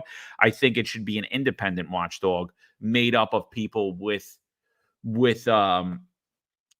police experience, and maybe some even without, maybe some civilians in there as well. But the integrity of that department should be at the utmost, and leaks or anything of that nature that come out from that organization should be dealt with as criminal. I don't believe the New York City Police Department could properly investigate themselves. I mean, if this comes out to be true, I mean, it was always ripe that it could have been, but if this comes out to be true that the police commissioner surrounded himself with low integrity people, and they all weaponized the New York City Police Department to help grow the finances of a protection business, it's going to be, it's going to sit there and say, you know what, where was IB? They were nowhere. They were nowhere. They not only were they nowhere, I think the case could be easily made that they helped move this further along and helped empower these individuals to act with impunity. And clearly they did that with the allegations that myself and Eric made. Again, I was out on social media 8 months ago calling the NYPD police commissioner a dirtbag, saying that he hangs out with known criminals, and those known criminals have came and threatened me for absolutely no reason that I'm aware of. I don't know what I did to them. The only thing that made sense to me was that, and I said it and I alleged it, and I'm saying it again, the only thing that made sense to me was that Ed Caban gave them my name because he didn't like this podcast. It was the only thing that made sense to me. They didn't threaten Eric. They didn't threaten Sal Greco. Threatened directly me. And I'm like, why would that? We all did a podcast. We talked about the hypocrisy of Sal Greco's termination. Why would they come directly for me? And the only thing that I could say is that Ed Caban had gave them my name and said that you need to shut this guy down. And I don't know why that is, but that's exactly what happened. And IB did absolutely nothing about the criminal association, did absolutely nothing about the threats. And then when it went further and John Shell and Kaz Daughtry were attacking us vocally at ceremonies which we have recordings of, which we usually play some of them at the end of this podcast. Not only were they coming at us online, they actually had their identified members of their number one team of the CRT threatening us and smearing us online without being afraid of using their name or anything, something you've never seen in New York City when we've seen cops get fired for using their name. And then when we didn't back down, it even went further, where we had an unidentified member of service threatening our children and our lives, and our children and our wives' lives. And it came out that it was, in fact, a New York City Police Department employee. We believe a ranking New York City Police Department employee. And they are no longer a member of the New York City Police Department. But the Internal Affairs Bureau would not take a criminal complaint for us, would not even take a non-criminal complaint for us, and refuses to identify who that was that sent death threats against our children. Absolutely. Internal Affairs has to be an independent watchdog. Now, I agree with you. We definitely need police perspective, right? We have M cases and C cases, right? M cases are misconduct, C cases are corruption. I think when it comes to misconduct, you really do need a police perspective. I would say you have to have police perspective. You could have a mixed bag of civilians and a police perspective. I think when it comes to corruption, it would be nice to have a police perspective, but if it happened to be all civilians doing a investigation for corruption scandal, I would be okay with that, because we're talking about corruption. We're talking about criminal activity. If it's a crime, it's a crime. I don't really think you need police perspective for that. I think when it comes to misconduct, potential abuse cases, allegations of force, or things like that, I think you need the police perspective. But that's my take on that. And again, I think, John's right. Listen, the attacks on this podcast, this claim that we made, it's just absolutely ridiculous. It's a black eye in the police department, because we never seen such unprofessionalism. And it was pretty ballsy to use their actual names, because we never seen that before. I mean, most cops, including myself, never even wanted to be on social media. I never used social media when I was on the job, because you just didn't want the appearance of anything. You didn't want your name out there. You didn't want to say, God forbid, by accident, even a joke that could be a dark eye for the police department. You were pretty wary that the police department would come down on you, because we were always taught that anything that would be a bad look for the patch, anything that it would embarrass the patch, would ultimately come down on you. If you embarrass the patch, you embarrass the police department, and the police department would bring hell to pay for that. And we haven't seen anything. And again, not only did this fake moniker, All Cops Are Woke, threaten our children, they were constantly contacting me through my personal phone. So how did this person also obtain my personal information? These things have not been looked at. I mean, and John and I do not know also what else is this administration capable of. And right now, it's just we just don't know. And we're not going to know until this investigation plays out. And everyone should be on the edge of their seat, watching and paying attention. And if it comes out that they're corrupt, you know what? Then they should get what they deserve. And if it turns out that they're not, well, then they should still be removed anyway, for being inept, inadequate. And we need to get people in there that have the right tools, that belong there. But again, most importantly, I hope at this point that there is no corruption, because it would be a sad day. Honestly, this is not something I want. We're in retirement here. It affects us also. If we're out in public and we speak to people, they find out we're former NYPD. That affects us also. If they're under a light of corruption, you know what? We're going to be looked at the same lens as the corrupted police department as it is right now, if it is in fact corrupt. Yeah, so JJSSS says in BMOC, which is what is it? It's the leadership course for the when you become a sergeant in the NYPD. What does it stand for, Eric? You go with these. You don't know it? Basic module officer course. Oh, see, I knew you knew it. I was like, I knew you would know that. See, in BMOC, you get clued in to the corruption of IAB.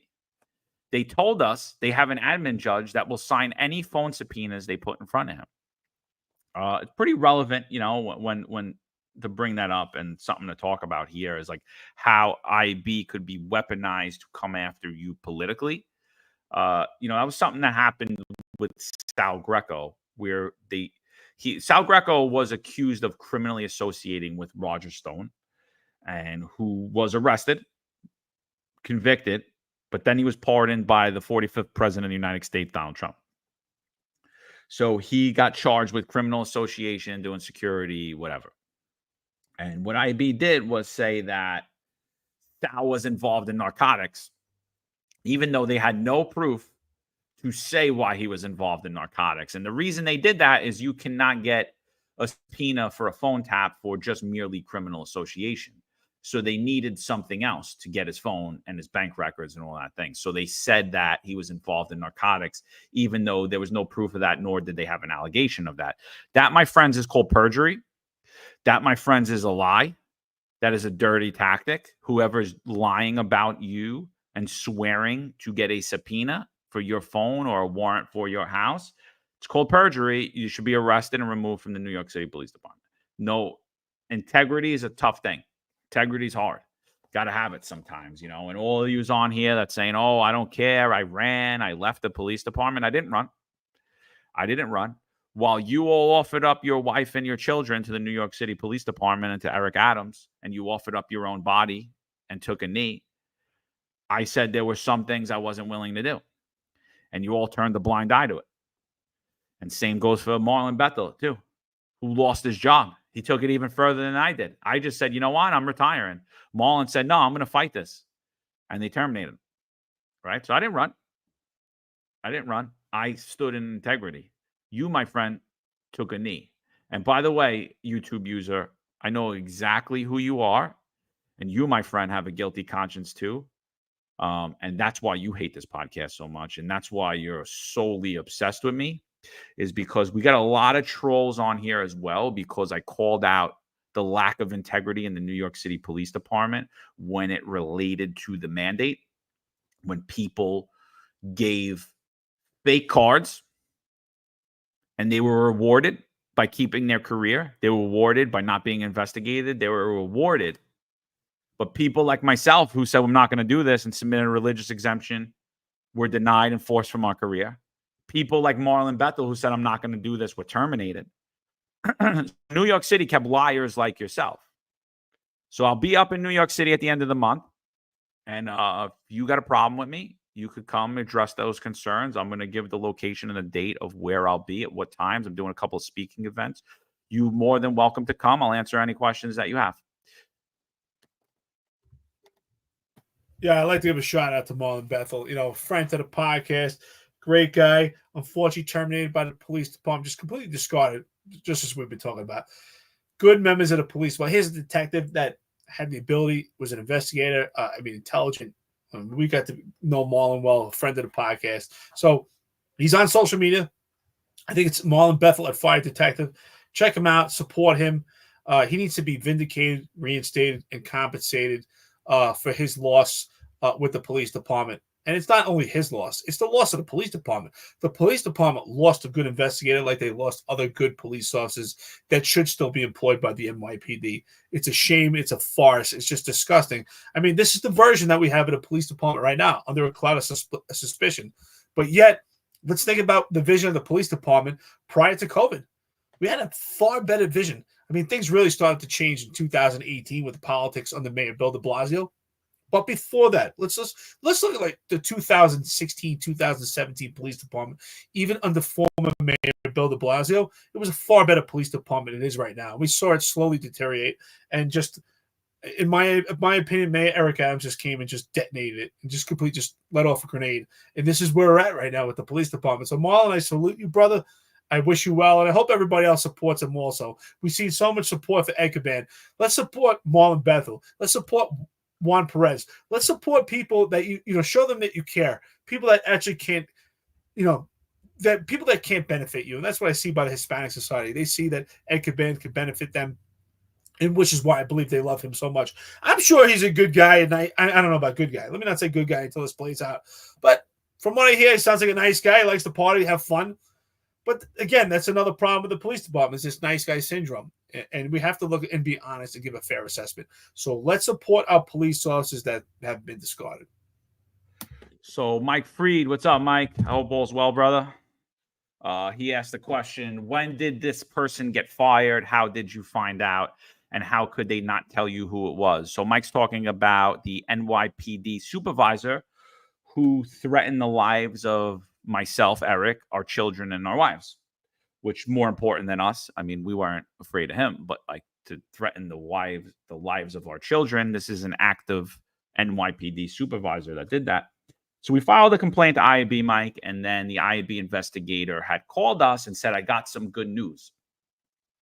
I'm like, really? What's the good news? He said the member, it was identified that you guys were correct. It was a member of the service, which we knew. And we also alleged that not only was he a member of the service, but while he was making those threats, he was on duty and an active police officer, all of which were true. And so he said, I got good news. And we said, so Eric asked him, well, who is it? And he said, I can't tell you. And we're like, what do you mean you can't tell us? I was like, so this is good news. Someone lost their careers in the New York City Police Department. They threatened our lives. They're completely unhinged. Their sole focus is the death of us and our children. And they work for your organization, and you're not going to tell us? And that was basically, he said, yes. Then we said, then we asked, who is it? They wouldn't tell us. Then we asked, were they released from the New York City Police Department because of the allegation we made or because of something else? Again, that question went unanswered. They would refuse to answer us. He said he went to legal, and I've never heard of this before ever. Legal said they could not tell us anything. They could not tell us anything. So we were visibly upset, myself and Eric. And he said, the investigator, he explained to us that, well, that you got to understand, they're worried about his safety. So they're worried about the safety of the person that took a picture of himself with an AK-47 and said that he was going to drive to my home and put about a roundabout location about where I live. And then also put up a picture of two little girls and says, you have a beautiful family. I hope they live a long life. And then put up another family that resembled Eric's family and also made the same thing. So he said that, yes, the New York City Police Department was very worried about his safety, not ours. And then they also said that we should follow up with a police department out of state to file a complaint report because they would not file a complaint report for us. And I then said, reaching back into my knowledge of New York City history and how complaint reporting works, I said, you're responsible for the complaint. You're the investigative body. By all means, this is aggravated harassment. But if you want to play the game that he didn't commit a crime for whatever thing you want to rationalize, then at least it's harassment, but you're required to take the report because if you did a proper investigation, you know exactly where the threats originated from and when they were made, which means that New York City is responsible to take that report, which means the NYPD is responsible to take that report. And he would not confirm or deny. He said, I can't tell you where the threats originated from, but we're not taking a report for you. So this is the NYPD's internal affairs bureau. Never mind the fact, I'm pretty sure they dismissed all of the claims that we made that the police commissioner sent his criminal buddy, who, by the way, is more than likely tied up in this entire corruption scandal after us. And I'm pretty sure they dismissed those complaints, but we don't know anything. So, yeah, Mike, that's the story with IAB.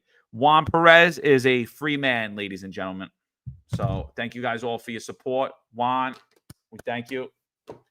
Eric, anything I missed with that story? No, there's a great comment here from Joe Mango. Joe Mango says, John Eric, do you think he actually got removed from the department, or do you think IA is lying about that? That's a great question. I said the same thing. At this point, we don't know. I actually suspect if he actually got a GO-15, which any active or retired members of NYPD know what a GO-15 is for anyone who's outside. It's called General Order 15. So basically when a police officer or someone, a member of the service, sits down for an investigation, gives a statement, it's called the GO-15, General Order 15, just a number. I'm sure it's similar in your police department. Before I go into that, blessings, Juan Perez. We've been rooting for you, brother. I'm proud of you. God bless you. What happened to you is wrong. You should not be convicted, but take this as a positive thing. Propel yourself, and so that this doesn't happen to someone else, because everyone is one, and one, you are them as a police officer. Thank you so much. I'm glad to hear this. So along back to what I was saying, I suspect that if there was statements that this was directly and narrowed towards this particular person, and probably was some type of deal that, hey, you can leave the police department and we'll leave this we'll leave this investigation with you so it doesn't extend any further and show a nexus or connection with anyone at the upper echelon of the police department that may have played a part in connection with All Cops Are Woke, which threatened the lives of our children. And also, I received numerous threats on my personal phone by text and numerous phone calls constantly. And I'll tell you the coward of this All Cops Are Woke, this unhinged police officer, or whatever rank they are, member of the service, and we believe it's more than one person because it was different personalities. I tried to FaceTime that person numerous times, and they would not answer. They threatened my life. They had the goals to threaten the lives of our children. I FaceTimed them trying to find out who it is and face this perpetrator. And I say perpetrator because that's exactly what they are. And they refused to answer. They hung up the phone constantly every time. So you know what? That's what you're dealing with, cowards. So make no mistake, John and I are not afraid. So if you watch this All Cops Are Woke or whoever you are, if you're tied to Juju, we're not afraid. We're not scared, but we are alarmed. We our situational awareness is always about. So just want to let you know that. So with that being said, it's absolutely disgusting that happened. The investigator had indicated to us on the phone that this person was identified. And they're no longer working with the police department, so you should be safe. And I said, that is the most idiotic statement I ever heard. If you remember what I say, John, I said, John, isn't that funny? I said to the investigator, this is the most ridiculous statement I've ever heard. So now we have an unhinged police officer who has a badge and a gun, who's pissed off that they had to leave the police department because they attacked myself and John. We still not know the identity. And now this person is not a police officer or whatever rank they had. Now they're more of a threat than anything. If you ask me, I think they're more of a threat now than they were before. Even if you took their firearm, I could care less. They're more of a threat now because we don't know the identity. But that's the internal affairs of the New York City Police Department, that what you're dealing with. And if anyone has a problem with the fact that John and I made a complaint to internal affairs because they threatened our children, well, you're no friend of mine and you're no cop. And that's why I say anyone that knows who All Cops Are Woke is or who they are, because I believe it's more than one, and it's not they because they're non-binary with their pronouns. It's they because there's more than one. And if you know the identity and you never spoke out about it, then you're a coward and you're no friend of mine. And I say that. And when I see you in person in New York, I'll tell you right to your face. So again, I have no problem. I'm disappointed with the internal affairs, but that's what we're dealing right now. They refuse to tell us the identity, and we were told exactly verbatim that the reason that they won't give us the identity is because the safety, and they're worried about retaliation. Is that the most ridiculous thing you've ever heard? It's ridiculous to me. It doesn't make any sense, but that's what we're dealing with right now. Again, Juan Perez, we love you, brother. So Juan's still in court, but he might jump on with us if he gets out in time before we end this. So we'll try to hold on for a little while before we go. But we're getting up there. We've been on for 3 hours. This is definitely the longest podcast we ever did. I think we got about 2,500 people in here. Appreciate everybody for tuning in. What we're talking about is the possible corruption scandal involving New York City Police Commissioner, top-ranking officials, and his older brother. By all means, it appears to be a protection racket. We brought in the history of it where New York City Mayor Eric Adams said that he wanted the state liquor authority to basically be removed from New York City and they could handle it on their own, as well as we showed how he brought down the March program, which was a program, multi-agency program of all different people who would go around to these nightlife establishments and ensure that their venue was up to speed.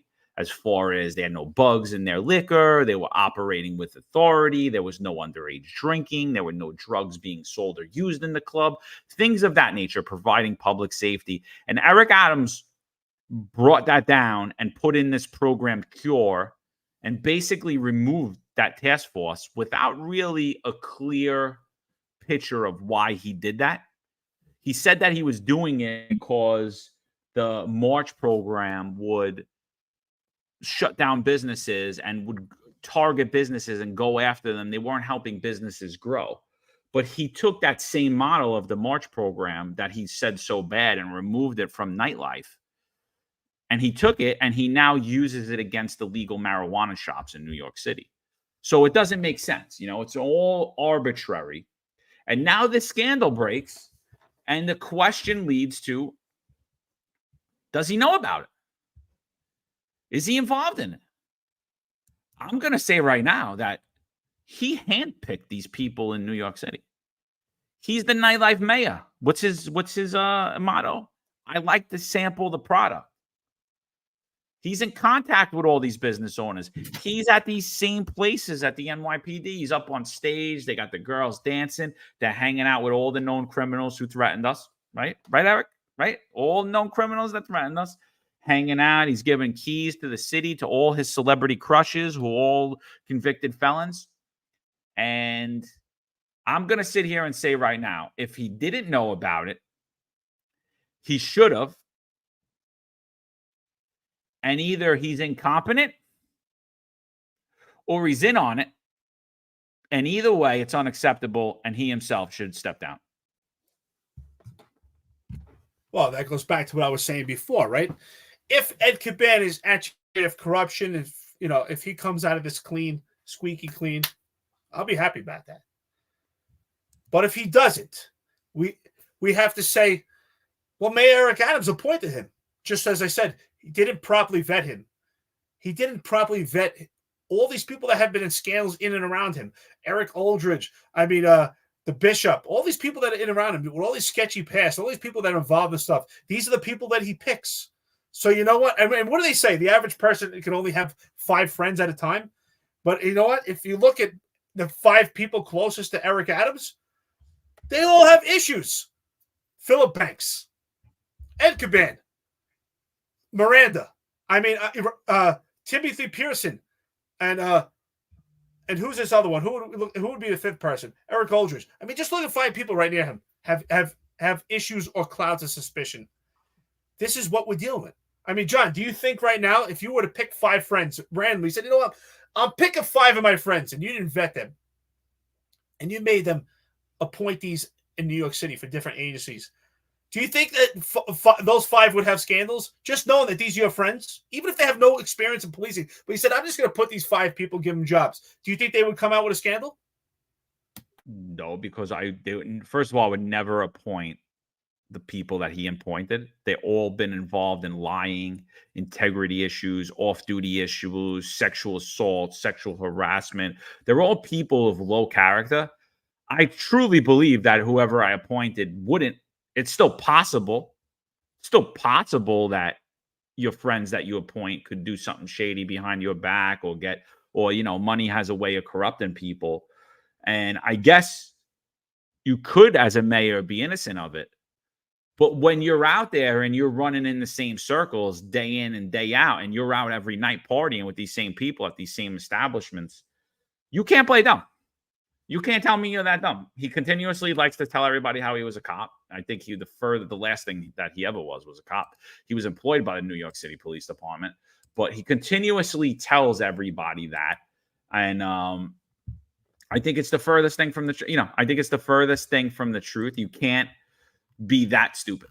You just can't be that stupid. You can't be that dumb and not know what was going on. You can't. And Joe Mango says, John and Eric, do you think this person actually got removed from the department, or you think that IAB is lying to you about it? I don't believe anything that's coming out from IAB at this point. We called the case investigator for an update the other night, and he wouldn't tell us anything. He had zero update for us. He was stuttering on the phone with us. And, we're going to send him a nice lengthy email, and we're going to add a lot more allegations on there, give him a lot more work to do, because obviously he should have been doing it on his own if he was properly investigating it. But I think it's about time that, the one thing that we hadn't done to this point is actually make accusations. We did make accusations about IAB and how they also hang out at these nightlife establishments with known criminals. They actually have parties there, and they're hanging out with the police commissioner's brother as well. So we actually did make that allegation as well, but there's going to be a lot more allegations made against internal affairs and the investigator and the CEO of Group 1, Profetter as well. Because this is at this point, like I said, it's not only that they're turning a blind eye to corruption. To me, they're actually helping to further it along. So I don't believe anything that they're saying.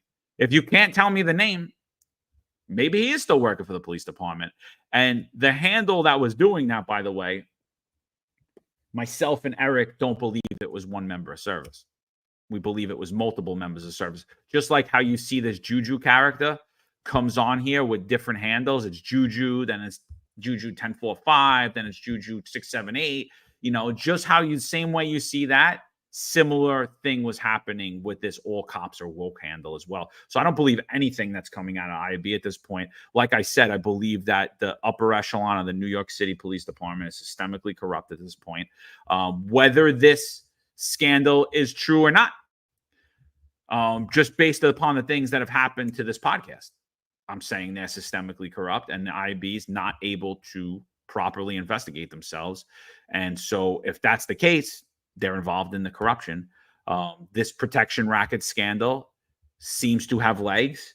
And again, I know Ron Layson said that, they're just allegations at this point, but they're not. There was probable cause to get subpoenaed for those phones. They're not just allegations. There is an active investigation into corruption going on.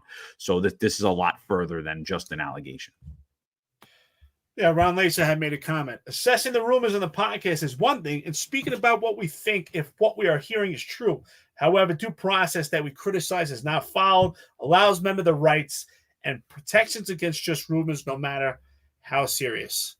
Well, that's a true statement. But again, we have to hold the police commission to a higher threshold. And we've had numerous rumors. We have a cloud of judgment. And I think it would be a selfish act. And one of the things I learned about leadership traits is an acronym, and I'm sure Rob Marine is on here. Rob Marine had put it up on a couple of podcasts ago. JJ did tie buckle.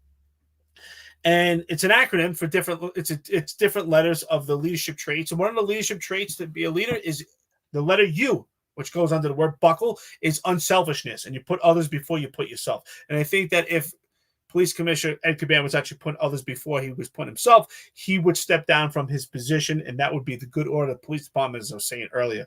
Also, to reflect on the internal affairs investigation that was initiated by self and John in regards to our allegation and what we do charge. We charge some discourtesy allegations as well, some abuse of authority.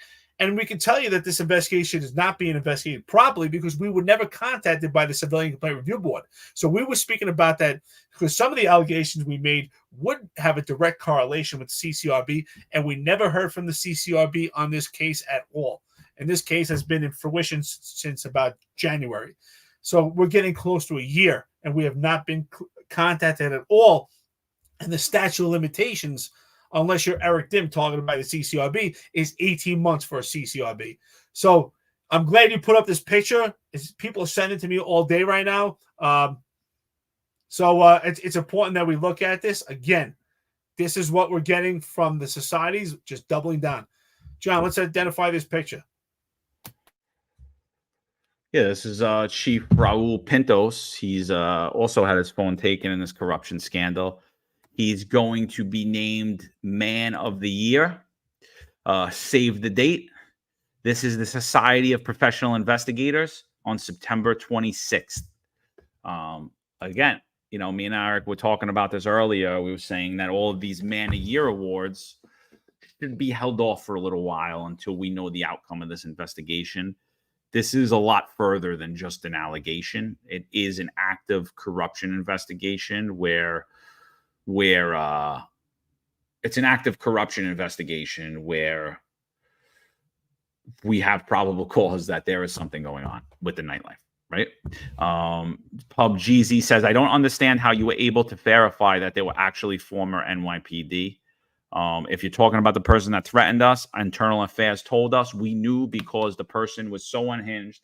They sent us numerous photos telling us they were a supervisor in the NYPD, sending us photos not of them, but their hand at work, things of that nature. And the way they talked and moved, we could tell that it was a member of service.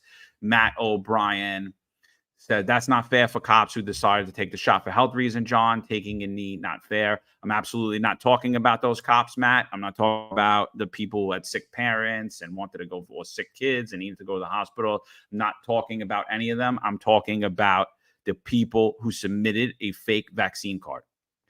I'm talking about the people who lied, like this person, YouTube user on here, who's completely unhinged because he thinks that they're going to go and get him. I don't know what the hell's on his mouth, going on in his brain, but he thinks that people are going to get him because he submitted a fake vaccine card.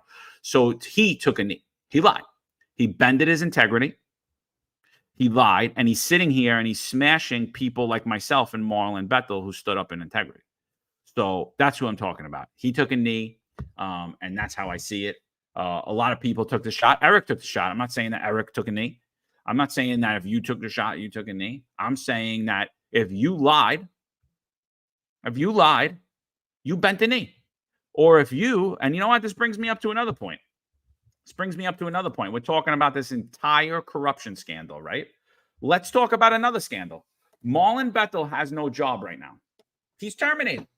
He's terminated for absolutely nothing. He's a 16-year NYPD lieutenant.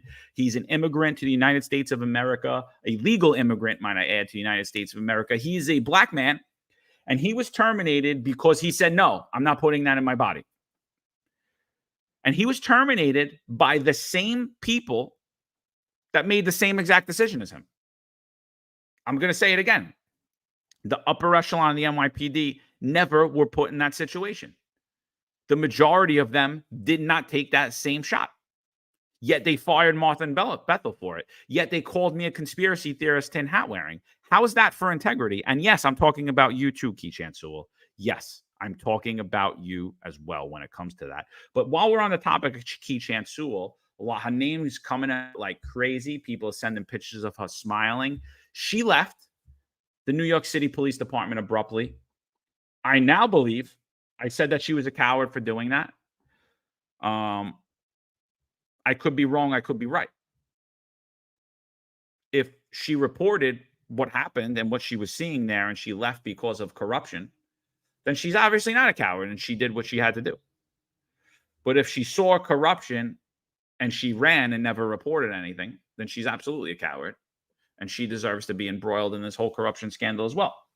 But in my opinion, I believe this is a major factor of why she left. She didn't want to be around these low integrity individuals. She saw something was wrong. I don't know if she was fully aware of what was going on or has any intricate knowledge of this, but I feel like she possibly does. Well, I think Nighthawk just made the right comment in what we're all thinking here, right? Don't think she's in the clear unless she turns state's evidence. I think you're absolutely right? So it absolutely at this point, it is one or the other. She either left because she's tainted herself or she left because she's pointing the finger and pointing the blame because she never actually openly admitted why she left. I find that, listen, we know that she was in a precarious position. She was treated like a puppet. She really wasn't allowed to do the job. We saw that she was being overshadowed by Kaz Daughtry. But I think those things, I don't know. I think those things could have been overcome. She appeared to be, from what I see, and I'm usually good at reading people and reading a room, she appeared to have a strong presence and she appeared to be a strong person. I think she could have handled Kaz Daughtry and them in that way if they're trying to muscle her as far as having position or authority. But as far as these things, if there's a potential level of corruption, I don't think that's something that she would be able to handle. I don't know her. I don't know her well, but just on the appearance, and I look at the eyes, and the eyes tell a lot. I don't think she was involved in the corruption. I think she left because it was not something sitting well with her, and I do think she's probably pointed the finger and she's probably turned state evidence. I don't know, but that's what I think because she never gave any indication why she left, and she left so abruptly. So that could be the case, but unfortunately, that's really what's going on with this podcast right now. It's just so much unknown. And that's what's the hard part right now. I think that's really the hard part. And that, I think, creates a more of a divide between the cops on the street and the public. Is the cops don't know what's going on with the leadership in the police department if there is corruption. And the public doesn't know also. And that creates more distrust. Not this hogwash that the police department wants to tell the public that, we need more community engagement. No, we need trust by the police department. We need a strong police department to have community engagement. If you're out there doing your job and they can trust you, then it's a police department they'll be proud of. Yeah.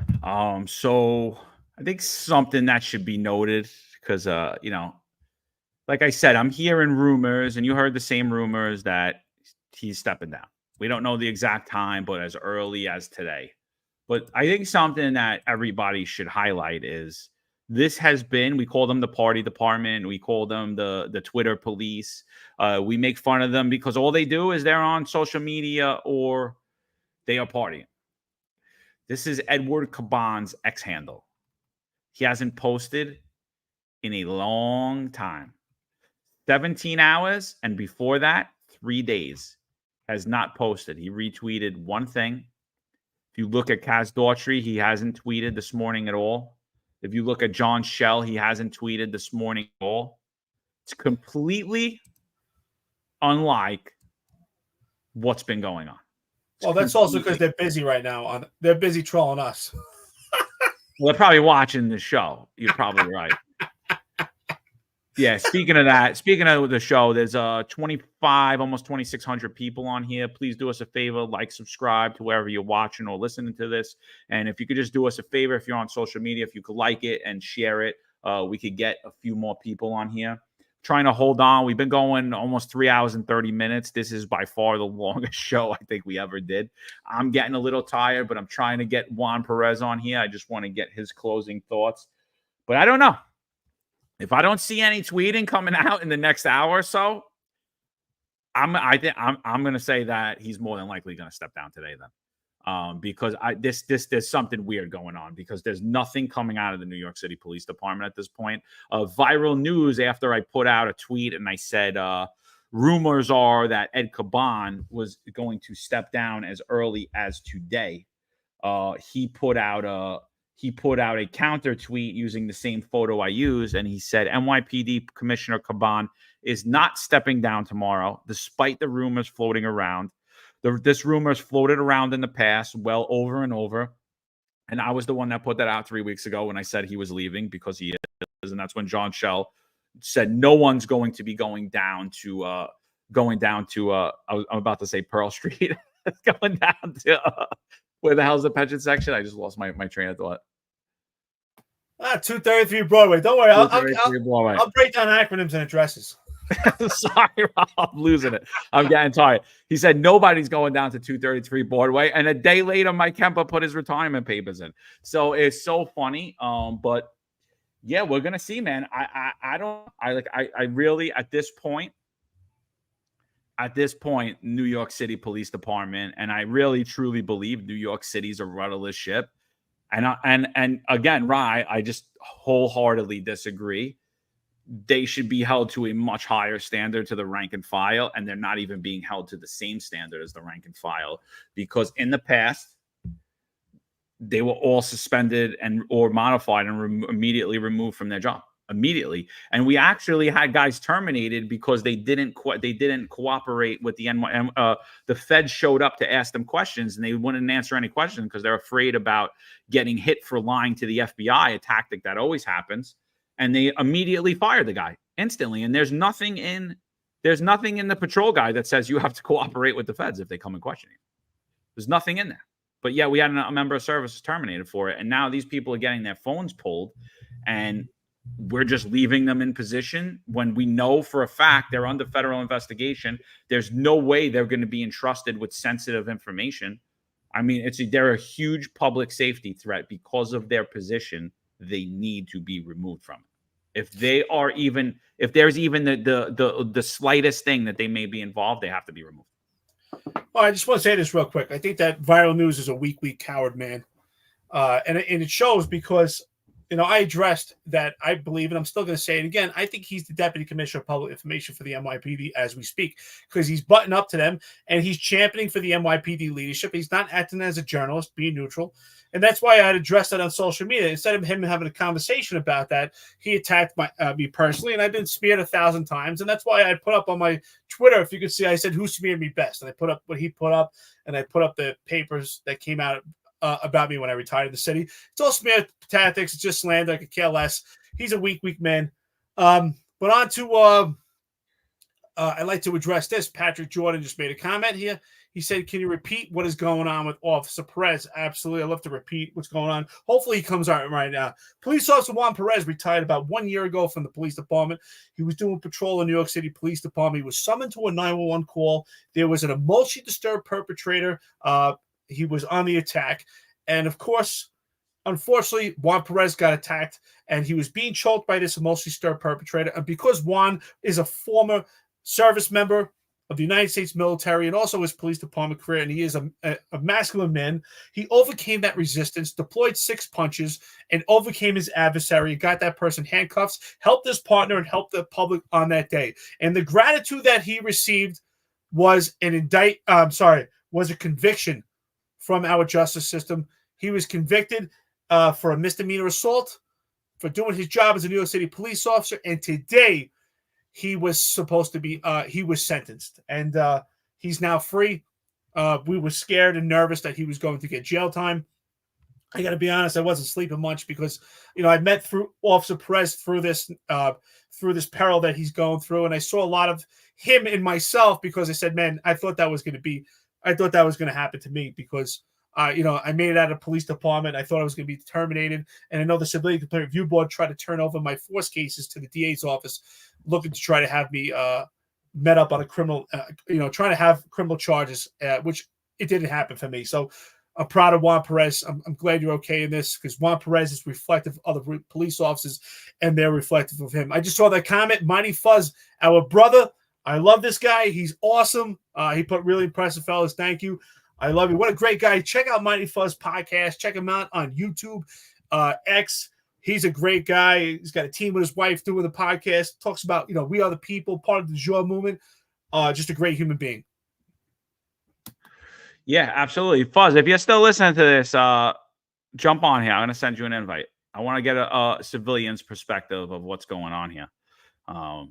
Because I think, a lot of times we get, we get attacked because they say this is an echo chamber. I think me and Eric do try to give a fair assessment of everything, but obviously we do have our own bias. We were police officers in New York City.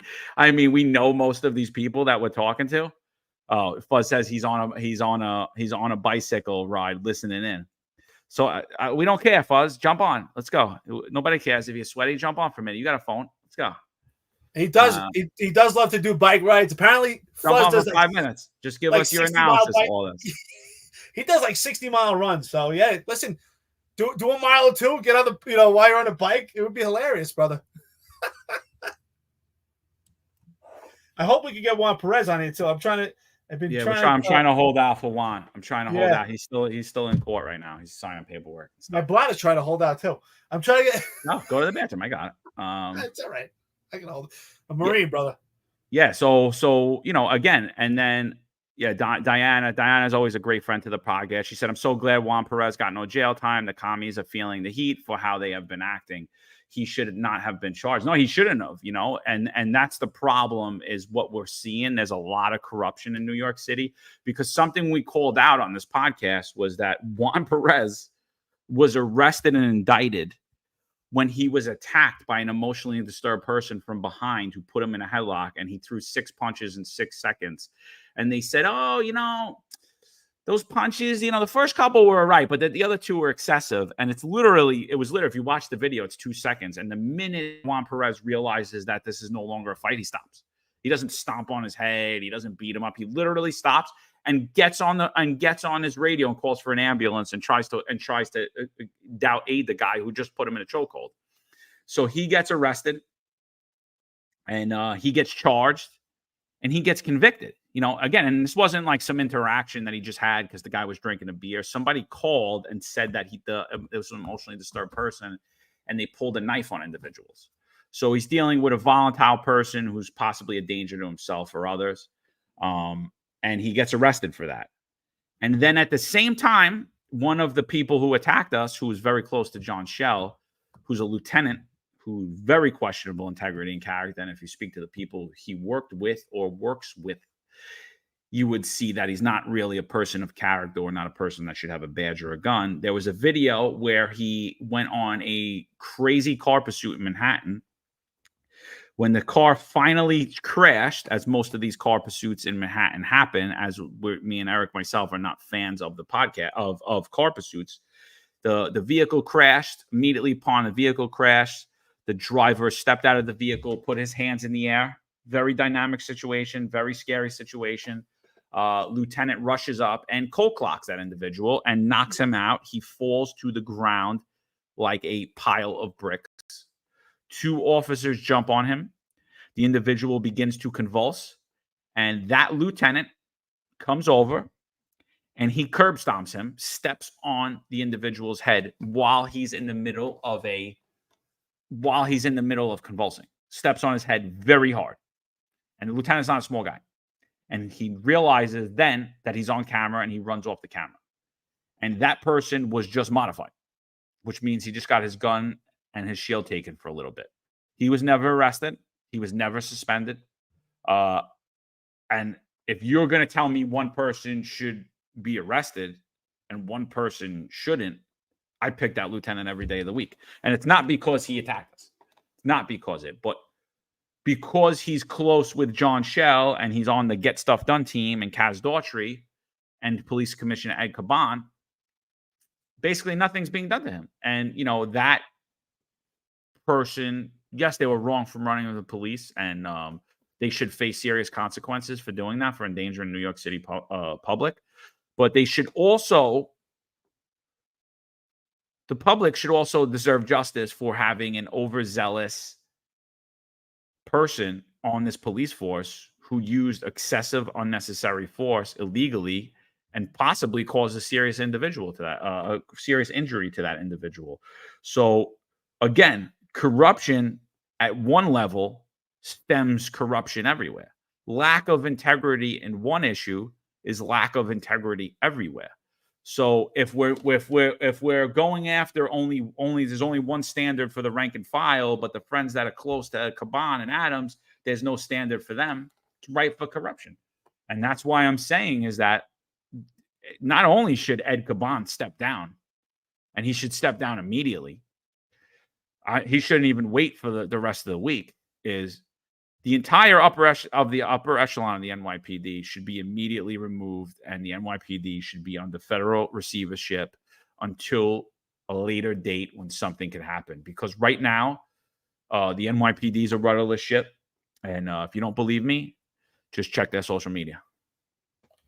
Well, it goes back to what I'm saying. If anybody wants to take a look, I know we got Joe Marine here, probably other Marines here also.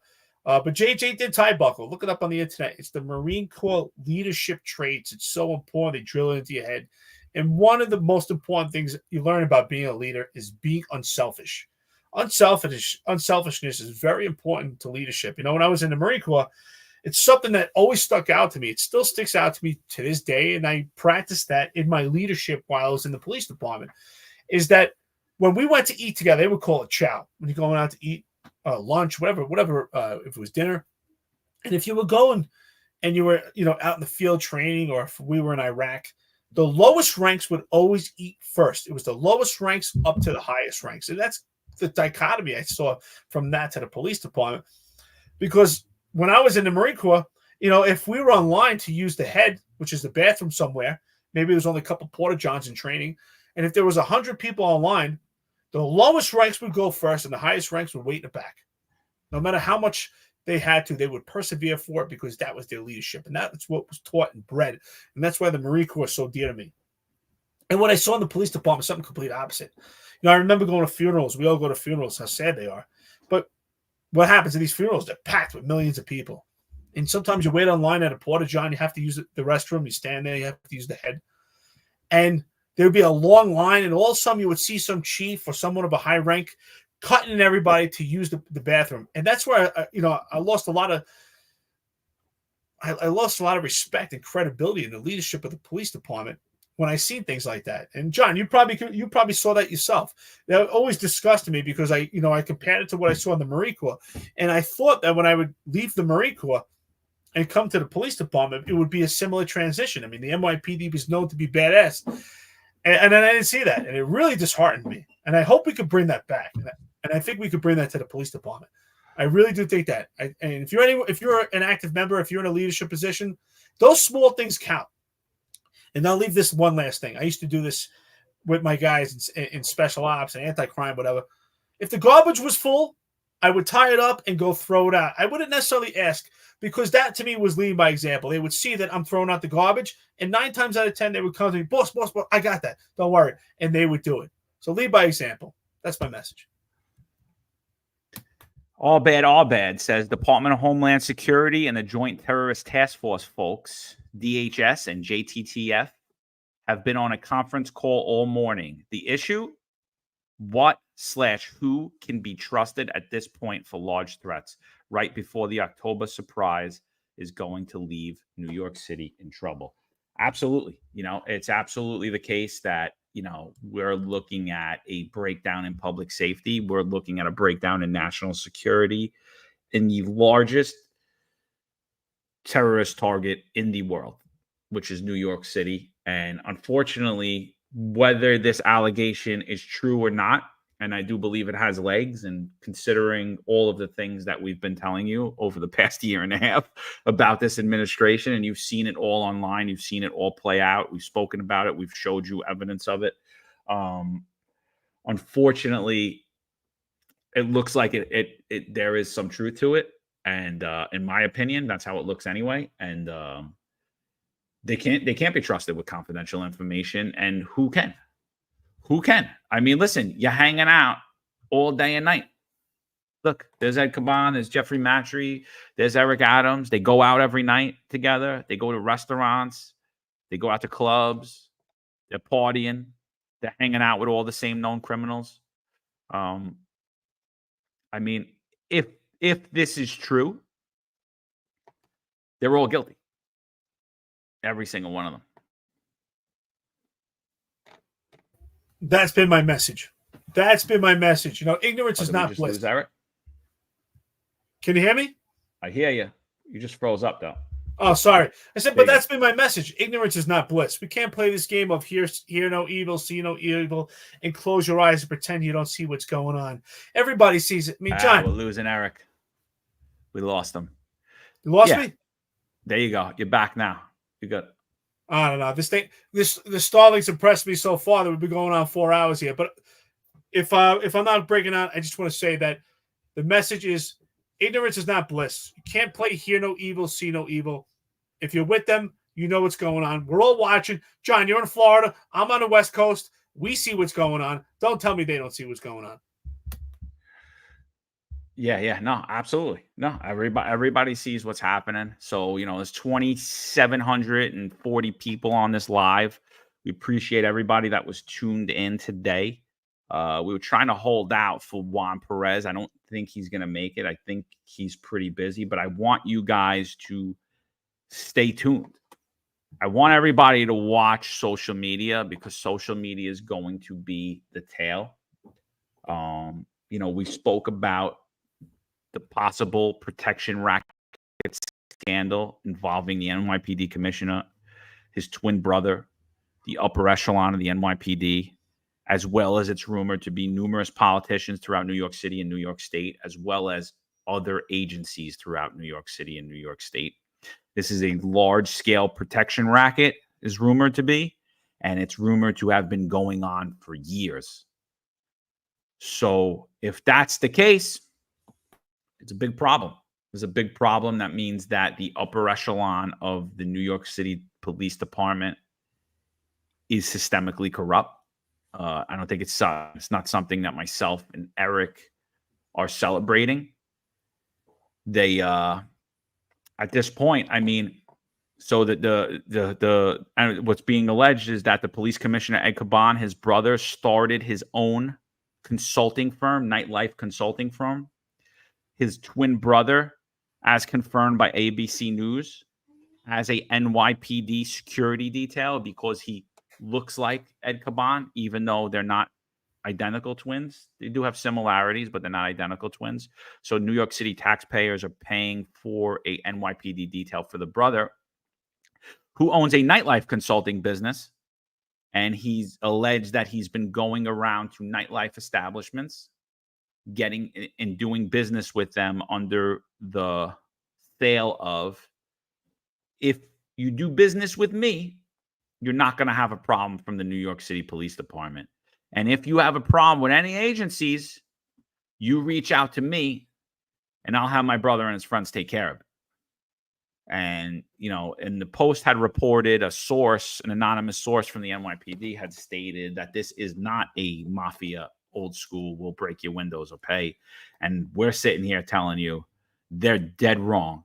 It 100% is, because the implied threat is that if you don't do business with me, you're going to get hammered by the New York City Police Department. And if this scandal is true, if it turns out that the chief of Manhattan South, the Midtown North CO, the chief of Queens South, and all these other people that have been alleged to partake in this have partaken in this, I'm saying right now, forget the resignment. They should be terminated from the New York City Police Department and arrested.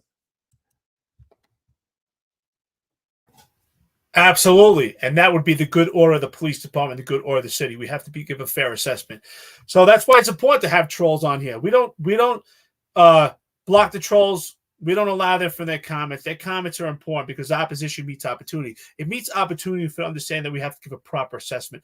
We have to test the logic of our trolls, our opposition, because you have to ask yourself, do these trolls really care about the city?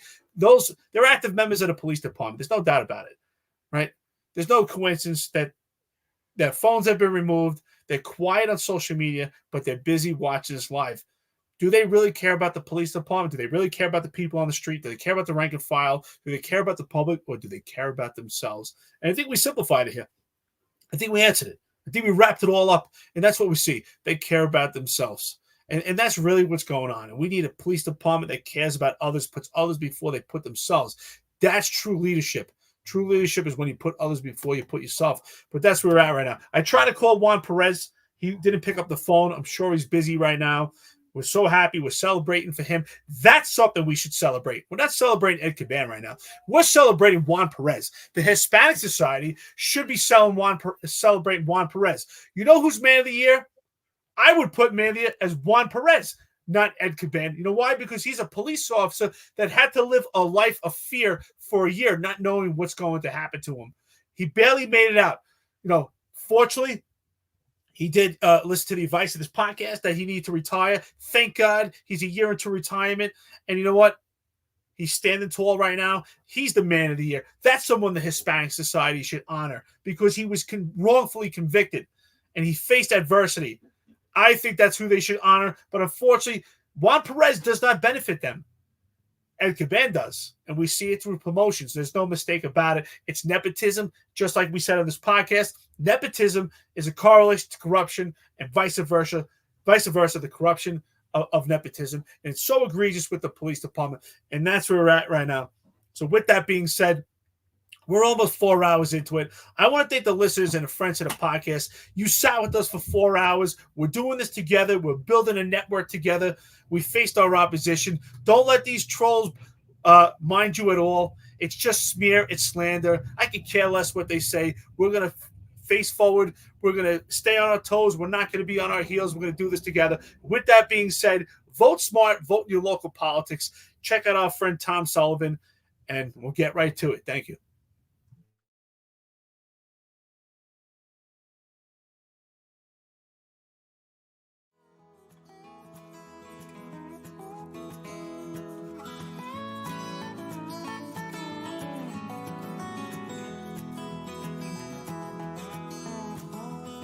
Tom Sullivan is the Republican, Conservative, and Common Sense Party candidate for New York State Assembly District 23. Tom is a financial professional who served simultaneously in the United States Army Reserve for 30 years and has now retired. His district covers Ozone Park, Lindenwold, Howard Beach, Broad Channel, and the Rockaway Peninsula. Come November, I would empower our law enforcement agencies to go out there and do their job and not put them or their families or their pensions at risk for doing their jobs. We need drastic change in Albany so that we have a say in this matter and they realize people of New York State will hold them accountable. The Sullivan family has a legacy of service. Tom served for 30 years protecting and defending the rights of others. Come this November, he has earned your support. This advertisement's paid for by the Friends of Tom Sullivan. I don't know. Another thing, Eric, and I'm just looking at Eric Adams' tweets too while we were on that little break. He hasn't tweeted in 18 hours either.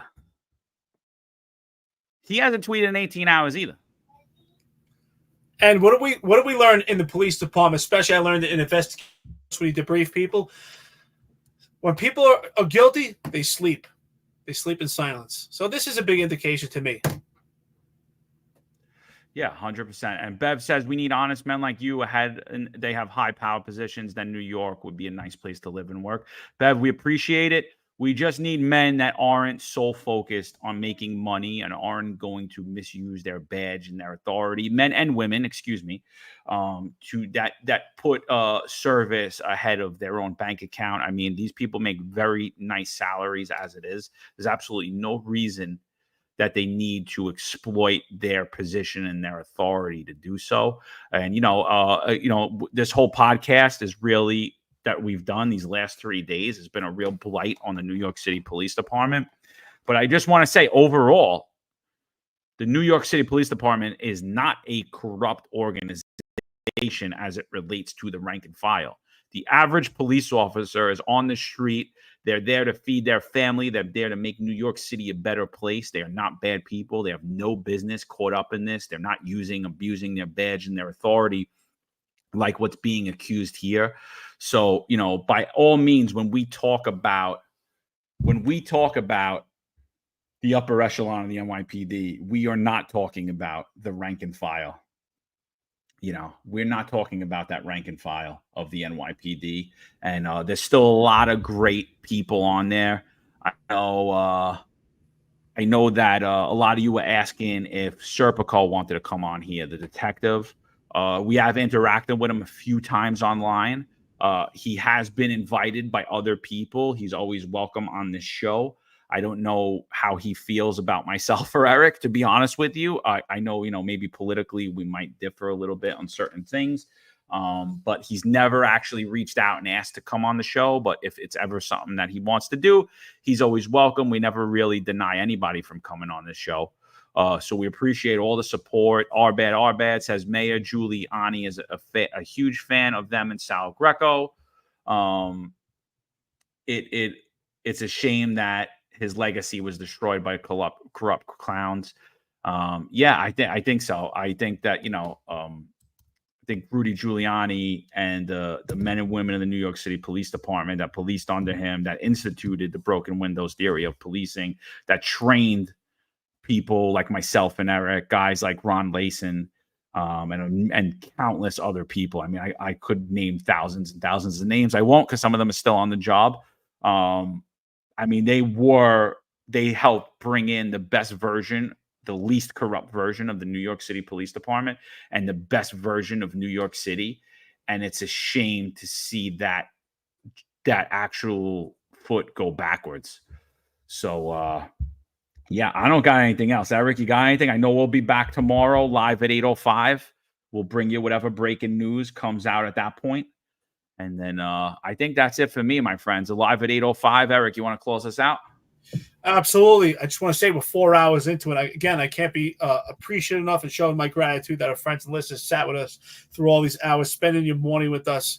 I can't appreciate enough. Thank you for the comments, the compliments that were given to us. But really, it's a compliment to you that you care, that you actually sat here, because we're putting on this episode, having these discussions, but you sat here with us. So it's a really fortitude to our friends and listeners to the podcast. Really, that's what's important here. Because you help us get out the message. We get the message out together. We're all in on this together. So, if it's not me and John, I'm sure there's two people from here. So I appreciate it. Just really kind people. And we want a better police department. That's really want. And ultimately what John said, trust the rank and file. The majority of the rank and file, they're really good people. And unfortunately, they're on the gun right now of this cloud. And I worry for their safety. And that's really what this is about. So again, thank you so much. And honestly, I'm okay with the smear tactics and the slander. I encourage it. Bring the trolls on. Let them be here. It's important that they're here because we get to test their logic and we get to see who really cares about the police department and who really cares about people. So, Ron Layson, thank you so much for your comments. Matthew O'Brien, Mike Keller, thank you so much for the comment. Be great people on here. Arbed, donating to the podcast. Nighthawk, 13666, Bev. I mean, there's so many people, I can't mention them all. Diana Sugar, there's so many. Triple J, Triple S, if I didn't mention your name, thank you so much. We didn't get Juan Perez on here. We'll get him next time. But with that being said, take care, everybody. Be safe. There's a handful of retired officers that don't live in the state that have a lot to say about the dream team, as I like to call it. All of a sudden, they retire and have a master plan on how to fight crime, but nothing to contribute when they were here. They want to come back and be part of the dream team. What can I say? Law enforcement professionals dedicate their lives to serving and protecting our community, but who's protecting their financial futures? That's where Laidlaw Blue comes in. Our wealth management platform is specifically designed for the law enforcement community. Laidlaw Blue is a division within Laidlaw Wealth Management, run by retired New York City detective John McDermott. His status as a retired detective uniquely positions him to establish a deep connection between Laidlaw Blue and the law enforcement community. Our platform is easy to use and provides a range of financial services, including investment management, retirement planning, and insurance solutions. With Laidlaw Blue, you can secure your financial future and provide for your loved ones. Our team of experienced financial advisors understands the unique challenges and opportunities that law enforcement professionals face. We're here to help you navigate the complexities of financial planning and achieve your goals. Laidlaw Blue. Secure your financial future today. Book a meeting using the QR code displayed or call us directly on 888-901 Blue. That's 888-901 Blue.